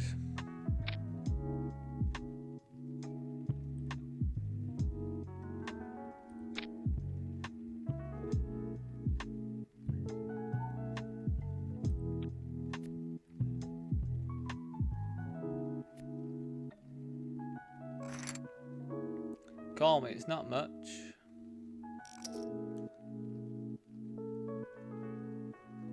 Rip it in.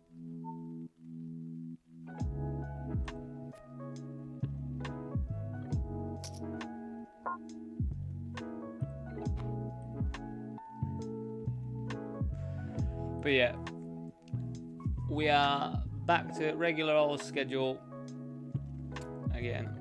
So Sundays, well, I mean, every day we start at 12:30.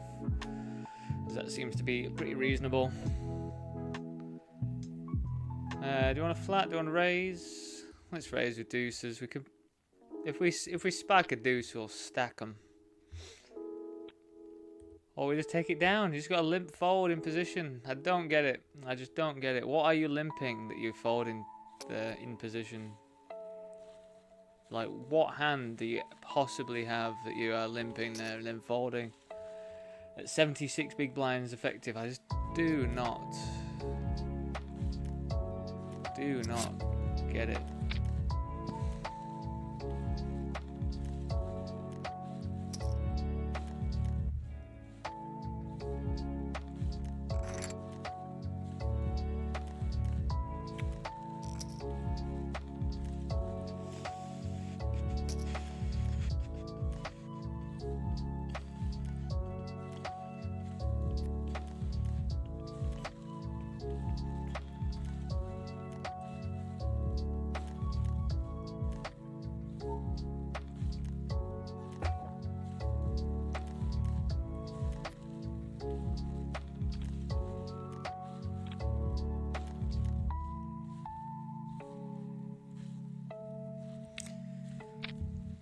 Definitely touch loose, but I do cover both of these.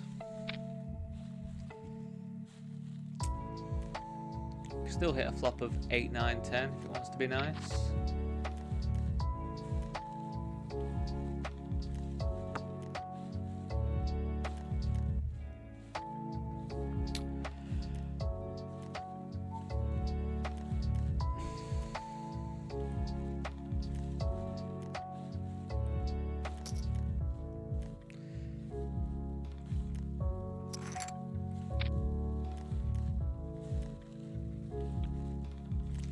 Four.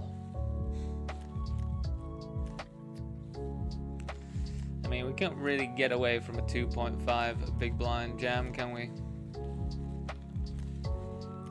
We did go for the stab.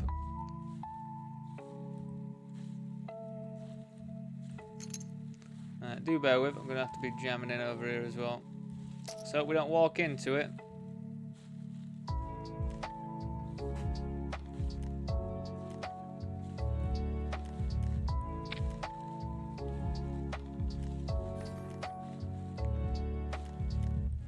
So I think they're going to have quite a considerable amount of diamonds that probably wants to fold to a bet that size, which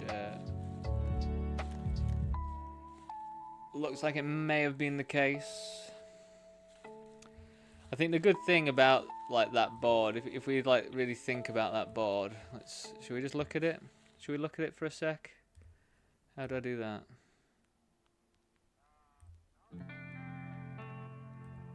There we are. Right, so let's just look at it for a second. This whole board here.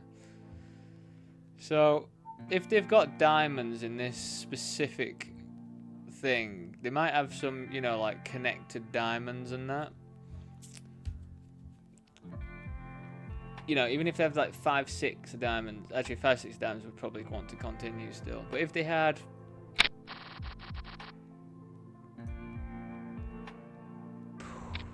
5, 3 of diamonds or something, like they're gonna call one, but then there's not like a lot of connectivity really, so a bigger bet's just gonna push off a lot of those diamonds anyway, because they haven't got like enough else to come along with, I don't think.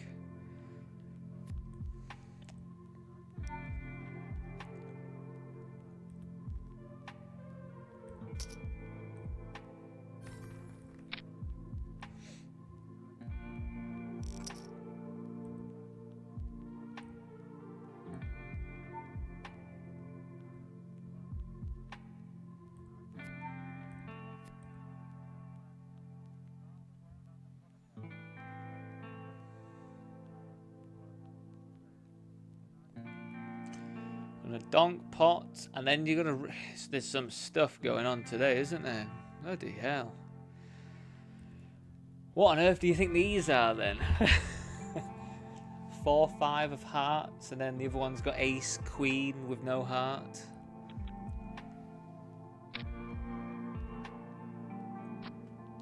How wrong I was.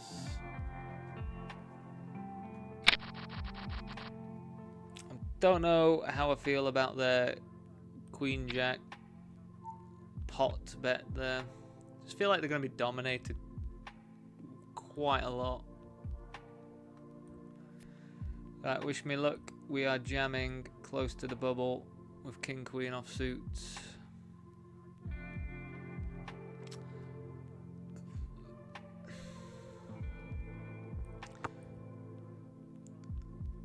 Hoping to get it through.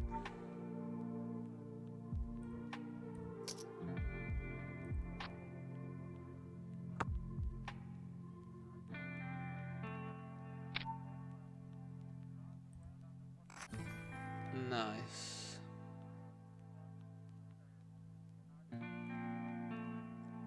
This is a pretty good spot. It's not now that they've raised.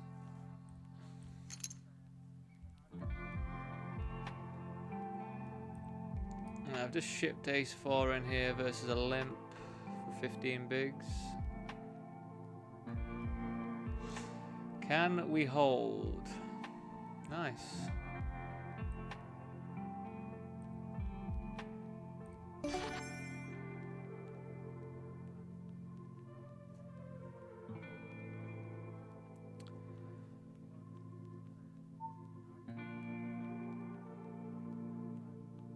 Yeah, and I guess we just jam, do we?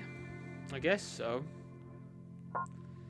They should be trying to win some chips off us. They are the chip leader. This is what I always say, though, isn't it? Like, they should be pretty wide right now, trying to just steal chips. And then they'll just have kings or something. It always seems to be the way. But luckily that wasn't the case that time.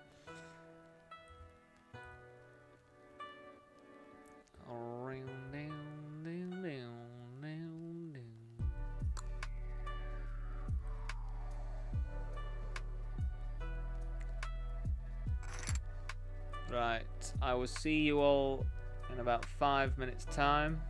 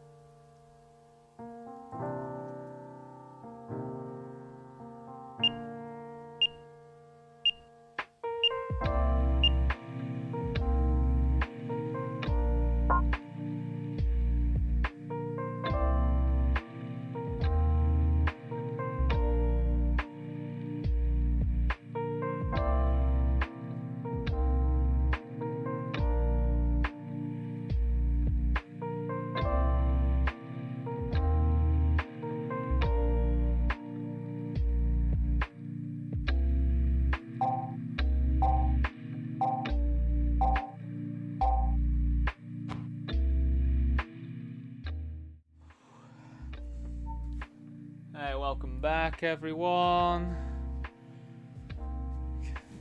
God, I literally feel like I've become nocturnal from today. Like, for some reason, this past week, it's just gotten worse and worse for her. I say nocturnal, but then I'm like, feel like I'm ready to go to sleep. So who knows? I think it's because I haven't ingested as much caffeine today, you know. I thought I'd tail it off.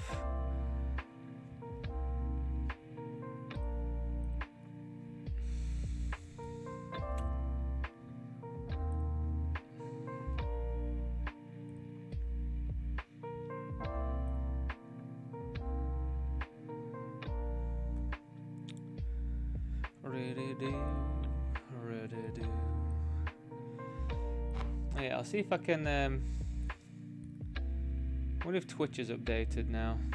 My follower list. 'Cause it says I've now got 51 followers, right, on my main page. So then I should be able to go to the achievements section, and it says I've got 49. How does this make any sense?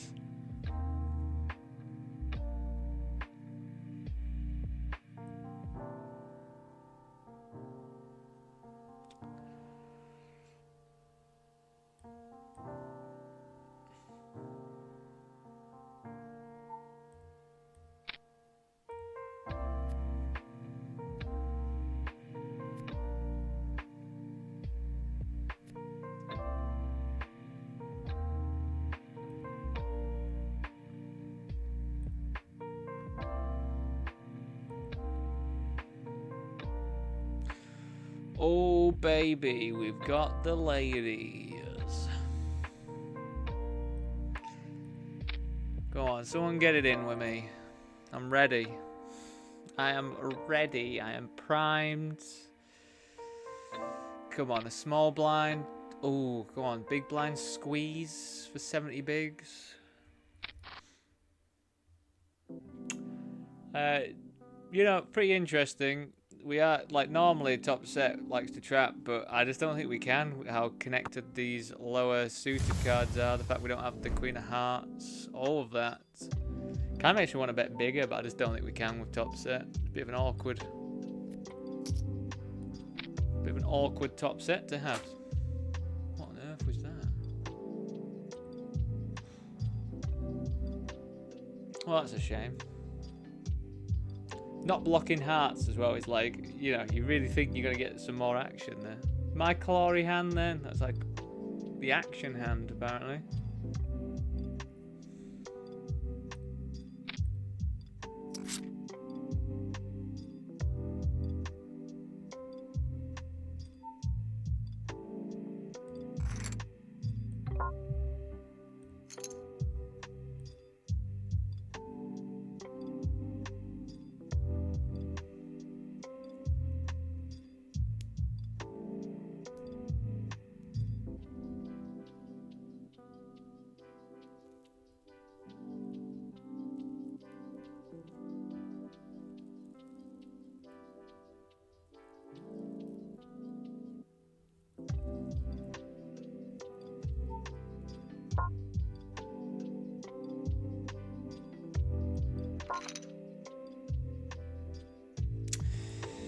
I think we're gonna jam sixes here.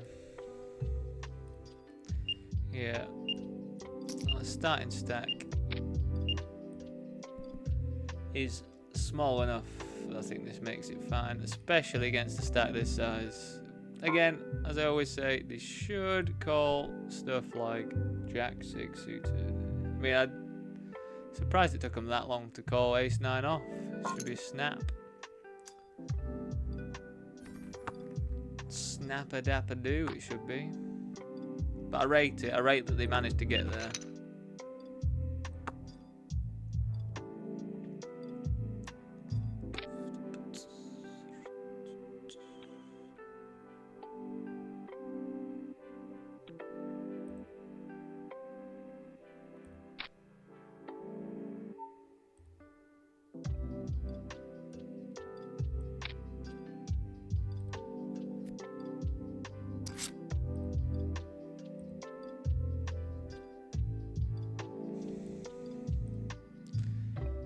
It was multi-way. Checked round. They bet on the turn. We called. We've got the king of diamonds, so I just jammed it like I had the flush. Even though I didn't. I didn't have one.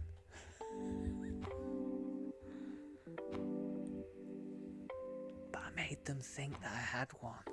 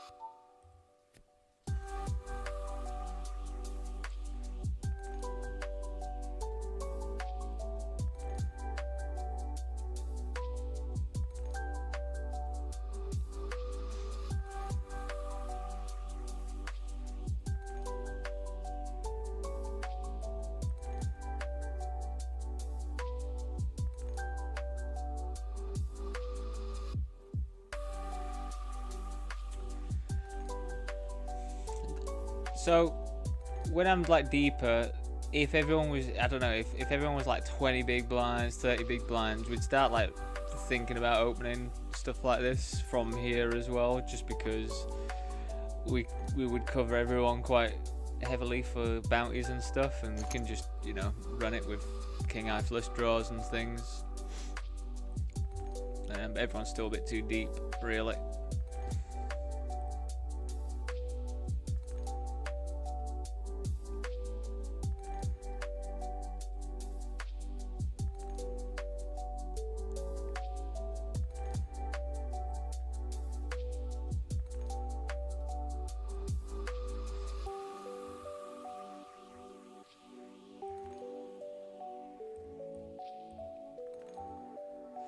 We are on the hard bubble, stone bubble.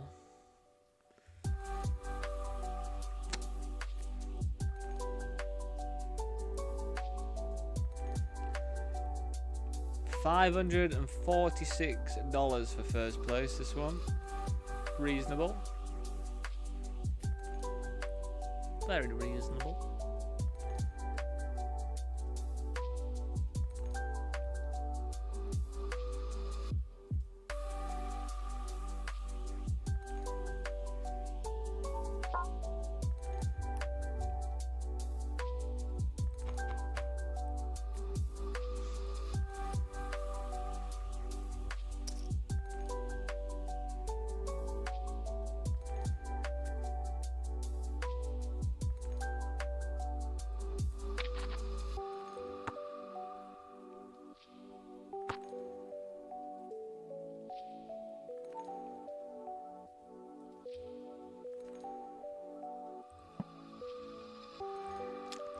This seemed like a funny board for them to check back on, you know? They just seemed a funny board, like a lot of that should be their range. I just feel like that would normally be a pretty standard range bet. Or a bigger bet. I don't know. Interesting.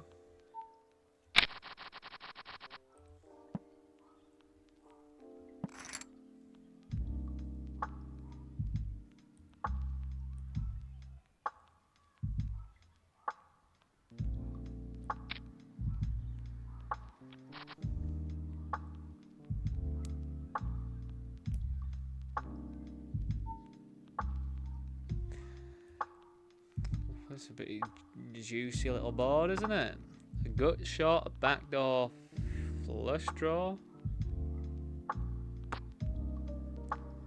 Top pair, a gut shot. No backdoor flush draw now. Now we're gonna have to check call. They're gonna have loads of ace-x, but we are gonna have to call.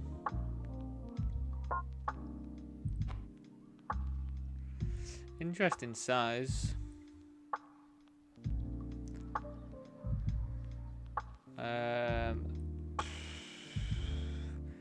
The go slow is in my head right now, and he's saying half pot's always value.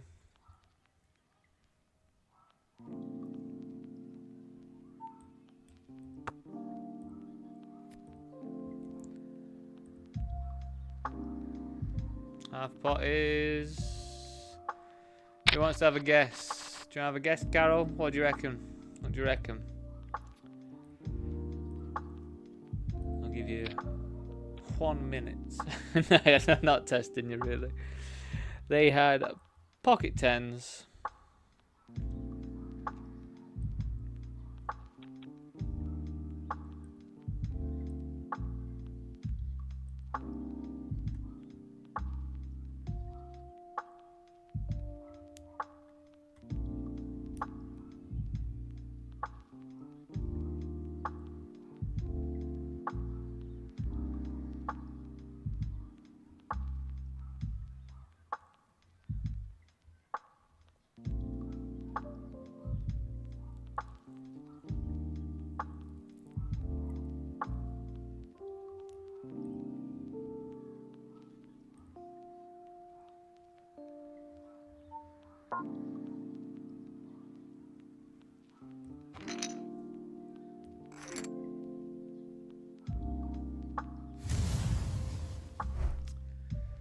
I think we call off if we open this and they jam. But they don't, so we have to even think about it. Don't even have to think about it.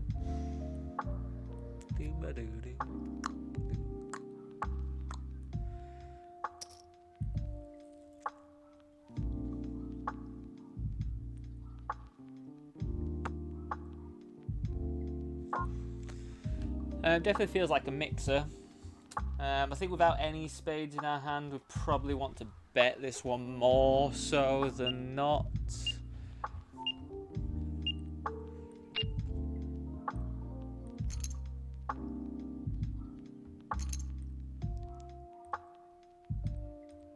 I am all in, and the big blinds just put their rest of their chips in. We need a 10 or a jack. Oh my god, there we are.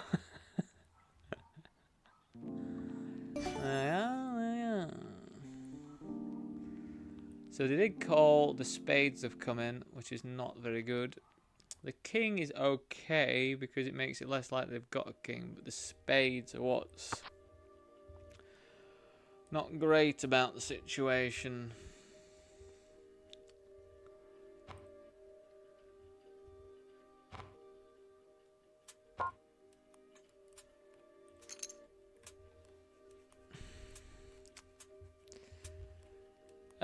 So if I jam, what do I get called by?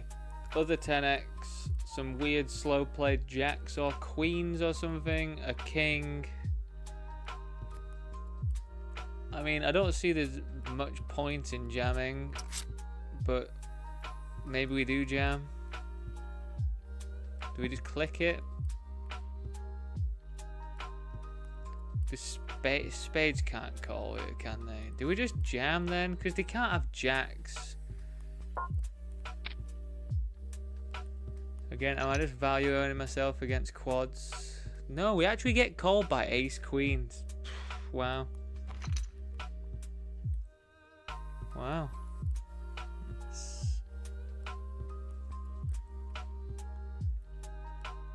God, I guess sometimes you do have to just rip it in, even if you think you're just going to chop all the time.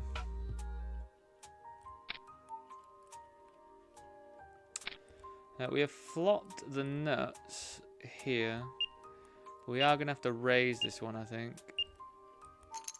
And just get it in.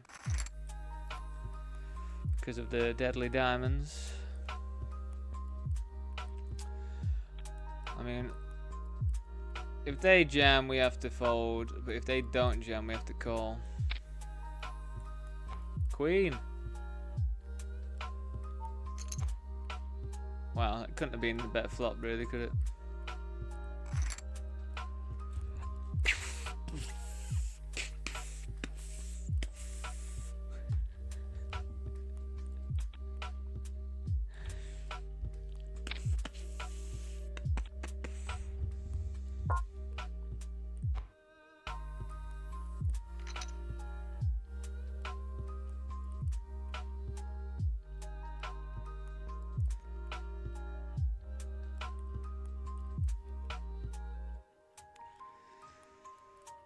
200 biggie boys. Crikey, there's a long way to go this time. I kind of regret it a little bit. We're going to end up winning this one as well. Like, I'm going to have to go all the distance when I feel this tired. I mean, I'd perk up probably if I got to the final table. Looks like it's going to be maybe like 4 grand or something for first.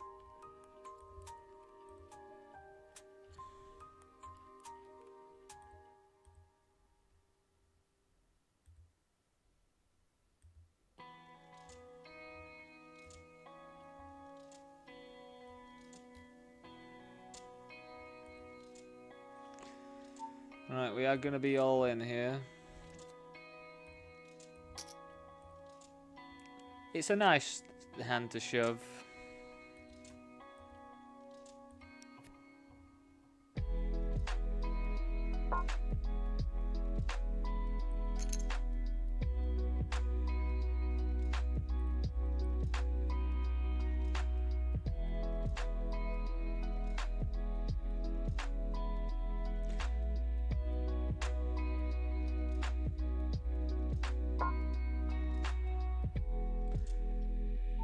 Outrageous.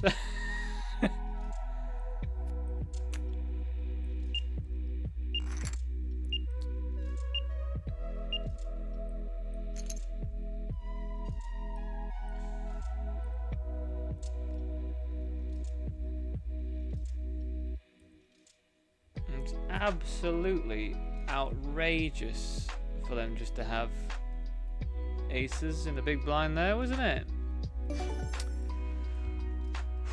Definitely feel like we've walked into it quite a bit today, but you know, it just goes to show though, doesn't it? When you're playing, like, you know, like, it doesn't feel like that big of a deal to me now. Maybe because I've had like the lowest of the low of a day that I've ever had. Like, anything else just doesn't even seem that bad to me or something now. Probably pretty good, like exposure therapy. That day when I still can't believe I did that. It's unreal.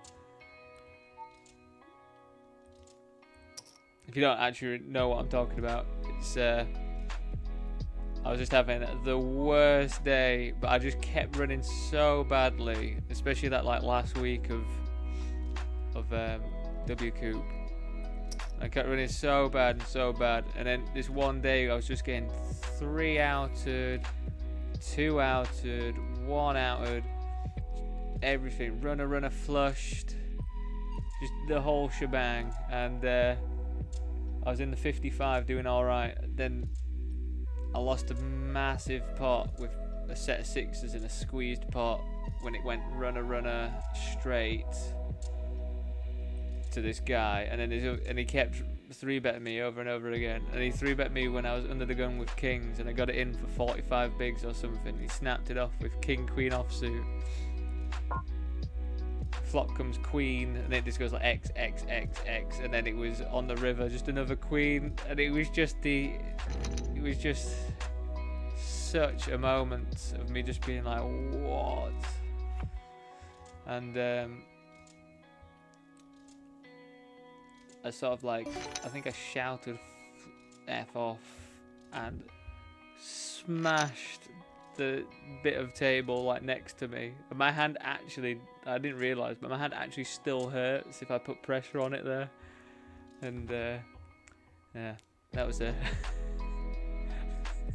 It was just ridiculous, that entire month. So yeah, I feel like just anything else now is just chilling. Like, it's, you know, until like Scoop or something. It won't actually be that long until Scoop though anyway, will it, team? What is it? 6 months? Yeah, half a year. Get Scoop going again. Anyway, as I say, I'm pretty excited about the whole series stuff being done in a way, because I get to hone in a little bit more back on study study definitely does take a bit of a sideline when it comes to this like intensity of the entire month. As I say, I've been trying to jam some study in here and there, but it's you know, even trying to get through hour-and-a-half seminars and stuff, I feel like you just never really have the time.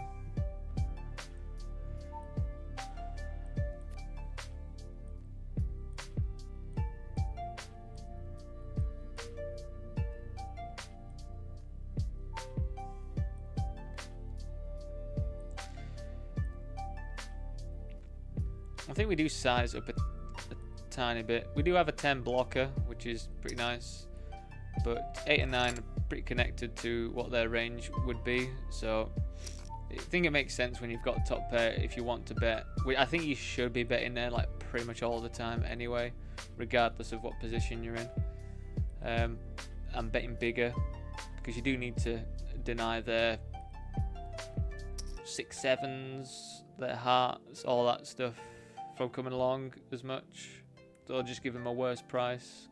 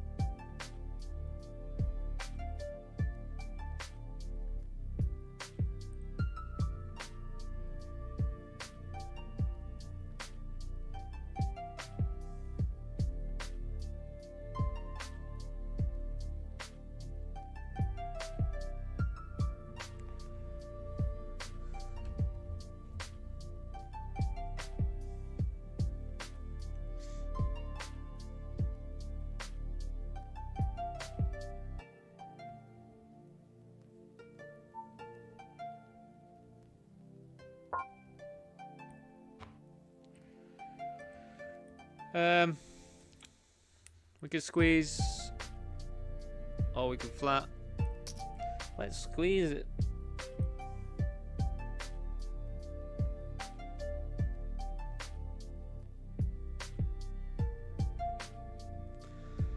Right, what does the big blind flat and then flat to a squeeze? What would you flat and then flat to a squeeze if you were a big blind?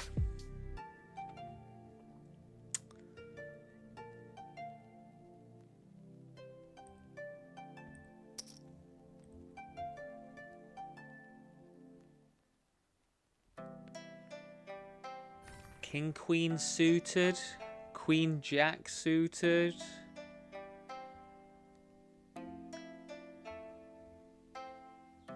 Ten 9 suited, some like connected, suited connectors probably.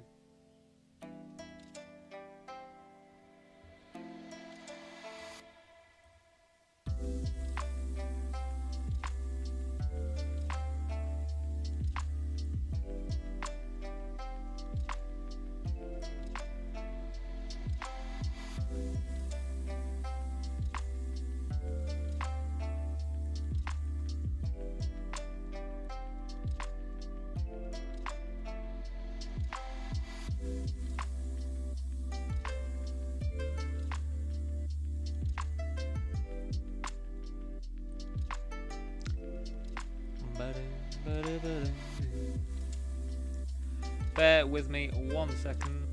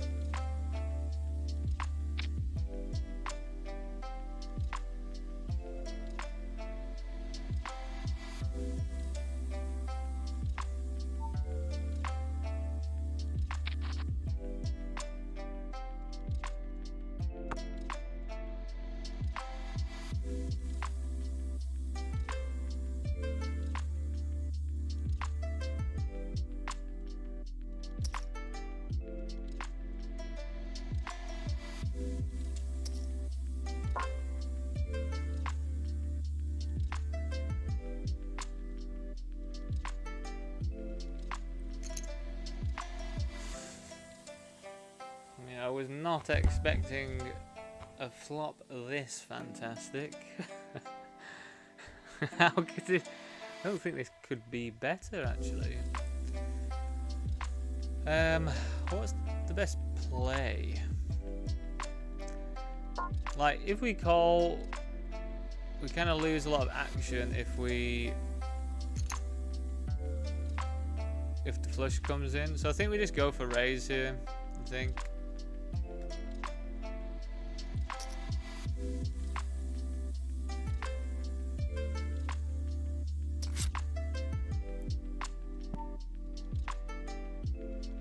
Then we just check back every single time.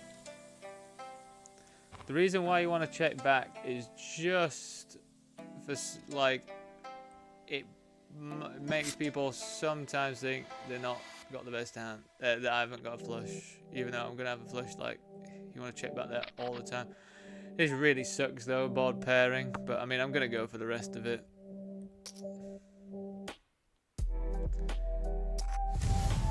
Cool. I mean, we got lucky that they had pocket nines and not like pocket tens or something with the board pairing. It's pretty gross river card out of everything, but I mean, at the end of the day, we got the SPR down pretty low, so it's just one of those things. If they've got a boat, they've just got a boat, haven't they? Usually how it works down. If they've got a hand, they'll have a hand, you see.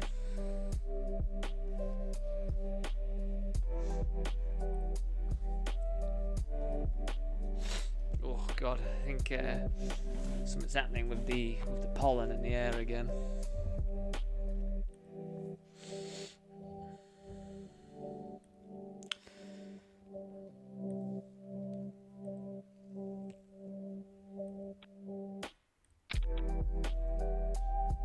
Of course I'll come along with King 9.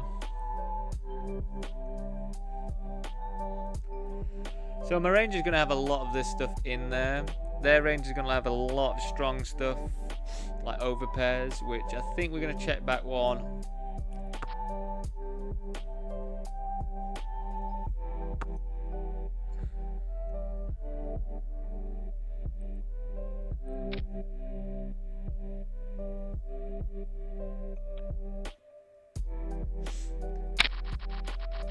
So in that instance, I feel like when they check twice,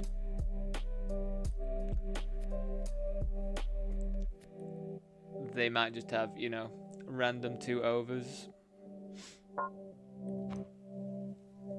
Plus, my range is going to be pretty wide calling there, really.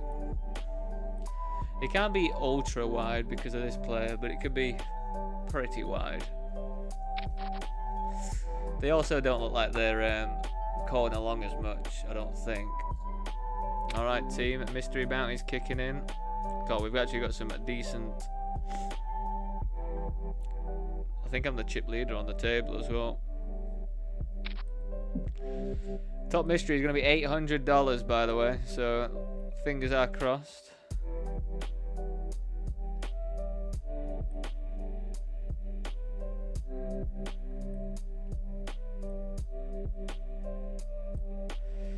But yeah, I'll get the focus on the mystery bounty once it starts up. And we can have a look at that absolute shit show.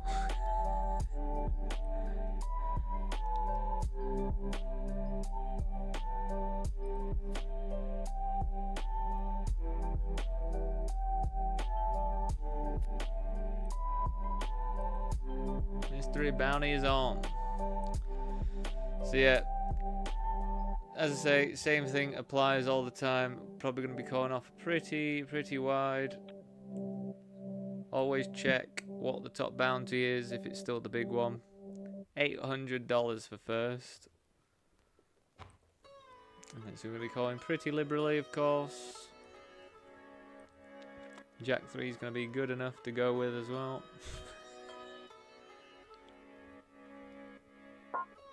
Why the diamond blue? Angelo 3K, thanks for chatting. The diamonds are blue because I usually play about 12 games at the same time, so it's just a little bit easier to have a 4-color deck.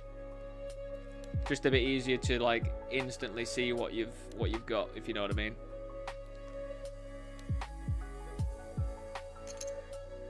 So yeah, if they jam, we have to call. I guess we just float if they're making it this cheap for us. Don't need to go overboard.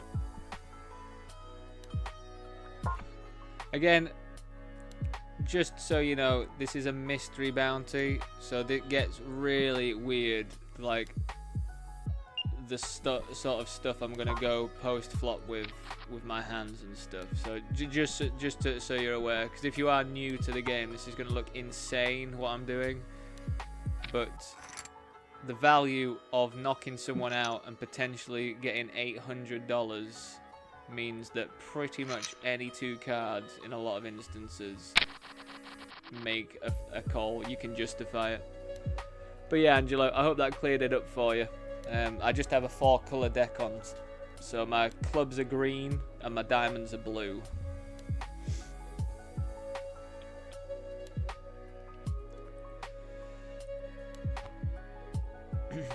Again, we are just going to be trying to see lots of flops. If people go all in, we're obviously going to call, but most of the time we are just wanting to see flops.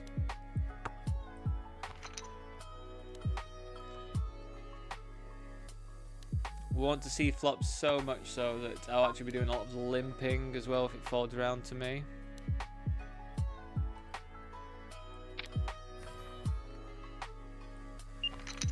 So yeah, same thing, we just see the flop, we cover them, so we do want to try and get their bounty, but we just absolutely missed it, so... and again, before the hand starts, well, before you start making a drastic decision to go after the big bounty, do always check if it's still available.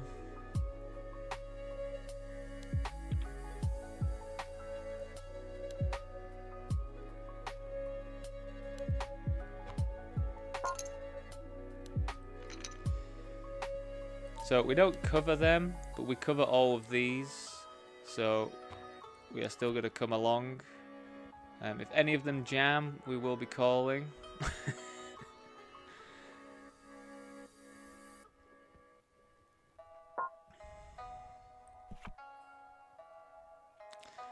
And because my range is going to be so wide, I don't really get to do much like C betting or anything.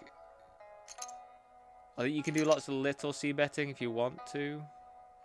Wow, that's an absolute sick run out for that.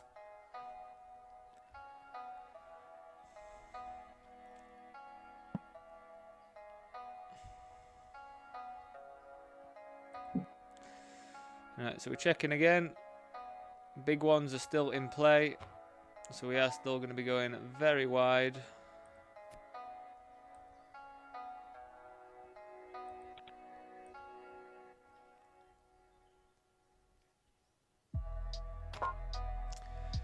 And yeah, like what I do, especially when I cover everyone, I don't want to just jam because that gets them to fold quite often. I want to limp so people either jam over the top and I can call, or I can play post flop and see if I hit something. This is the most gambly format of Texas Hold'em poker that you can play. It's outrageous. So here, even though my range is going to be VP, I'm going to be playing pretty much every single hand. They didn't raise, so we can discount aces pretty heavily. So I can get this bet through like all the time. They're never going to be calling there really, unless they've just not got a good hand. If they've just checked back, they would want to put more money in the pot if they did have a good hand. Unless they're trapping, but they're incentivized to rip in really strong hands because I'm going to call anyway with absolute garbage.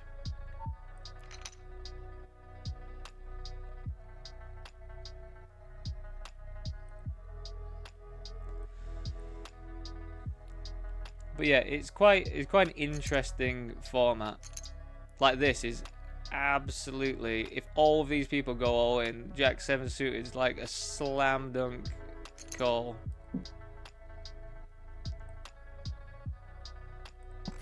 And it looks ridiculous, and I'll probably lose, and it's going to be ridiculous. But there's literally here, there's 3 chances of hitting $800, $240, even $80. This is an $11 buy-in, so we have to go with it.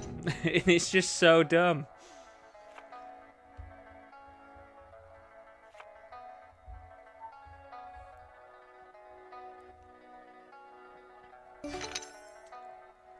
So, do I get any of this?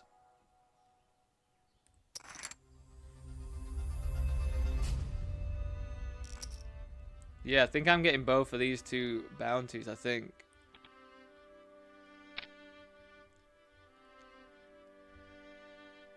No, I'll get one of the bounties. But as I say, it's just that... This is why, like, you know, like, I'm a serious poker player. And... this is why I'm like kind of not enjoying the fact that mystery bounties are becoming more and more popular. Like, it's good to get people into poker, but really they're just dumb.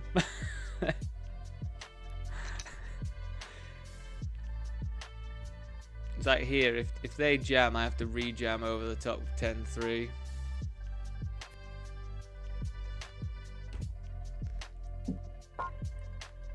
But now, so think about this though. So this is why it's good to limp, because they've all bumped it up. I'm actually covered by all of these, so I'm not actually incentivized to go with it unless I've got like aces or kings or something just really, really strong.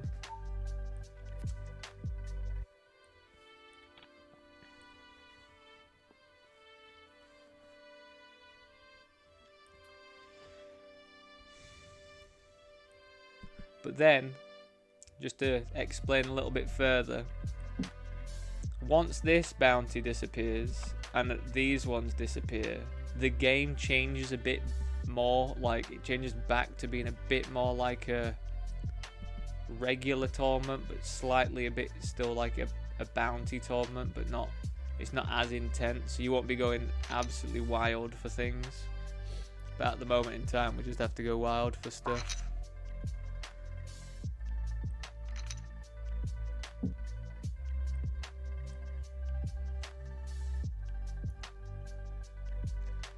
Again, like, these players are just doing it wrong. They should limp every... If there's a 6 big blind stack here, they should literally be limping in any 2. Any 2 cards. In my eyes, like, you know, at the end of the day, I've done some mystery bounty studying stuff, and this what is just the case. But luckily, people don't do this and don't play it correctly or anything, so you know. But it is just a wacky format. It's just a wacky format.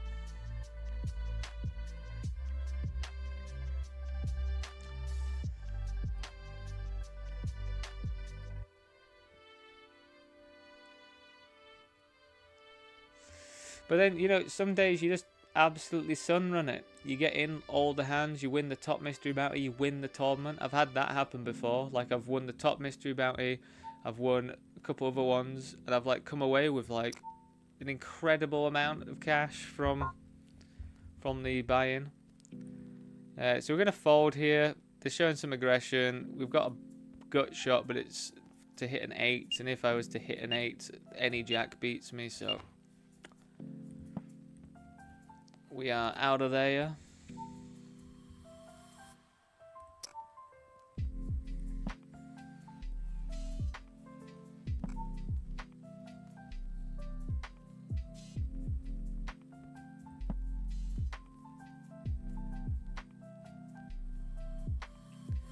And it's absolutely glorious when you actually pick up like a reasonable hand.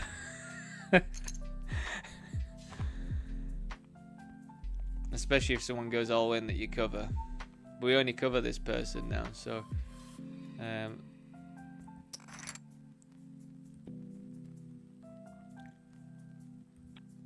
I mean, we're hoping that they go all in, because this is a slam dunk jam. Come on. The top mystery bounty is still in play as well. But one of the 240s have gone. So that does make a slight impact in how wide you go. So we could jam this. But because I'm short, they are going to call like really wide. So we can just flat and see if we hit something. It's quite a good strategy when you are playing as a short stack in these tournaments.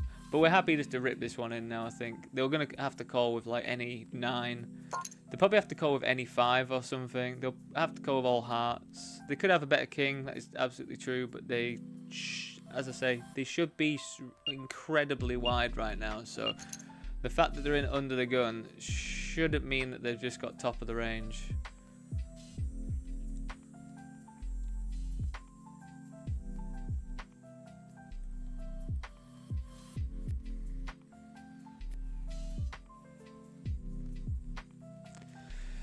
But yeah, Angelo, it's weird because I play a lot of online poker. So if I ever go to play live poker, that throws me right off that the diamonds are red and the clubs are black. I just I don't get why they wouldn't just make it all 4 color. I just think 4 colors is better.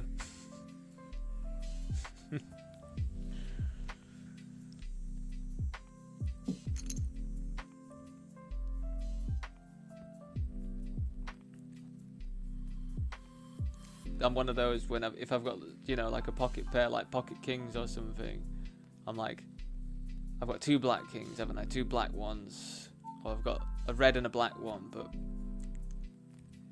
I'd much rather have like a red and a blue one. To me, it just makes more sense. Like, it must be easier to see for people if it was 2 colours. But green and blues aren't very good for colourblind people, are they? I don't think.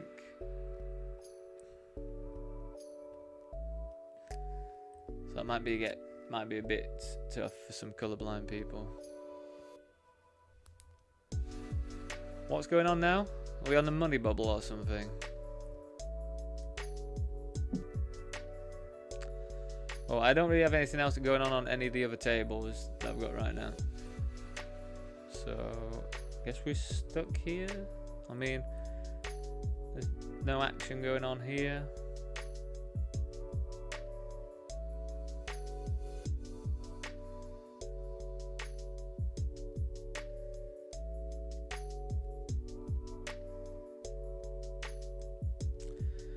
It looks like we have cashed now, which is a good thing, to be honest, because some shorter stacks might have just been holding on just to get into the min cash.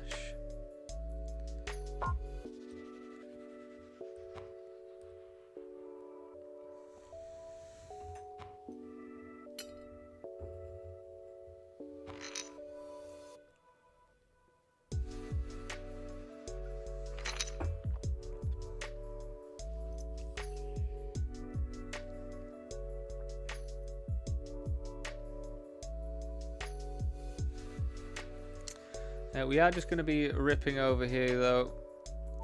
So starting stack is 10k. They've got a starting bounty which equates to like 2,500 chips.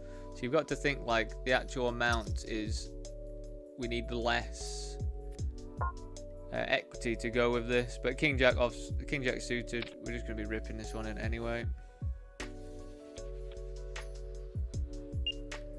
This isn't ideal.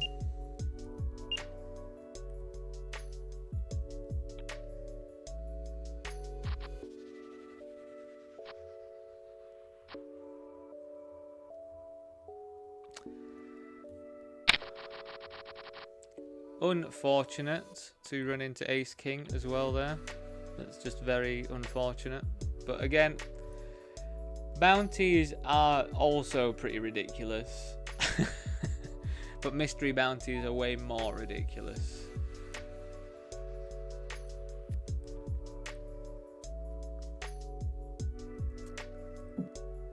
Again, the 800 is still in play, so we will be going after it if they jam.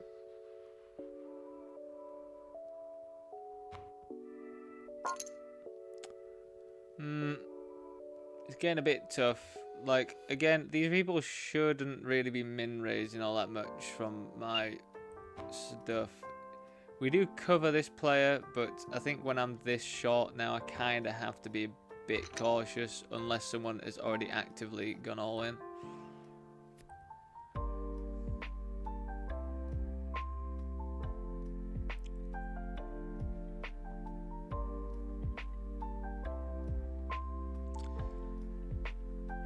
But yeah, with like regular bounty tournaments, you just have to remember that half the prize pool is in knocking people out in the regular ones. So, you know,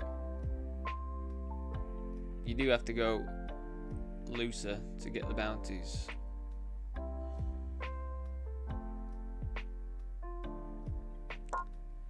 So yeah. So this is ridiculous that they've got auto fold on here, because that's what they had on there, auto fold. It's absolutely ridiculous. So off we go.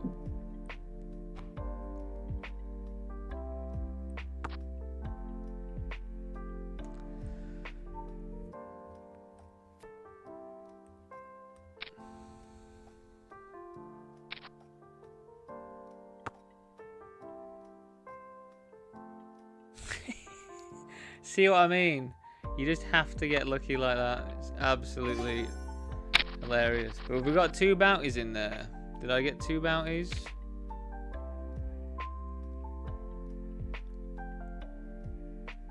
Like, I just won $80 from an $11 buy-in just from knocking someone out like that.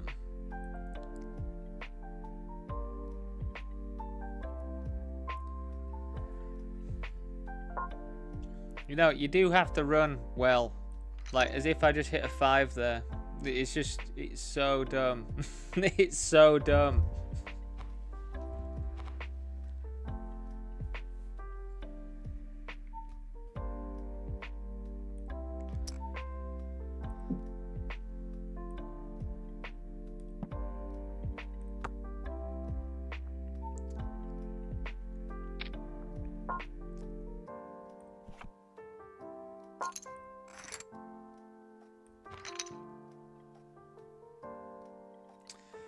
Well, I've got to show you this one because this is a weird odd spot. I opened. I just can't imagine them having many 3s from the small blind.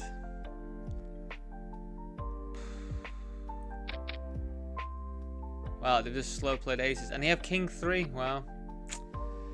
Wow. I just couldn't picture any 3s there, to be honest, from the small blind. So fair play. We do cover this player, I think. Yeah, we do. So we do have to call.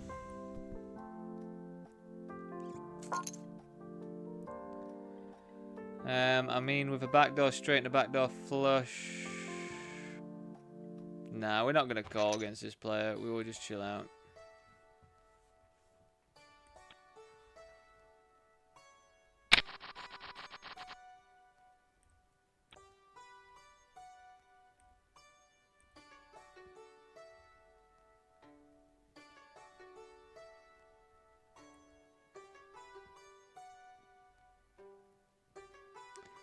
Yeah, I think ace 3 and king 3 suited is the only thing that they could possibly have in the small blind there, I think, which leaves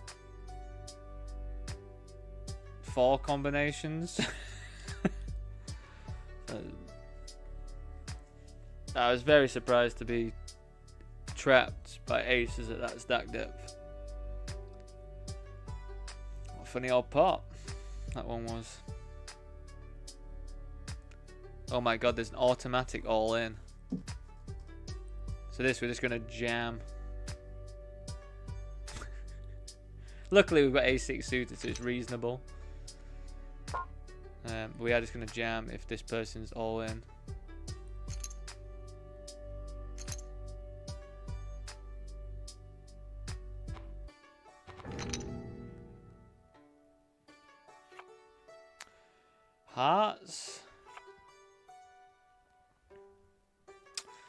Well, that's me out of there then. But, you know, at the end of the day, I won $107 from that tournament, which I think is pretty reasonable. Again, just unfortunate to run into Ace King there, but there was an automatic all-in.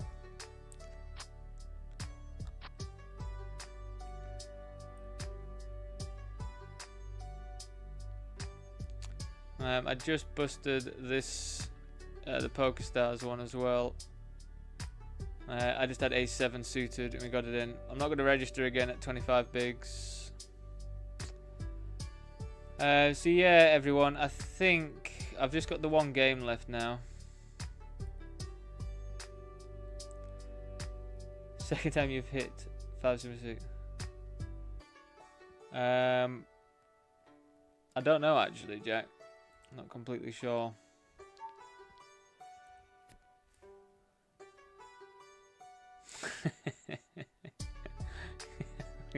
Literally no idea. What was I doing yesterday? But yeah, I think $107 is a pretty decent score from it, you know. Nice to hit one of those $80 ones there. Yeah, anyway, team, I think I'm just going to play this one off stream. It's always a bit slow. Again, as I always say, though, if I do end up making the final table of this one, I will fire the stream back up for everyone. But, yeah, I think just whilst I've got the one game, I'm not registering anything else. I am pretty tired. I'm not going to lie. I think you've got to let me off. It's the last day of the entire month playing, what, 5 days a week? For like at least 10 hours every day. I think I deserve a chilled just one just to chill out with. So again, everyone, do appreciate everyone coming in, appreciate the new follows I've had today, appreciate the likes over on YouTube, on the YouTube stream. Yeah, if you do happen to have my Twitch or Kick, please do go follow me on there. I've got the links in the description. I'm not really sure what's happening with Twitch. It's saying that I'm one follower less below the thing, even though I'm not. I'm one over.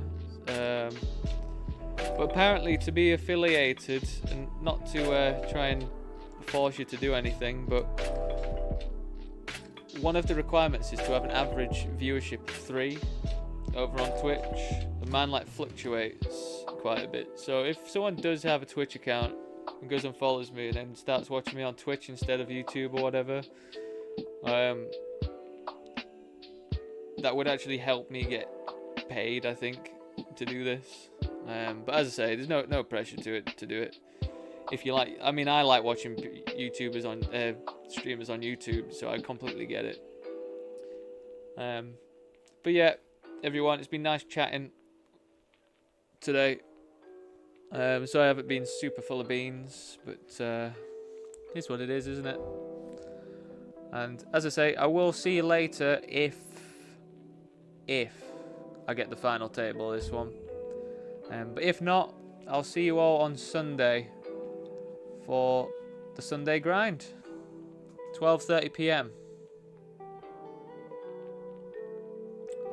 But yeah, Carol, Angelo, Jack, anybody else that's watching who's not chatting and that, thanks very much. And I'll, yeah, as I say, either see you later if it's all gone very well, or see you on Sunday. So yeah, see you all later, everyone.